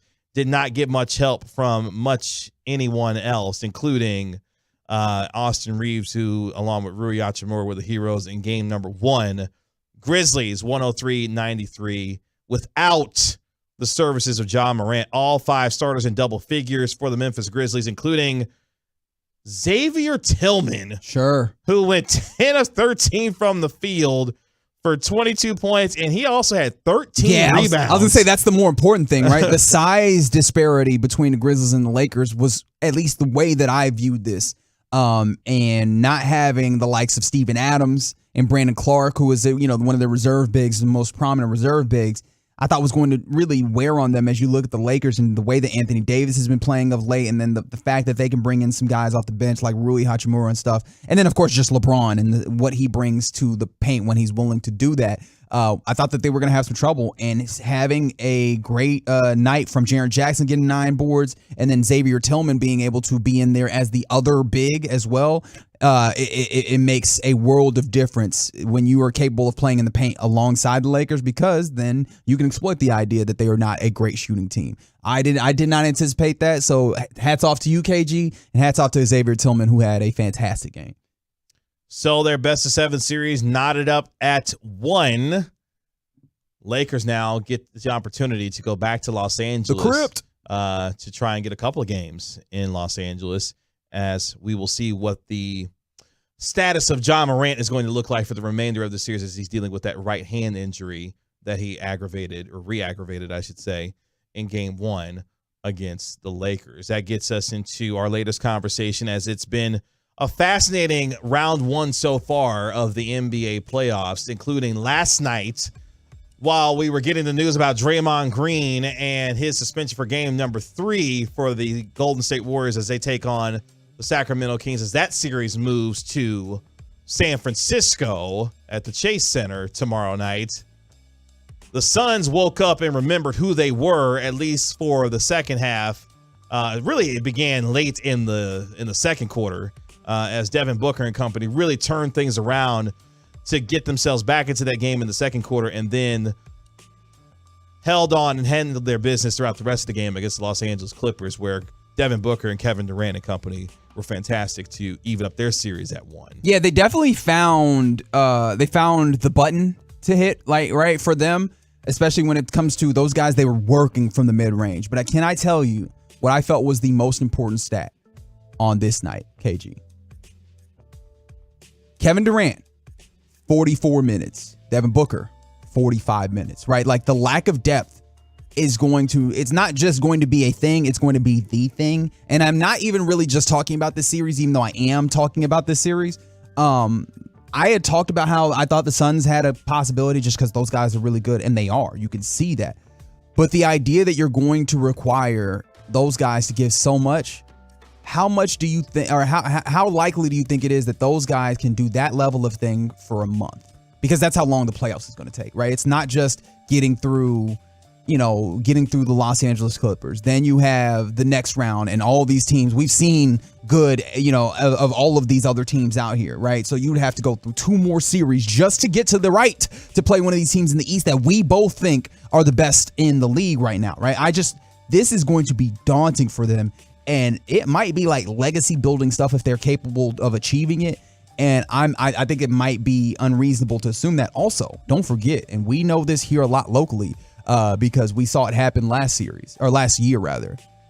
The Suns and the Suns coaching, we believe them to be capable. We saw them, to their own detriment, go away from the stuff that helped them win games last year. Because as much as you can give the Mavs credit for doing stuff, like the Suns definitely found stuff and decided we're just not going to do that next game. Mm-hmm. And I found that to be absolutely abysmal. And then they end up losing that series in 7. And this feels like another one of those that if you trick a game or 2 off by not going to what works and not doing the right tactical thing, Kawhi Leonard, the way that he is playing and the way that he seems to play in all the playoffs, like he's just an incredible playoff performer, could take you out. Also, the Clippers managed to lose when Russell Westbrook gave you 9 of 16, 2 of 3 from deep, 8 of 8 from the free throw line, 5 rebounds, 5 assists. Yeah, I mean, Russ doesn't need to be a featured scorer. But he was really good that game and they managed to lose. That's so weird. Yeah, because the way the Clippers are going to win this series is that Kawhi is going to dominate and everyone else play off of him. The Eric Gordons, the Russell Westbrooks, everyone playing off of what Kawhi Leonard is able to do. I don't necessarily need Russ going out and getting 20, 25 points in a game in this series. That's nice if he's able to help supplement some of the scoring to go along with Kawhi. No, but Kawhi needs to be the driving force of why the Clippers win, the series if they do. But it was interesting coming into game number 2. Part of the conversation from Monty Williams about Kevin Durant was getting him more opportunities and getting him into rhythm much earlier in the game. And you could tell that Phoenix tried to make a concerted effort to do so.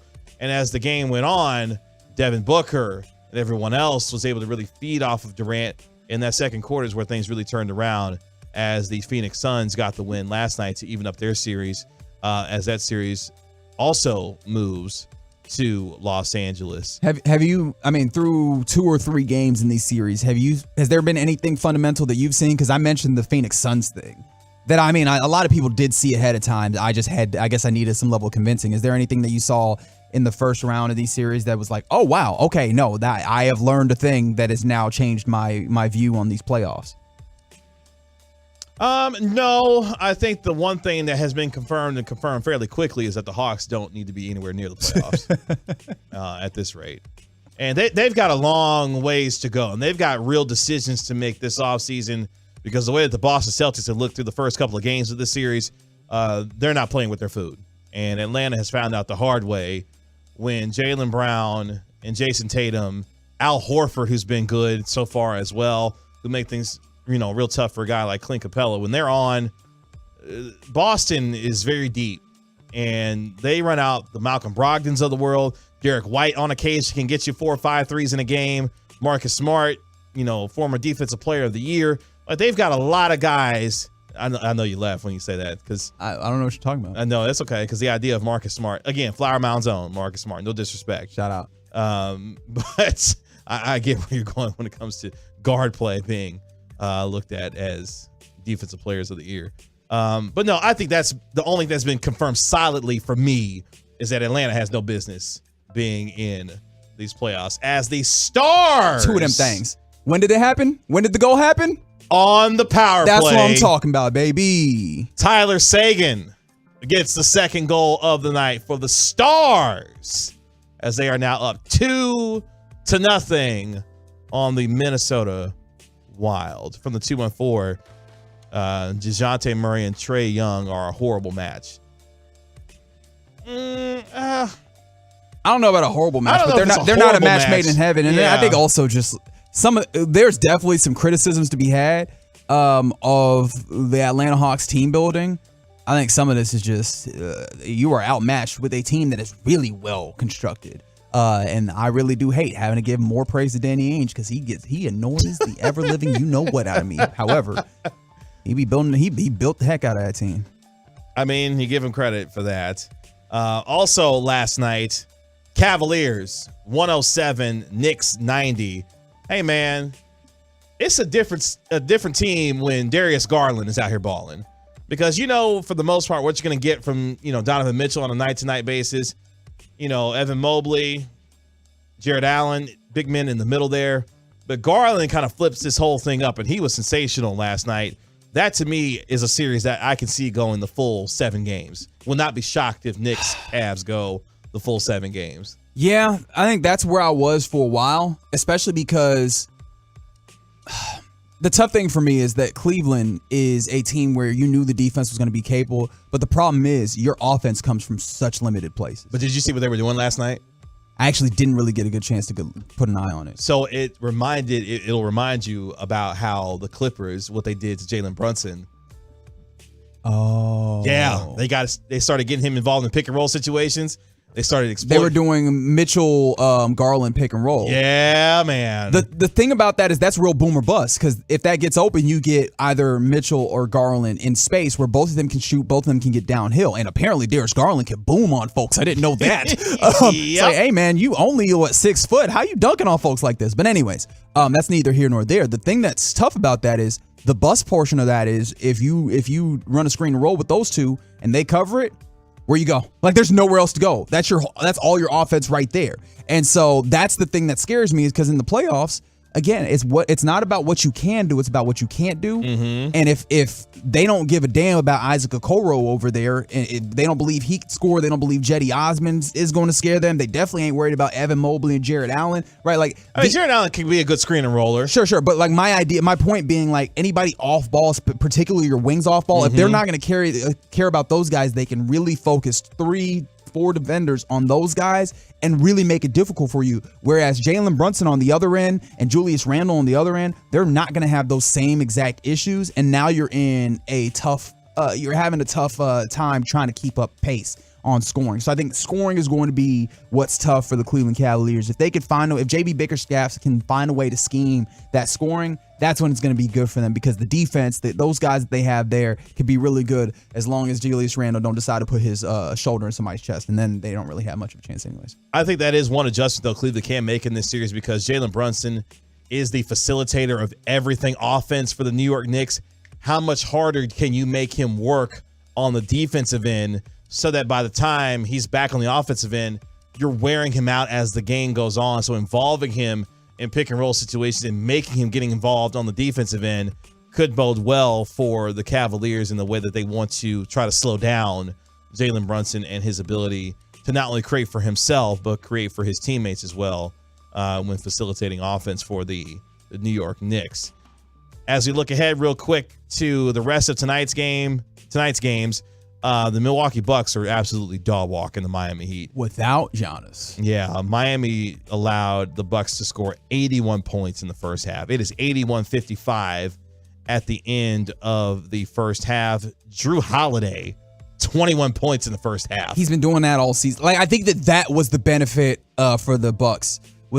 It's kind of weird to say having your second best player miss a significant amount of time was a benefit, but in a way, the silver lining of Chris Middleton missing extended time is that while Drew Holiday had been your third best player that could kind of just focus on defense and add in every once in a while, he was forced when Chris Middleton wasn't there to step up to second best player responsibility, go back to more of his point guard roots and being on ball, having to go score. And so this year he got reacclimated with being a primary scorer and scoring, in instances where it's not just set up for you, right? And so now you have Giannis go down, and he has to step back into that role, and he's been doing that more recently. He has that familiarity, and that I think that's part of what makes him capable of being able to drop that. What'd you say, 21? Yeah, 21 in the first half. Hey, can you do something for me?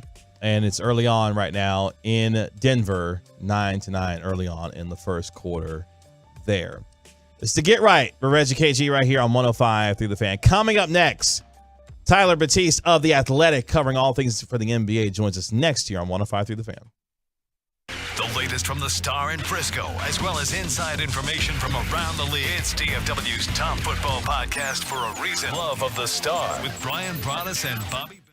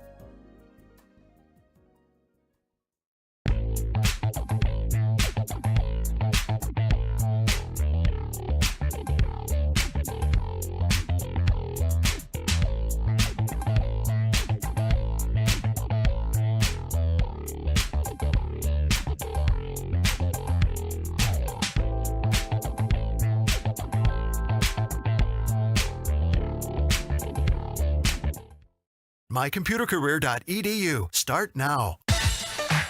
The upcoming segment of The Fan is brought to you by Frankel & Frankel. There's a reason you need a special license to drive a big truck, so companies that hire drivers and put them in a big truck should be held accountable for what happens when one hurts you. Frankly, you need Frankel & Frankel. The consultation is always free. Visit truckwreck.com. So get right. Reggie KG on 105.3 The Fan. Kevin Gray, Reginald Attitude. That's right. Rigo Mendoza. It's a vibe on this Wednesday, and I really appreciate you joining us on Odyssey and the Odyssey app. The truckwreck.com text line 877-881-1053. We're also live on Twitch at twitch.tv/DallasFanCam and on YouTube. Search 105.3 The Fan on YouTube and hit the subscribe button while you are there to check out all of our great content. Coming up here in 18 minutes, we'll go inside the gray area where, of course, there is no gray area here on this Wednesday night. Right now, though, we go to the Diamond Factory Hotline to talk some more NBA playoffs as we are in the middle of round one. Lakers falling to the Grizzlies tonight in game 2 of their series. The Miami Heat are allowing the Milwaukee Bucks to crush them in Milwaukee, and we are underway in Denver between the Denver Nuggets and the Minnesota Timberwolves. You can find him on Twitter at Ty Batiste. He is the NBA managing editor for The Athletic. Proud LSU Tiger. Tyler Batiste joining us here on the Get Right. Tyler, what's going on? I'm doing all right. How are you? Doing well. Appreciate you taking the time with us on this Wednesday night. Oh, no problem. No problem. So, Tyler, we were just talking about the first round of the NBA playoffs, and I was mentioning how the notion of KD and Booker was one of those things, was like the thing in the first round thus far that has been really illuminating and that has kind of changed my view on the way that these series are going. Has there been anything in the first round, the first couple of games of these series, that has really just caught your eye and made you think a little bit or rethink, I guess, the way that you view these series?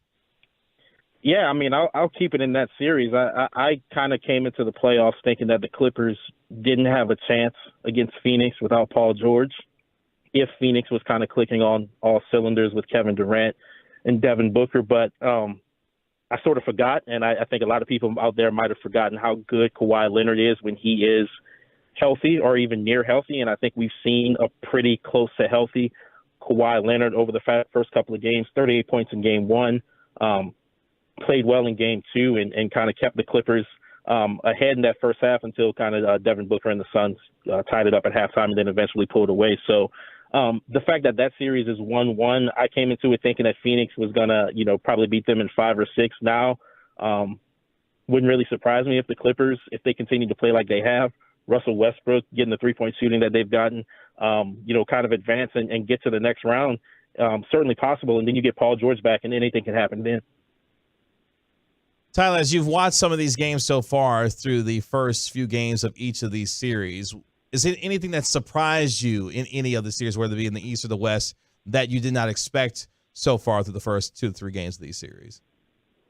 I think just how dominant Boston was or has been against Atlanta in the first 2 games. I don't think a lot of people were picking the Hawks to necessarily win that series, especially because the Celtics were, the best team in the NBA for a large part of the season. But the fact that they've just been dominant at home, Jason Tatum has been playing well. Derek White has been showing why he, could start for a large number of teams in the league, but he's, the 5th or the 6th or 7th guy off Boston's in Boston's rotation. I think the fact that they've been so dominant, and that last game, game 2, was a lot more dominant than the score indicated at the end. So the fact that Boston's kind of just been so dominant, and then you look at the rest of the Eastern Conference with Giannis being out. Obviously, they're crushing the Heat now, but you don't know what the Giannis situation is going to be. With the Sixers, Joel Embiid has been playing well, but James Harden hasn't taken a free throw in the first 2 games. You got to like the path the way that it's kind of carving out for Boston. So if they continue to kind of be dominant in Atlanta, which I expect, Atlanta might steal the game, but I don't really see this one going, past 5. That's been really surprising to me, just how good the Celtics have been. So your cohort, Shams Charania, was able to report about the injury that Ja Morant suffered to his hand, and I look at this team, and it's so young, but also they rely so much on him. You think, even though, as KG mentioned, they've played well without him, but I don't know how well you can expect them to play without him and also without Steven Adams, and also without Brandon Clark. Like, obviously, I don't think this is going to be an injury that keeps him out forever. But if he has to miss a certain level of time, an extended amount of time, how far is this team capable of going? Like you said, I don't think they can go that far without their superstar, and they have played well without him. I think last season they were 20-5, if I'm not mistaken, without Ja Morant. They played well without him this season when he was suspended for the situation that occurred in Denver. It's one thing to play well without a superstar. It's another thing to ask a team to go deep into the playoffs without its obvious best player. I don't think any team wants to be in that situation. And I would imagine that the Grizzlies feel that way as well. They know that they can survive without Morant, but can they thrive without him is a completely different question.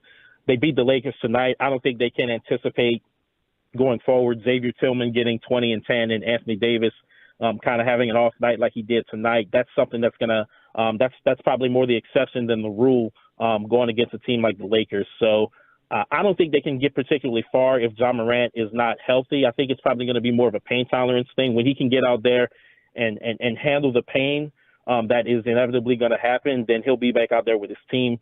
I would imagine that's going to happen sooner rather than later because we know that, he's a warrior and he's somebody who wants to be out there and compete.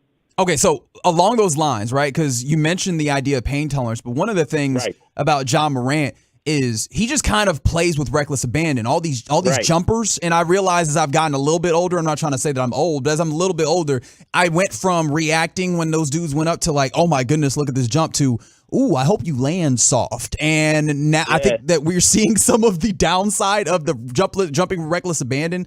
Like, where does his game go? Because I do think that at some point you have to mature and realize, this jumper with reckless abandon can't be your whole thing, Yeah. I mean, first off, I think feeling that feeling is a sign of a little bit of experience. I won't say old. It's experience because I feel the same way. I'm worried about the landing more than the takeoff at this point. But I mean, I think if you look at Ja Morant, he's still young. I think a lot of people forget that he's so young that there's a ton of time for his game to mature. Out of necessity and out of obvious want, if there's certain areas of his game that he wants to improve upon. And there have been cases in the past of guys who, maybe lose that explosive ability and sort of have to adjust how they play the game. A lot of it has been out of necessity. You think of Derrick Rose, who had that catastrophic injury back in 2012, and the way he played and got to the rim and exploded, when the paint was a lot like Ja Morant does. And then later on in his career, Derrick Rose was putting up 17, 18 a game in Detroit and Minnesota, largely as sort of a mid-range threat and a three-point shooter. So looking down the road, that's something that Ja Morant is going to be able to develop. Obviously, he can hit a three every now and then, but defenses sort of play off of him and a lot of times let him live with that shot. There's a lot of different off-seasons, a lot more off-seasons to come. Maybe that's something that jump shot gets a little bit more respectable, and then that adds a whole nother dimension to his game. And if he adds that while he can still explode and get to the rim like the way he can now, even at 80%, that's going to unlock him and take him to an even higher level, I think. Tyler Batiste, NBA managing editor for The Athletic, joining us here on the Get Right with Reggie KG on 105 through the Fan. We'll get to a little bit of wrestling here in a little bit because I see my man is a pro wrestling fan, much like myself. Yeah, Tyler, you're going to have a lot of fun with KG here. Mm-hmm. Here in a little bit. I can't wait. Yeah, we're going to handle some business first before we get to that for sure. Favorite series so far, as we are early on in these NBA playoffs, favorite series that you've enjoyed watching thus far?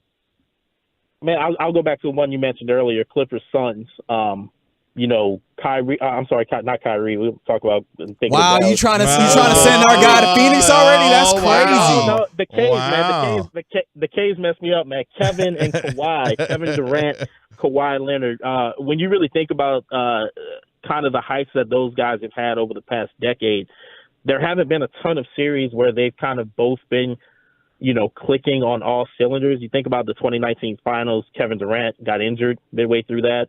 A lot of series, with the Spurs and the Thunder back in the day, these guys weren't back then what they are now. It's fun to see them go at each other, and you got a real glimpse of it at the end of game one where they were defending each other.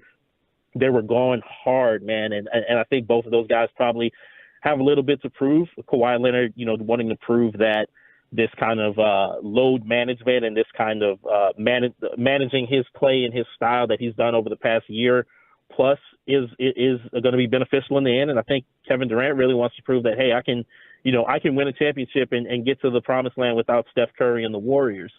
That's something that obviously didn't happen in Brooklyn. He's on another, what you might want to call a super team here in Phoenix. But the fact that he wants to kind of be the guy on the team without, maybe the best shooter of all time, two of the best shooters of all time surrounding him, I'm sure he's got a little bit of a chip on his shoulder, and both of those guys want to do well. I think the window, though, is a little bit more wide open for Phoenix than it is the Clippers. So maybe that chip is a little bit larger with Kawhi. I'm surprised when we talk about, series that you didn't bring up Kings Warriors, because that one has been really fun. And the Warriors, being the experienced team, go down 0-2, although this is just the road games. And obviously we could talk about their road record in the regular season. But it seems like the Kings have done the thing that they're supposed to do, which is be the energetic young team. Do the Kings have a counter? Because I imagine the Warriors will counter with something, or are they just going to out-hustle, out-muscle the Golden State Warriors here? Yeah, I mean, I think the Kings, counter might just be Mike Brown. I mean, the guy who's leading them, the brand new coach of the year, has won 3 rings with that team. He knows the Warriors better than anybody outside of the Bay Area and in that organization. So I think having him is going to be at some point in this series, maybe, kind of breaks a tie in terms of the coaching situation or whatever they're trying to accomplish. I think reason I didn't mention that is I think that series, a lot of people were talking about the Warriors just kind of getting a good matchup, and I didn't feel that way. I think the fact that the Kings held serve at home and largely, it did what was expected. As he talked about, you go up 0-2 at home or 2-0 at home. Now you got to go on the road and win a couple. The Warriors have shot relatively well in that series. We had a column earlier today from our John Hollinger that kind of talked about the possession battle and the fact that the Warriors have really outshot the Kings, but because of turnovers and offensive rebounding, the Kings are getting, 10 more possessions a game, and that's really been the difference. So after Game 3, I know it's weird to kind of say I'm going to be interested if the Warriors go down 0-3, but obviously I think that's one that everybody's been interested in, and for basketball fans, I hope it goes 7 games because it's been fun. All right, enough of the basketball stuff, serious, and all the serious stuff. I only have wait, one more real quick basketball thing. All right, are we just not paying attention to the Nuggets? Are we just being unfair to the Nuggets because they are the number 1 seed and they seem to be largely handling their business with the Timberwolves? No respect for them. Are we just disrespecting them right now? No, I mean, a little yes and no, maybe. I mean, they are the number 1 seed, as you talked about. I think. They're probably a better team than they were a couple years ago when Jamal Murray and Michael Porter were kind of healthy and playing. I'm not going to say probably, they definitely are. I think their bench is really good, and I think that if they end up matched up with Phoenix, I think that might be something that kind of gives them the edge, right? Phoenix's bench, for as strong as Kevin Durant and Devin Booker and Chris Paul are, their bench is something leaves something to be desired, I'll say. I mean, you saw the rotations in Game 1. Monty Williams played a whole different crop of guys in Game 2, and it ended up working out. But, they don't have that set 6-man, set 7th-man, set 8th-man that Denver might have. So I think, a lot of people might be disrespecting them, and it might be something that they take pride in, and they want to go out there and prove something to everybody else. They might like being out of the limelight. It kind of fits the personality from Nikola Jokic in a lot of ways. He's not somebody who's out there talking about how good he is and all this other stuff. I think they kind of mirror their leader, and who knows, it could end with them hoisting the trophy in a couple months here. All right, Tyler, before we let you go, I only have it's a 1.5 questions. It's kind of a 2-part question. All right. Okay. So part 1, was it the right call for Roman Reigns to go over Cody Rhodes at WrestleMania Goes Hollywood? And 2, why did we have to introduce Brock Lesnar to all this? I do think it was, as shocked as I was, I do think it was the right call, because I think you gotta make Cody work for it a little bit. And I think once he has the title, a lot of people are going to think, okay, now what?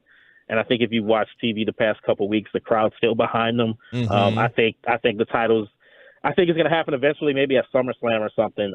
In terms of Brock Lesnar, I mean, money, man. It's a match that hasn't happened before.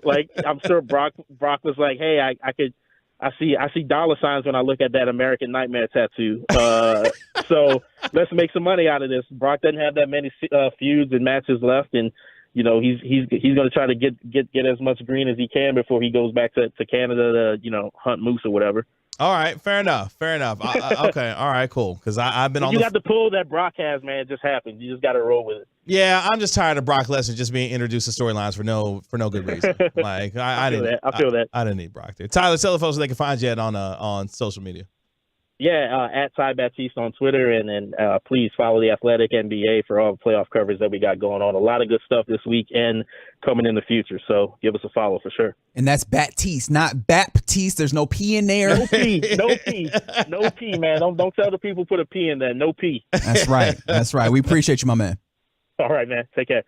There he goes, Tyler Baptiste. Good enough to join us here on the Get Right, the managing editor for the Athletic, covering all things for the Athletic NBA coverage. Coming up next, we go inside the gray area where the U.S. men's and women's national teams have a joint venture they would like you to know about.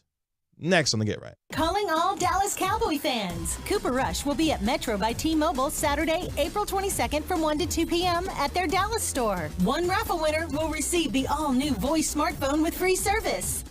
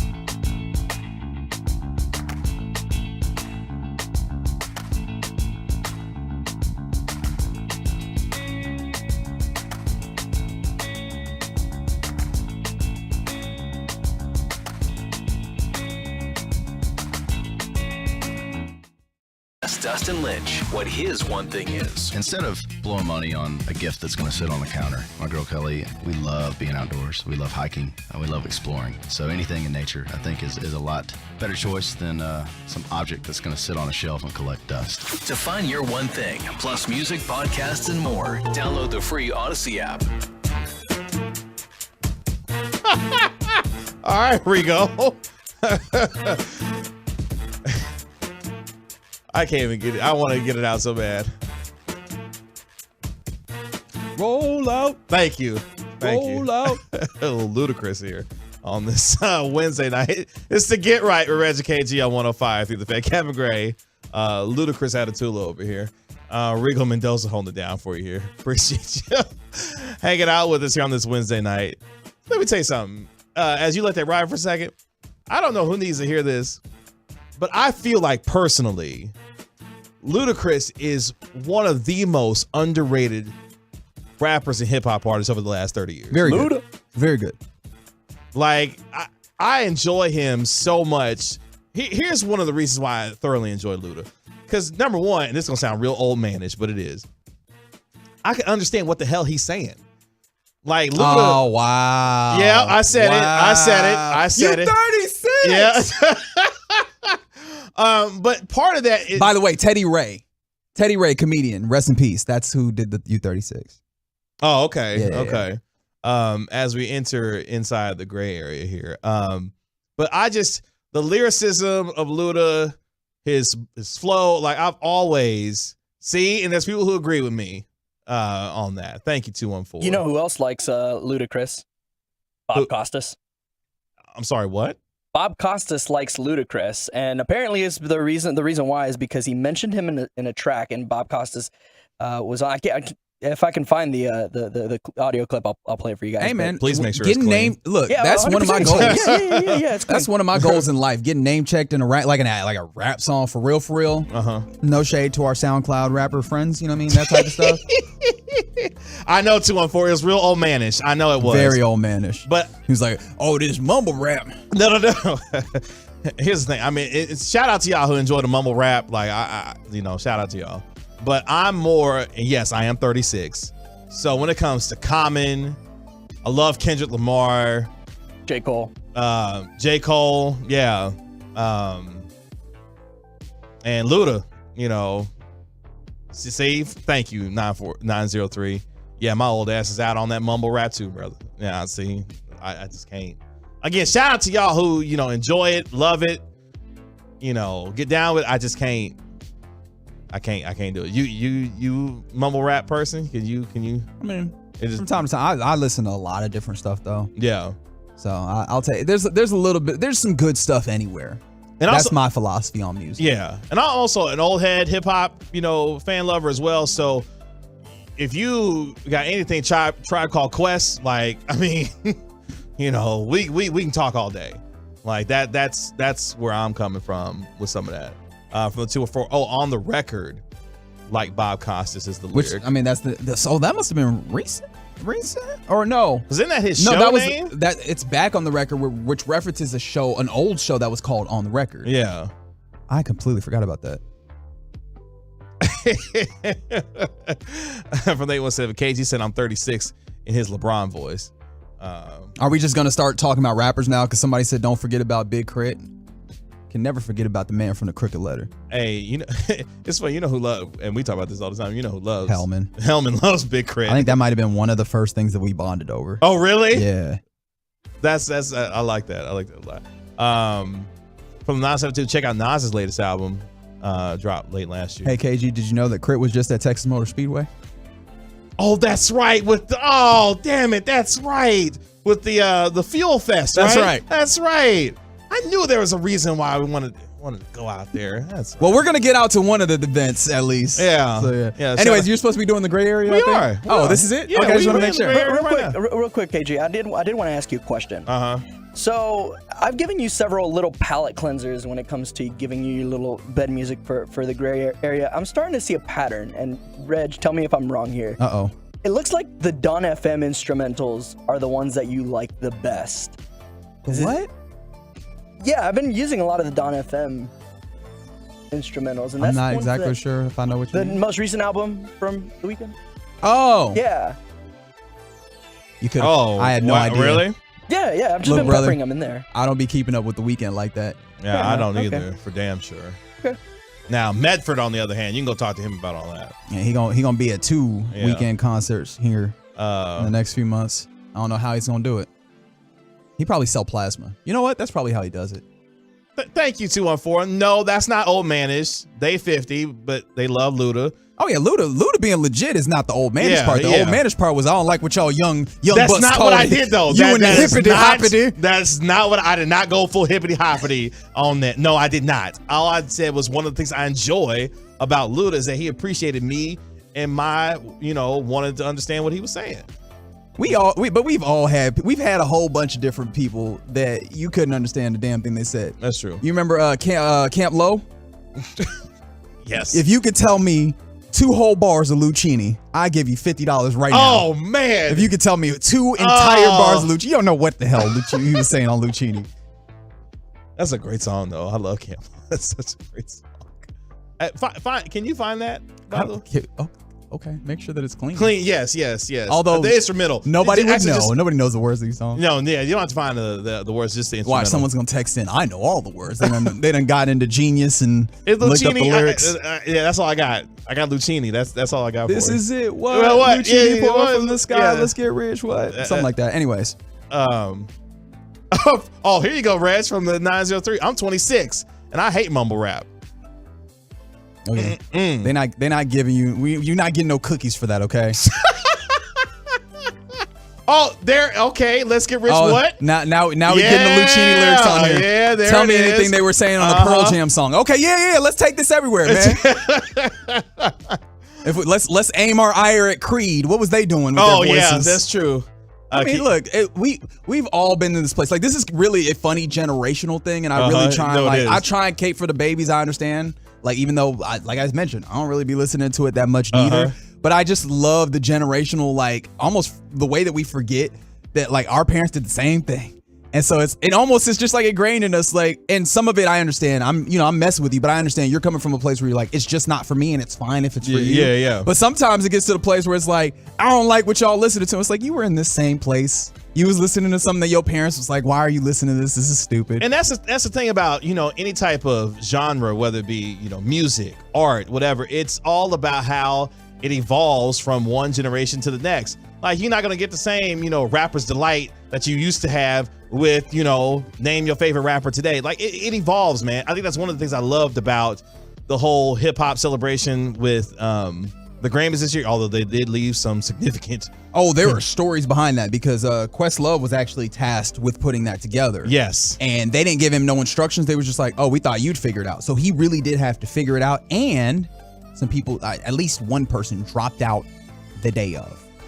Oh, I didn't know that part. Yeah, oh, wow. Yeah, so. Yeah, because there was a lot of complaints about, not a lot of, because there was one, like Snoop wasn't a part of the whole. And some people, because again, Luda wasn't part of it. And we have made this a whole like hip hop and music segment. But one thing about it is hip hop has not always been embraced by the Recording Academy. It's true. You know what I mean? So when Questlove was hitting these folks up like, yo, we're doing a thing at the Grammys, they were like, stop playing with me. Right? Like, no, I'm not doing nothing for no Grammys. Not realizing what the thing was going to be. And then I know that Questlove was saying that for some folks, and if you don't know who Questlove is, he's the drummer and basically one of the founders of The Roots. The Roots, legendary hip hop, band. And so he was saying that there were some folks that after the Grammys aired were like, yo, why didn't you tell me that it was going to be this? And he's like, I tried to. And y'all said no. So there's some people that were not there just of their own volition because they didn't really understand what it was going to be. So y'all funny on the Twitch stream from Opie World. KG probably still jams to Ja Rule. Relax. hey, some of that Ja Rule go. No, I'm just saying, yeah, but it's not like, got Ja Rule on rotation like that. I was about to do a Ja Rule impression, and that was not going to don't do that. You should have went with it. I was about to play myself. You should have went with it. Because I know what happens next. Carter being here tomorrow, cutting that up and putting somewhere. No, thank you. You should have went with sir. it. Oh, man. From the 214 KG, I still have my old cassette tapes. This is what we're talking about. KRS-One, BDP, Run DMC, LL Cool J. That's another one, man. Can I also, well, I'm going to attempt to dispel this thought from the 972 on the truckwreck.com text line. Nah, music today is more corporate and cookie cutter than ever. I don't think that's true. I think we do this thing where nostalgia kind of blurs our vision, because the way that history works is that we manage to continue and continue the legacy of the things that are good, and we kind of just leave the things that we didn't like back a little bit. Yeah. And so we look back lovingly, like, look at all the great music of this time, forgetting that there was bad music of the time. Like, just at any time, there's great people doing great work. Some of it's acknowledged, some of it isn't. And, what you might be able to say is that there's just such a high volume of music now that you have to do a little bit of sorting and sifting, and maybe finding it is a little bit different because there aren't as many radio gatekeepers. Right, it used to be that you go to the radio station, you find out what's hot. Now you might have to check a blog or, find it on Instagram or something, or SoundCloud. But or if you can afford to have Sirius X, right, Sirius and kind of get it in a similar way to the radio that you knew of old, right? Like, so I think that it's just different more than it's better or worse. I think a lot of things in life operate like that, where we go, oh, this is so much worse or this is so much better, and it's just different. Yeah, it's just a different thing. Every time when people talk about music back then was better than music nowadays, I always think of this one Childish Gambino, Donald Glover skit or comedy skit that he had like a few years ago when he was doing the comedy tours. He mentioned, he was like, music back in the day was all just, I went to the hat store yesterday and bought myself a hat. And yeah. So you know what I'm on about. And it does kind of dawn on me. I listened to a lot of the Tribe Called Quest. I listened to a lot of their stuff, and it's just I don't know. I do hear what he's saying. Like, obviously it's a joke, but at the same time, it's like music nowadays and music today. I think both of them have some really, really good stuff on both sides, I think. To end this here in the gray, y'all are bringing in some great texts right now. 214 reaching all the way back. UGK Scarface. Yeah. Are you just gonna erase the rest of my Houston folks? Zero and Sauce Walker? No, I was just saying, like, Sauce Walker is a little more modern. Real quick notes to throw in a little sports for you. Stars up 2-1 on the Minnesota Wild, but there's a power play going, so you know what that means. That means the Stars might get ready to score here in just a minute. Shout out to the U.S. and Mexico. Men's national teams? The women. Okay, got you. The U.S. and Mexico will launch a joint bid to host the 2027 FIFA Women's World Cup. Fantastic. There you go. What'd I say, KG? What happened? Oh, the Stars! What'd I say? Score on the power play. Hey, these boys are nice on the power play. Stop playing with them. Was that the captain? That was. Jamie Benn, the captain, with the goal. Stars now up 3-1 on the Minnesota Wild. Shout out to the captain, Jamie Benn. Power play goal. Get some get back for Joe Pavelski. That's right. Yeah, just bury them under goals. That's right. How about that? Coming up next on the Get Right, we got your latest headlines on this Wednesday night, including Max Scherzer getting ejected for this. Next on the Get Right. Text away your thoughts to the guys right now on the truckwreck.com fan text line at 877-881-1053. This is DFW Sports Station 1053 The Fan. It's Zach Wolchuk, and I found the pain-free fix to my receding hairline thanks to my man, Dr. Michael Bailey at Elite Skin Center. Introducing Almated, the newest treatment for regaining thicker, fuller hair with a pain-free ultrasound-based technology that revitalizes hair follicles.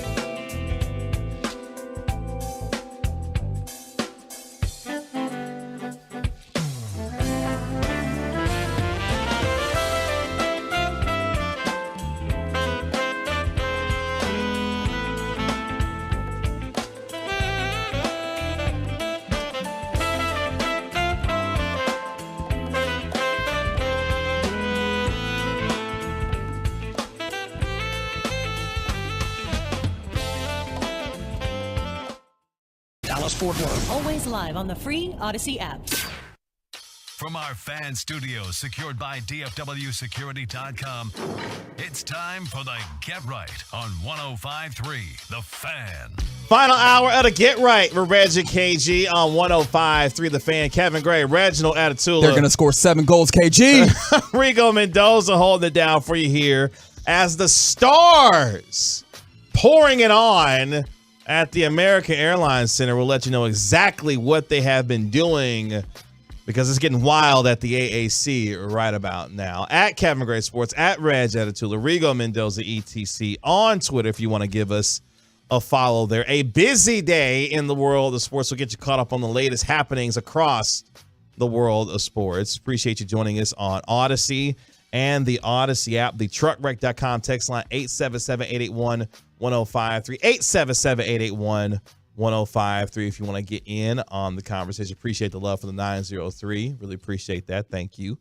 On this Wednesday night, as we get you kicked off with some of your headlines here, as we lead off with your Texas Rangers. Your Texas Rangers now winners of 5 of their last 6. That is because for the second day in a row, cut number 5, your Texas Rangers poured on the Kansas City Royals as they get a 12-3 win, in part thanks to Jonah Heim and his theatrics earlier today. The 1-0 pitch is hit high and deep to center field. Bradley going back, still going back to the track. He leaps, it's gone. Jonah Heim carries one out of here through that crosswind, a little to the left of dead center where it's 410 feet away. 3rd home run this year for Jonah Heim. Yet another 3-run home run for Texas. The Rangers lead 12-3. That is the final score that they would win by, 12-3. Matt Hicks on the call on the Louisiana Hot Sauce Rangers radio network. Rangers now 12-6 on the season. Reg, their best start since 2013 for the Texas Rangers. Martin Perez goes 5 2/3, gives up 3 runs. Rangers off tomorrow. They come back to begin their next homestand on Friday. 12-6 are the first place Texas Rangers. Hey, I think we've been careful, or we've at least tried to be careful to not make too grandiose of statements. I know that sometimes in this business we can ride the roller coaster, and get real high and get real low, right? Like the win and never going to lose again, and then lose and never going to win again, and we don't want to do that. That being said, this feels so good, right? Like Chuck Mangione, right? Like this this is so fun, and it's such a change from where these Rangers have been over the last however many years, because you talk about this being the best start since 2013. That's right. And we were literally a decade. I think belief really is a difference here, right? Not just for us, right? When we're talking about the ways that we believe in this rotation, which is obviously one of the best rotations that this club has seen already.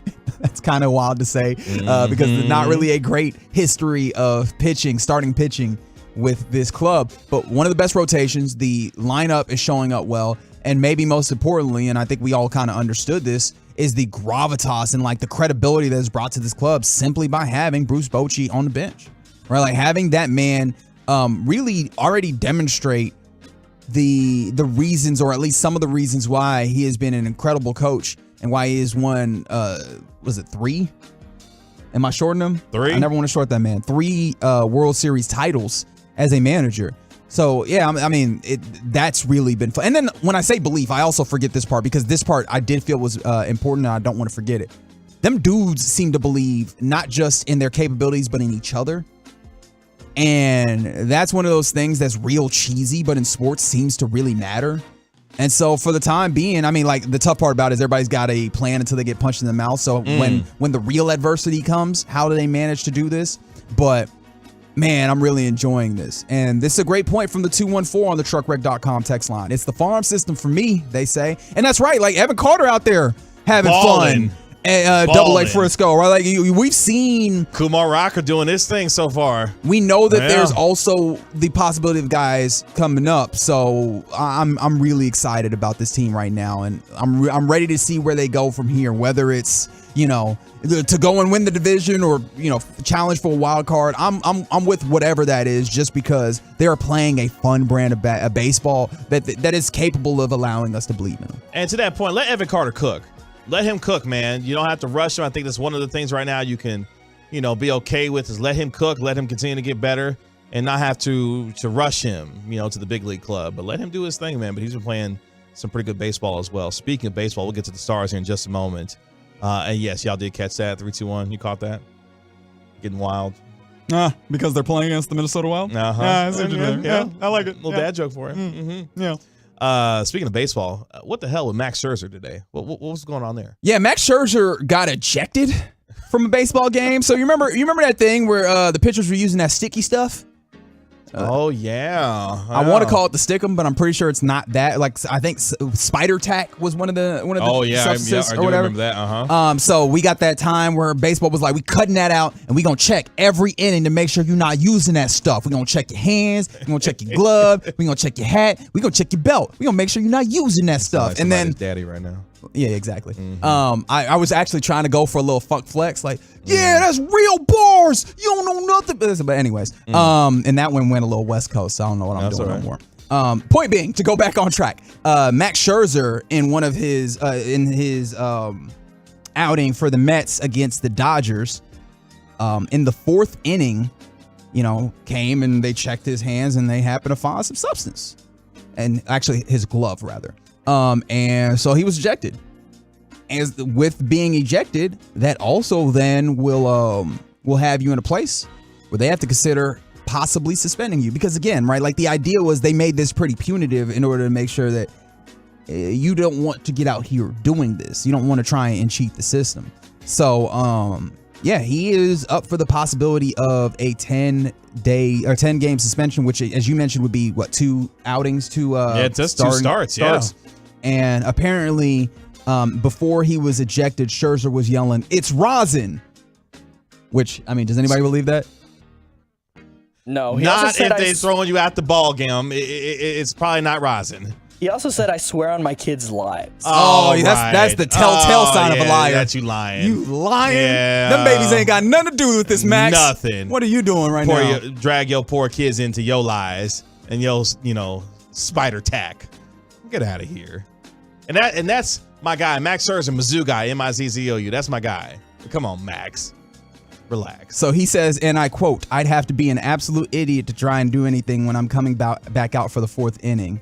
He said, my hands is too sticky, and I said, I swear on my kid's life that I'm not using anything else. It's sweating rosin. It sounds like you chose idiocy today. Well, this is the tough thing about it, right? If you was going like try and cheat the system, is it smart to do something that is so stupid that like they're like, no way he thought this? Like, no way, he really thought he was gonna get away with this. I know the umpires are like, look, hey, come look at this. hey, come look at this. He's not gonna believe. Right? What happened to me at work today? Look, hey, look what Max tried out here today. Look at this. He went home and told his wife, man, baby, you won't believe what happened to me at work today. They think I'm Boo Boo the Fool out here. That's unbelievable. Yes. Oh, they tried to play me for like I was dumb today. But guess what, baby? I showed him. I threw Max's ass out of that game today. And he getting 10 games. That's right. And he getting 10 games. I don't mean to make this like baseball news, but can I tell you something interesting that I saw today? As I was reading The Windup on The Athletic, which is written by our friend Levi Weaver, because I love supporting Levi because he does great work. I saw that the MLB, and we know that baseball likes testing things out. They use the minor leagues as an opportunity, as like a kind of a test tube in a way to test some things out. Okay. In the Atlantic League, how do you like this for a potential, experimental rule change that could come to the big leagues at some point in the future? They will be testing a designated pinch runner. Now, what does that sound like it would be to you, KG? What, a runner they can just bring in at any time they want to replace a base runner? Kind of. So according to the rule, the runner can be inserted into the game at any point, and then the player for whom he was subbed in can go back into the game. Now, you can do this once, but if you do it a second time, the pinch runner has to stay. Okay, wait a minute. So let's say Vlad Guerrero Jr. is out there. Why are we talking about we're not talking about, I was about to call them the Raptors. We're not talking about the Blue Jays. All right, let's talk about the Rangers, right? So I was trying to think of like, a Husky brother that might be out there trying to run the bases. And you want to I mean, let's think about it. Wow. You're in a critical, let's say you're tied in a ball game. Yeah, the problem is I don't know none of these pinch runners. I don't know. My point is, let's say you got a fast dude on the bench. Vlad gets a double. Which fast dude? What's his name? I don't know. Some fast dude. Is Teoscar Hernandez still over there? That's a great callback. It's not. I don't know if he's on the team. That was a genuine question. And Vlad gets a double, right? I can go replace him with fast dude. And if the next guy comes up and gets... He is not. Teoscar plays for the Mariners now. Wow. Look at you, baseball guy. I tried. Look at you. I really did. I can replace him. And... So you could pinch run for him. Yeah. And then he would still be in the game. Oh, I like that. I kind of like that. So we're going to see how that works in the Atlantic And he can League. stay in the game, too. Okay. Yeah. But, I mean, the problem is you can't just every time he comes up to bat, pinch run for him. Because the second time, they're like, all right, you come on now. Like, we got it. He got to stay out the game. He's not fast. All right, we get it. So, I don't mind that. Yeah, I'm real interested in seeing how that goes. And, of course, Levi Weaver, being the interesting gentleman that he is, he was like, how do I try and break this? And he was like, so could, in theory, a guy pinch run and then get batted in and then immediately pinch run for that person? It's a great question. And you actually could. Now you couldn't like pinch run and over and over and over again, but you could do it once. I would love that. The same guy just keeps running the bases over and over again. He's our designated runner. He gets on and just runs all the time. That's all he does. I'm all-time runner. All-time runner. Hey, what's happening at the American Airlines Center? It was 4-1. Wait a doggone minute now. It was 4-1. I don't like that this hockey game the goals are happening when I look down at my laptop. I literally was like talking to you for 2 minutes. Then I turn around. It's 4-3. But the Stars were up 4-1. I don't like that at all. What's my man's name? Yevgeny Dadonov. Dadonov. He got a goal, his first career postseason goal. Stars were up 4-1. And now all of a sudden it's 4-3 with 6:32 left in the second period. So we thought they had a comfortable lead, but joke's on us. Yeah, exactly. As the Wild have gotten back into it. Stars don't want nobody to go to sleep, do they? Because I already saw Peyton Russell, producer of the Sean and RJ show right here on 105 Through the Fan, was tweeting about it, and he was like, hey, man, are there mercy rules in hockey? I need to get to sleep. And apparently the Stars were like, nah, Peyton. You up with us. Wow, Peyton. Are we blaming is that the show? That's what we're doing. Yep, we're the show stance is that it's Peyton Russell's fault. Well, Bobby showed up to the Stars game. Ooh, it's the whole Sean and RJ and show. And they lost game one. It's now their fault. Peyton out here talking mess. Wow. And the Wild scored 2 goals in 11 seconds. Wow, okay. Jeez. By the way, 4 goals have been scored in the second period alone. Jamie Benn, the captain, made it 3-1. And then our man, Yevgeny Dadonov, he made it 4-1. And then Marcus Johansson and then Frederick Gaudreau scored the next 2 goals for the Wild to make it 4-3. So, yeah, we've had 4 goals total already in the second period alone. Too much happening. Well, you got your 7 goals. I don't like that. You're not funny. You're not slick. I'm just saying that's what you wanted. You wanted 7 goals. From the 469, that's an interesting text. Andrew McCutcheon returning to the Pittsburgh Pirates has been the surprise of the season. Kutch can play, man. Like, Kutch's been a baller for a long time. And sometimes a long time. I always try and tell you can always go back home. Sometimes like that familiarity, that comfort, it puts you in the right place. From the 903, it's Peyton Russell's fault for sure. That's right. Mm-hmm. That's right.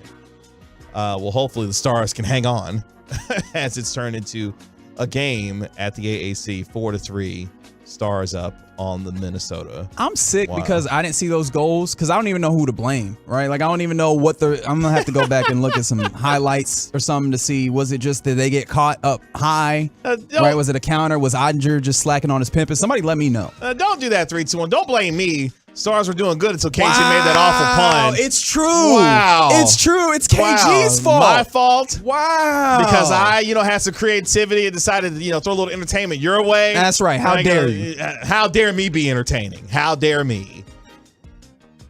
blame that Stars defense for all right. Last note real quick before we go to break. Did you realize Tiger Woods apparently had ankle surgery? Yes. And that, look, man, we've been saying it, man. He's we don't know how much more we're getting of this dude. Like, I think we just need to appreciate the time that we have. And that sounds a lot like I'm talking about someone's grandma who's going, having a home going. But like, the fact of the matter is, like, we had a lot of great time watching this dude play golf, and we're really in the twilight of it. So whatever we do get, if we get any more, we really got to appreciate it. Tiger Woods underwent surgery on Wednesday to address post-traumatic arthritis in his right ankle that was caused by injuries suffered in his February 2021 car wreck, according to a statement posted to the 15-time major champions Twitter account. Dr. Martin O'Malley at HSS Sports Medicine Institute in New York. That sounds fancy. Performed the subtalar fusion. Oh, that actually reminds me. Word of the day.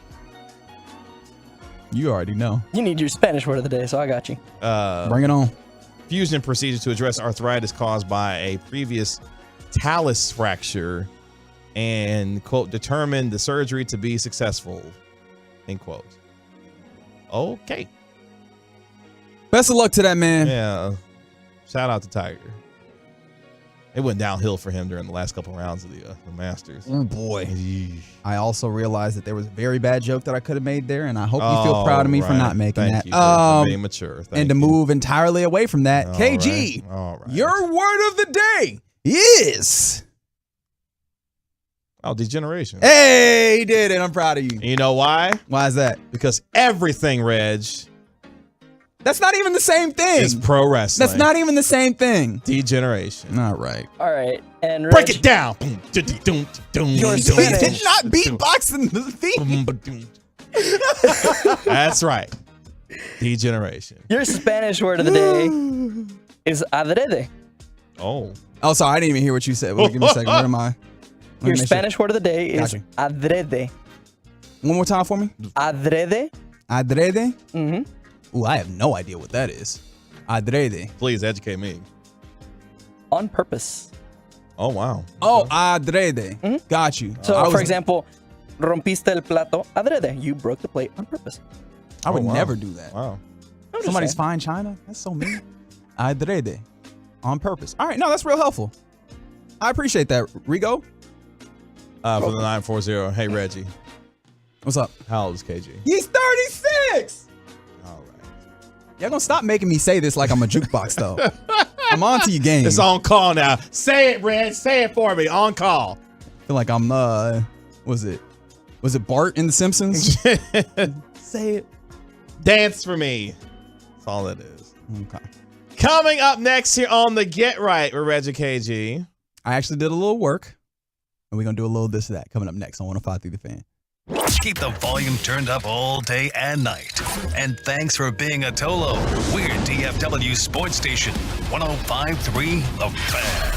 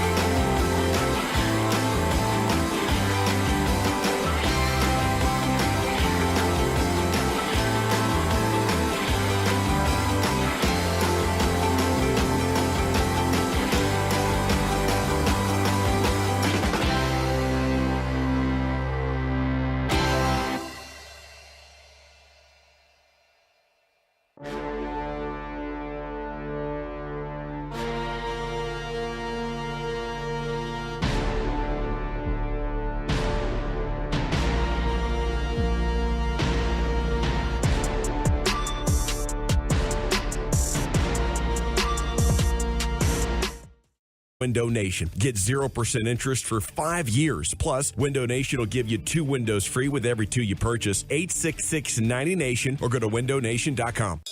It's time to warm up that scoreboard and get ready to bring home the win with Specs. Specs has you covered with lower prices on all your favorite fan fuel. From craft beer, rare spirits, and world-class wine to chips, dips, and gourmet finer foods. And with same-day delivery when you order online or through the app, Specs is your MVP for the biggest score of the game. At Specs, the fun starts here. Here's to you, cheers to savings.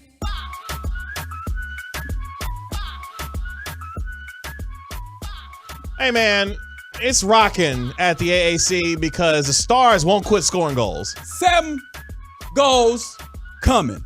The Stars are out here putting on a hell of a show at the AAC. Now, at one point, it was 4-3. Then Yevgeny Dadonov was like, hold that. Mm-hmm. He wanted to make sure that KG said his name as much as possible. As much as possible, clearly. Because he scored his second goal of the night. And then Rupe Hintz was like, actually, hold that, my guy, because I got another one for you on a breakaway for his second goal of the night. Stars are, and now the Stars power play are on the power play. It is 6-3 right now at the American Airlines Center as Marc-Andre Fleury has been getting his ass whooped all night. But this is the thing, right? I am nobody's hockey expert. But one thing I've known in my years of watching hockey, and when I say years, just like over the time of years, not actual years put in. Marc-Andre Fleury got these games in him. Yeah. Like, he can be a Stonewall or he can be this, right? Where it's just like... all the goals. Y'all can have them tonight. Did you try to let that one go past you? By the way, there have been 1, 2, 3, 4, 5, 6 goals scored in the second period alone. We're not even at the third period. Between the two teams. Stars got 4 of them. Wild got the other 2. It's craziness breaking out at the American Airlines Center. Again, Stars on the power play currently. They're up 6-3 with about a minute left to go in the second period. It's the Get Right with Reggie KG on 105.3 The Fan. Kevin Gray, Reginald Atatula, Rigo Mendoza holding it down for you here. Really appreciate you joining us on Odyssey and the Odyssey app. Right now, Rigo, I believe it's time for this. What's happening, gentlemen? Apparently all the goals That's right. in the Stars game. Sorry. I don't know what stopped me there. I looked down and I expected to look up and see a goal. I guess they slacking a little bit. No, but let's play a little this or that. It's a very simple game. I will put forward a statement. KG and Rodrigo and you will tell me whether you agree this or disagree that. We still got, it looks like Dadonov is back on the ice because you just wait for him to score another. No, one, really, Rupe was on the ice early, and I was like, is he going to get the hat trick first? And then they had a little line change there, and now Dadonov's on the ice. I'm like, maybe he gets the hat trick now. Anyways, like I said, you can do that, this or that. Let us know whether you agree or disagree with the sentiments. You can text in to the truckwreck.com text line 877-881-1053. All right, where do we start? Oh, so y'all done heard about the possum at the Oakland A's. Oh, the Oakland Coliseum. The Coliseum. Yeah. I almost called it O.co. Whatever they call it. I'm surprised that they ever got any sponsors for that stadium ever. I'm surprised they're legally allowed to play in that stadium, given how pathetic it is these days. And apparently, I'm surprised they're still a team.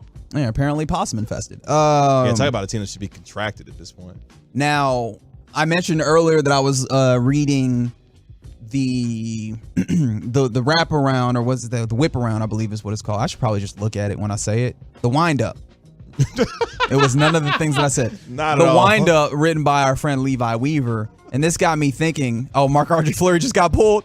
No, it's the end of the second Okay, period. that sounds like, is it done? But the 6 goals allowed are tied for the third most that he's ever allowed. Of course. So yes, Levi was talking about the raccoons, or not the raccoons, the possums. Yes. In the stadium, and I was like, what is the funniest animal that could like be just infesting a stadium, just like hanging around that they can't get out of there? And I'm here to tell you, gentlemen, even though I understand there's some logistics issues here, the funniest animal that could like realistically infest a stadium is a seagull. Kevin, this or that? A seagull. That's right. The funniest? Yep. For the shenanigans. That's right.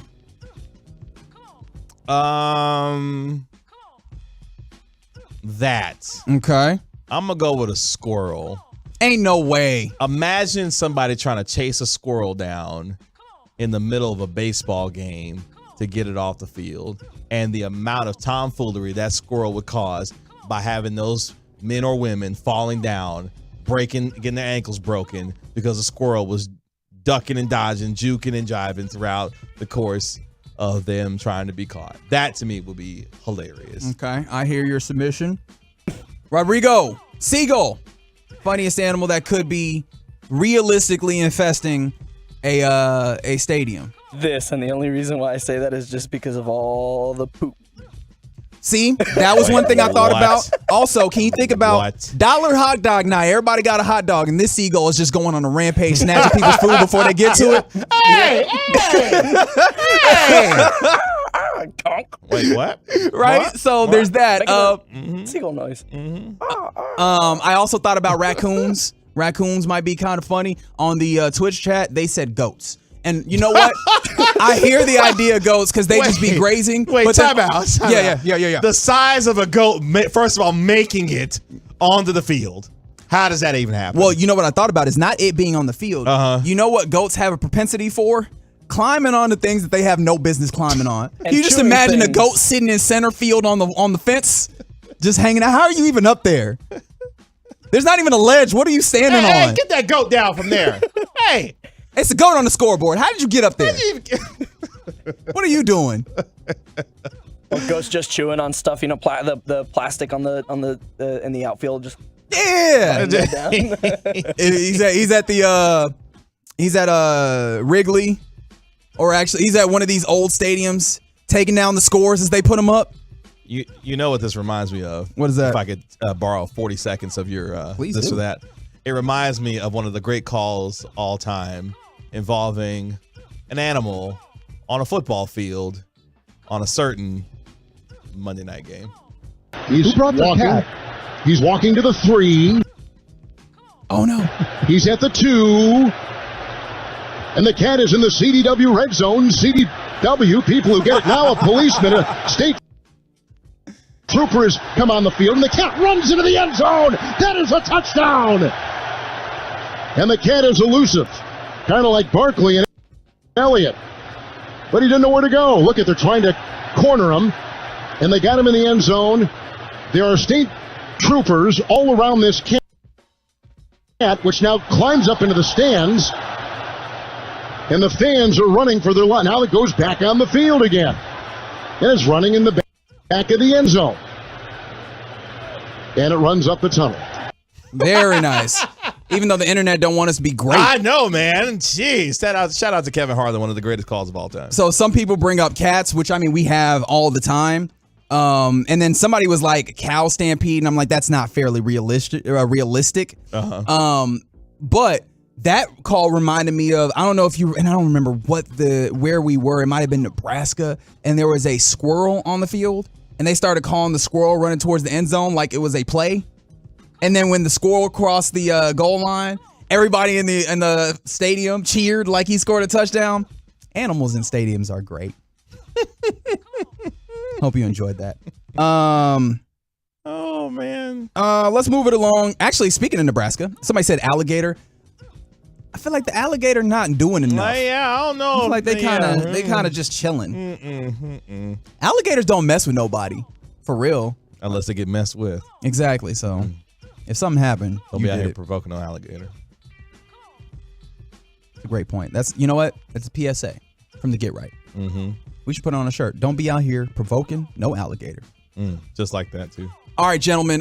Speaking of Nebraska, this is going to be a little sportsy. But y'all familiar with Matt Rule? New head coach? That's Nebraska? right. Stealing all that money from Carolina. He done gotten in the news, and he was like, or in the media, and he wants to make Nebraska special in a very particular way. Oh, does he? So have you heard about, like DBU or wide receiver U? Where would you consider that? What, like LSU? Maybe Florida State? Something like that? Yeah, DBU. Okay. He wants Nebraska to be fullback U. Yes. He said he's a fan of the fullback, and they're going to have a fullback camp to help them recruit fullbacks. And I'm here to tell you, Nebraska is cooked. In fact, they have cooked. Their over-under next season is set for 6 wins, and I'm telling you, you better take the under. Why y'all let that man cook? This or that. This is very respectfully. Actually, I'm gonna be that guy. I'm gonna say push. What? I'm gonna push. What? I mean, Rule is a better coach than what they've had there for a while. Like, they thought Scott Frost was really about to come home and really cook out there in Lincoln. Fullback U, dog. Hell no. Fullback U. Yeah, first of all, the concept, utterly ridiculous. Like, if I'm the AD, whomever the AD is there, I'm like, hey, man. You just got here. Hey, they ain't played a game under your watch yet. Like, what the hell are you Fullback doing? U, my guy? Like, we trying to attract people to come out here to Lincoln. And you talking about some fullback U. Nah, man. That on fullback U. That on fullback U. Yeah. Why? Yeah. Like, why? Thank you. That's the perfect ¿Por qué? Why? Because you got to establish the run. You got to establish the run. That's why. What, y'all don't love Moose Johnston? When fullbacks were, again, this is no disrespect to Kyle Juszczyk, who's a fantastic football player. But come on, man. We're not using fullbacks like that these days. Text in your favorite fullback on the truckwreck.com text line 877-881-1053. Real quick before we go. I was going to play the audio, but I realized I didn't edit it, and it's like 3 minutes of it. Inside the NBA last night, you already know where I'm going, had a fun time with Derek White of the Boston Celtics. He had a little bit of a game, but with Derek White, he got a little Trae Young to him, where the hair is a little light, and the hairline is a little far back. And Chuck and Shaq and Kenny and all of them were having a ball making fun of him. And if you realize, two of them folks that I noticed or that I named were Shaq and Charles, who do not have a visible hairline. And I'm here to tell you, if you bald, you do not get to laugh at people's hairlines. KG, this or that. Yeah, unless you're trying to come on home yourself, then no. Well, they already came. Yeah, they bald. True. Yeah. So yeah. Yes, no. Yeah, no, that. Okay. Yeah. Oh, so they can make fun of it, or this they can't make fun of it. No, they can't. Okay, fantastic. Yeah, no, they can't. Because you done came home already. You don't got a leg to stand on. Rodrigo, what you think? Yeah, no, yeah. There's why are we making fun of bald people in the first place? Oh, we're not. Well, balding at this point. Balding, I guess. Fine. They're in the act of going bald. Gentlemen, I tricked you. I think you should be able to make fun of people that are balding if you've gone bald. Because this is the thing. Why? I'm trying to use shame, which is a very powerful tool in our society, Wow. to get you to make the right decision, which is to stop holding on to that hairline. As if the hairline couldn't tell them themselves. Don't love that hairline that's not loving you back. Come on home. Mexico up 1-0. They scored? They scored. How? The guys in green up ahead 1-0. How did they score? The U.S. defense parted like the Red Sea, and Mexico just went right through it. They went full biblical on us, didn't you? That's Look at crazy. Yeah, 1-0. Shout out to the 469 KG. You funny, bro. What did I say? Everything. Apparently, because it got his girl cracking up asking why I'm laughing. Why they laughing? No, he said he's cracking up and his girl is asking. Because I was about to say, if you got his girl cracking up, don't tell us that. I don't think that's good for you. Oh, Walker Zimmerman is one of the center backs. No wonder. Of course he conceded a goal. Oh, anyways, it's a bad thing to make his girl laugh? Is that what you're saying? I'm not saying nothing because that's how we do this or that. That's what I'm just gonna go ahead. You know what? I'm almost done for the week. I'm about to go on the birthday. Oh, let it all hang out now. Yeah, just let it all hang out. No. I'm trying to go home. I'm trying to go. Reg, when is your birthday? It's Earth Day, April 22nd. That's right. That's right. Every year, I like watching the morning shows or what have you, and when they go Happy Earth Day, I go thank you. It's the final call next on the Get Right. Coming up Thursday morning on Sean and RJ, did the Stars get even in Game 2? Did the Rangers pull off the sweep? Mike Florio at 8, and another Snoop giveaway during the Expressway at 7:20.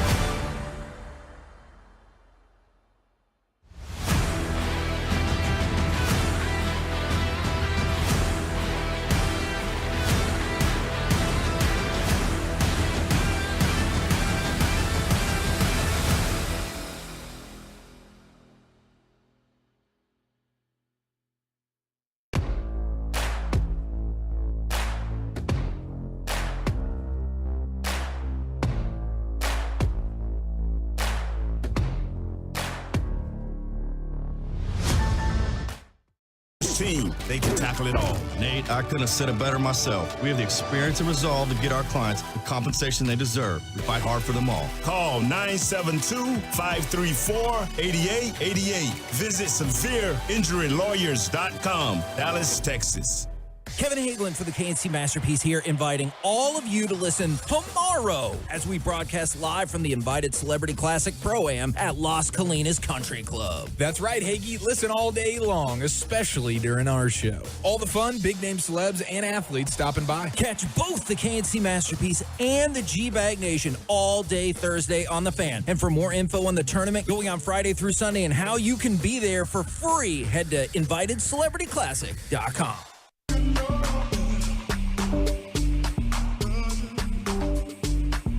It's a great way to send out my man Reg as he gets ready for his birthday celebration. I planned that out. Thanks, man. That's good stuff. So get right with Reg KG here on 105 through the Fan. One final time here on this Wednesday night. Kevin Gray, Reginald Atatula. What's up? Appreciate the hard work of my man Rigo Mendoza on this Wednesday night. You can give him a follow on Twitter at Rigo Mendoza ETC. You can find me on Twitter at Kevin Gray Sports, at Reg Atatula on Twitter also. So I asked a few things during that last segment that I didn't necessarily pay off. I asked who your favorite fullback was. Of course, Moose came up, right? Sure. Somebody said Anthony Sausage Sherman, which, what a nickname. Wow. Somebody else said Larry Centers. I just felt like I needed to get those fullbacks out. And then also when I asked if you can make fun of people with the receding hairline if you bald, and somebody said, if you're not bald by choice, you can't. And then also someone else said, if you shave your head, you should be allowed to. So there we go. I think we've come to an agreement there. It's final call here on the Get Right before we get out of here on this Wednesday night. Mike Allstott. Oh, yeah, that's a good call there. If you missed anything during our 4-hour show, you hit the rewind button on the Odyssey app, or you can go to 105throughthefan.com and you can click on the Get Right podcast page and you can listen to any episode, any segment, anytime on demand. Want to thank Tyler Batiste for joining us earlier on via the Diamond Factory hotline. He's the managing editor for the Athletic NBA. And also Aisha Morrison of DallasCowboys.com, of Girls Talk, Boys Talk, and of the Draft Show for joining us live here in studio earlier on during the program. The Stars right now begin the third period up 6-3 on the Minnesota Wild. 6 goals were scored in the second period alone, 4 of which by your Dallas Stars. Yevgeny Davidonov had 2 of those goals. Rupe Hintz had 1, and the captain, Jamie Benn, had 1 as well. Rupe Hintz also has 2 goals on the night. Tyler Seguin has the other for the Stars as the third period is now underway at the AAC. Tom Raffman. Oh, okay. Shout out to Tom Raffman. The Robert Newhouse from 214. Appreciate that. Ryan Clark wasn't here for Brady Quinn, apparently. Now, you say, Kevin, what's Brady Quinn and Ryan Clark got going on? Well, beef! Clearly. So Brady Quinn, to summarize, had reported that CJ Stroud apparently had skipped out on a previous Manning camp appearance. And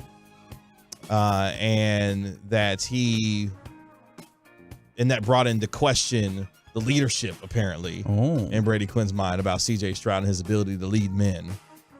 To which Ryan Clark apparently got a hold of that. Ryan Clark, ESPN NFL analyst, and got out here on the Twitter and had some things to say. Okay. Saying, quote, CJ Stroud apparently never committed to attend the Manning camp. He chose to work with his teammates at Ohio State instead before his final season. He wasn't paid to go, and further, at Brady Quinn, tagged him. What does acquiescing to the Manning family have to do with leading an organization? Clark wasn't done. He quote tweeted his own tweet and said, this is an example of an analyst like at Brady_Quinn. He said, I'm putting your name on it. I'm sending it directly to your address. Yeah. Telling stories of zero value to diminish a man's character while validating his own. Instead of dissecting film or speaking to coaches as an adult man, an adult man stooped to gossip while analyzing. It's an immature evaluation of football integrity, end quote. Yo.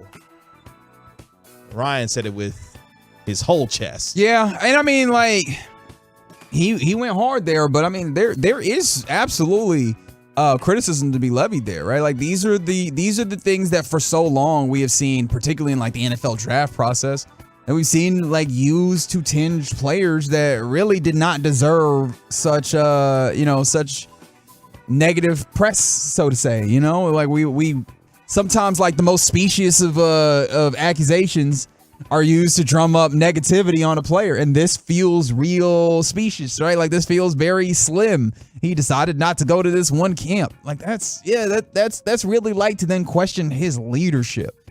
And so, yeah, Brady Quinn really has to, I would hope that he as a dude can be able to take some time and evaluate himself and look up and be like, yeah, no, I was wrong for that.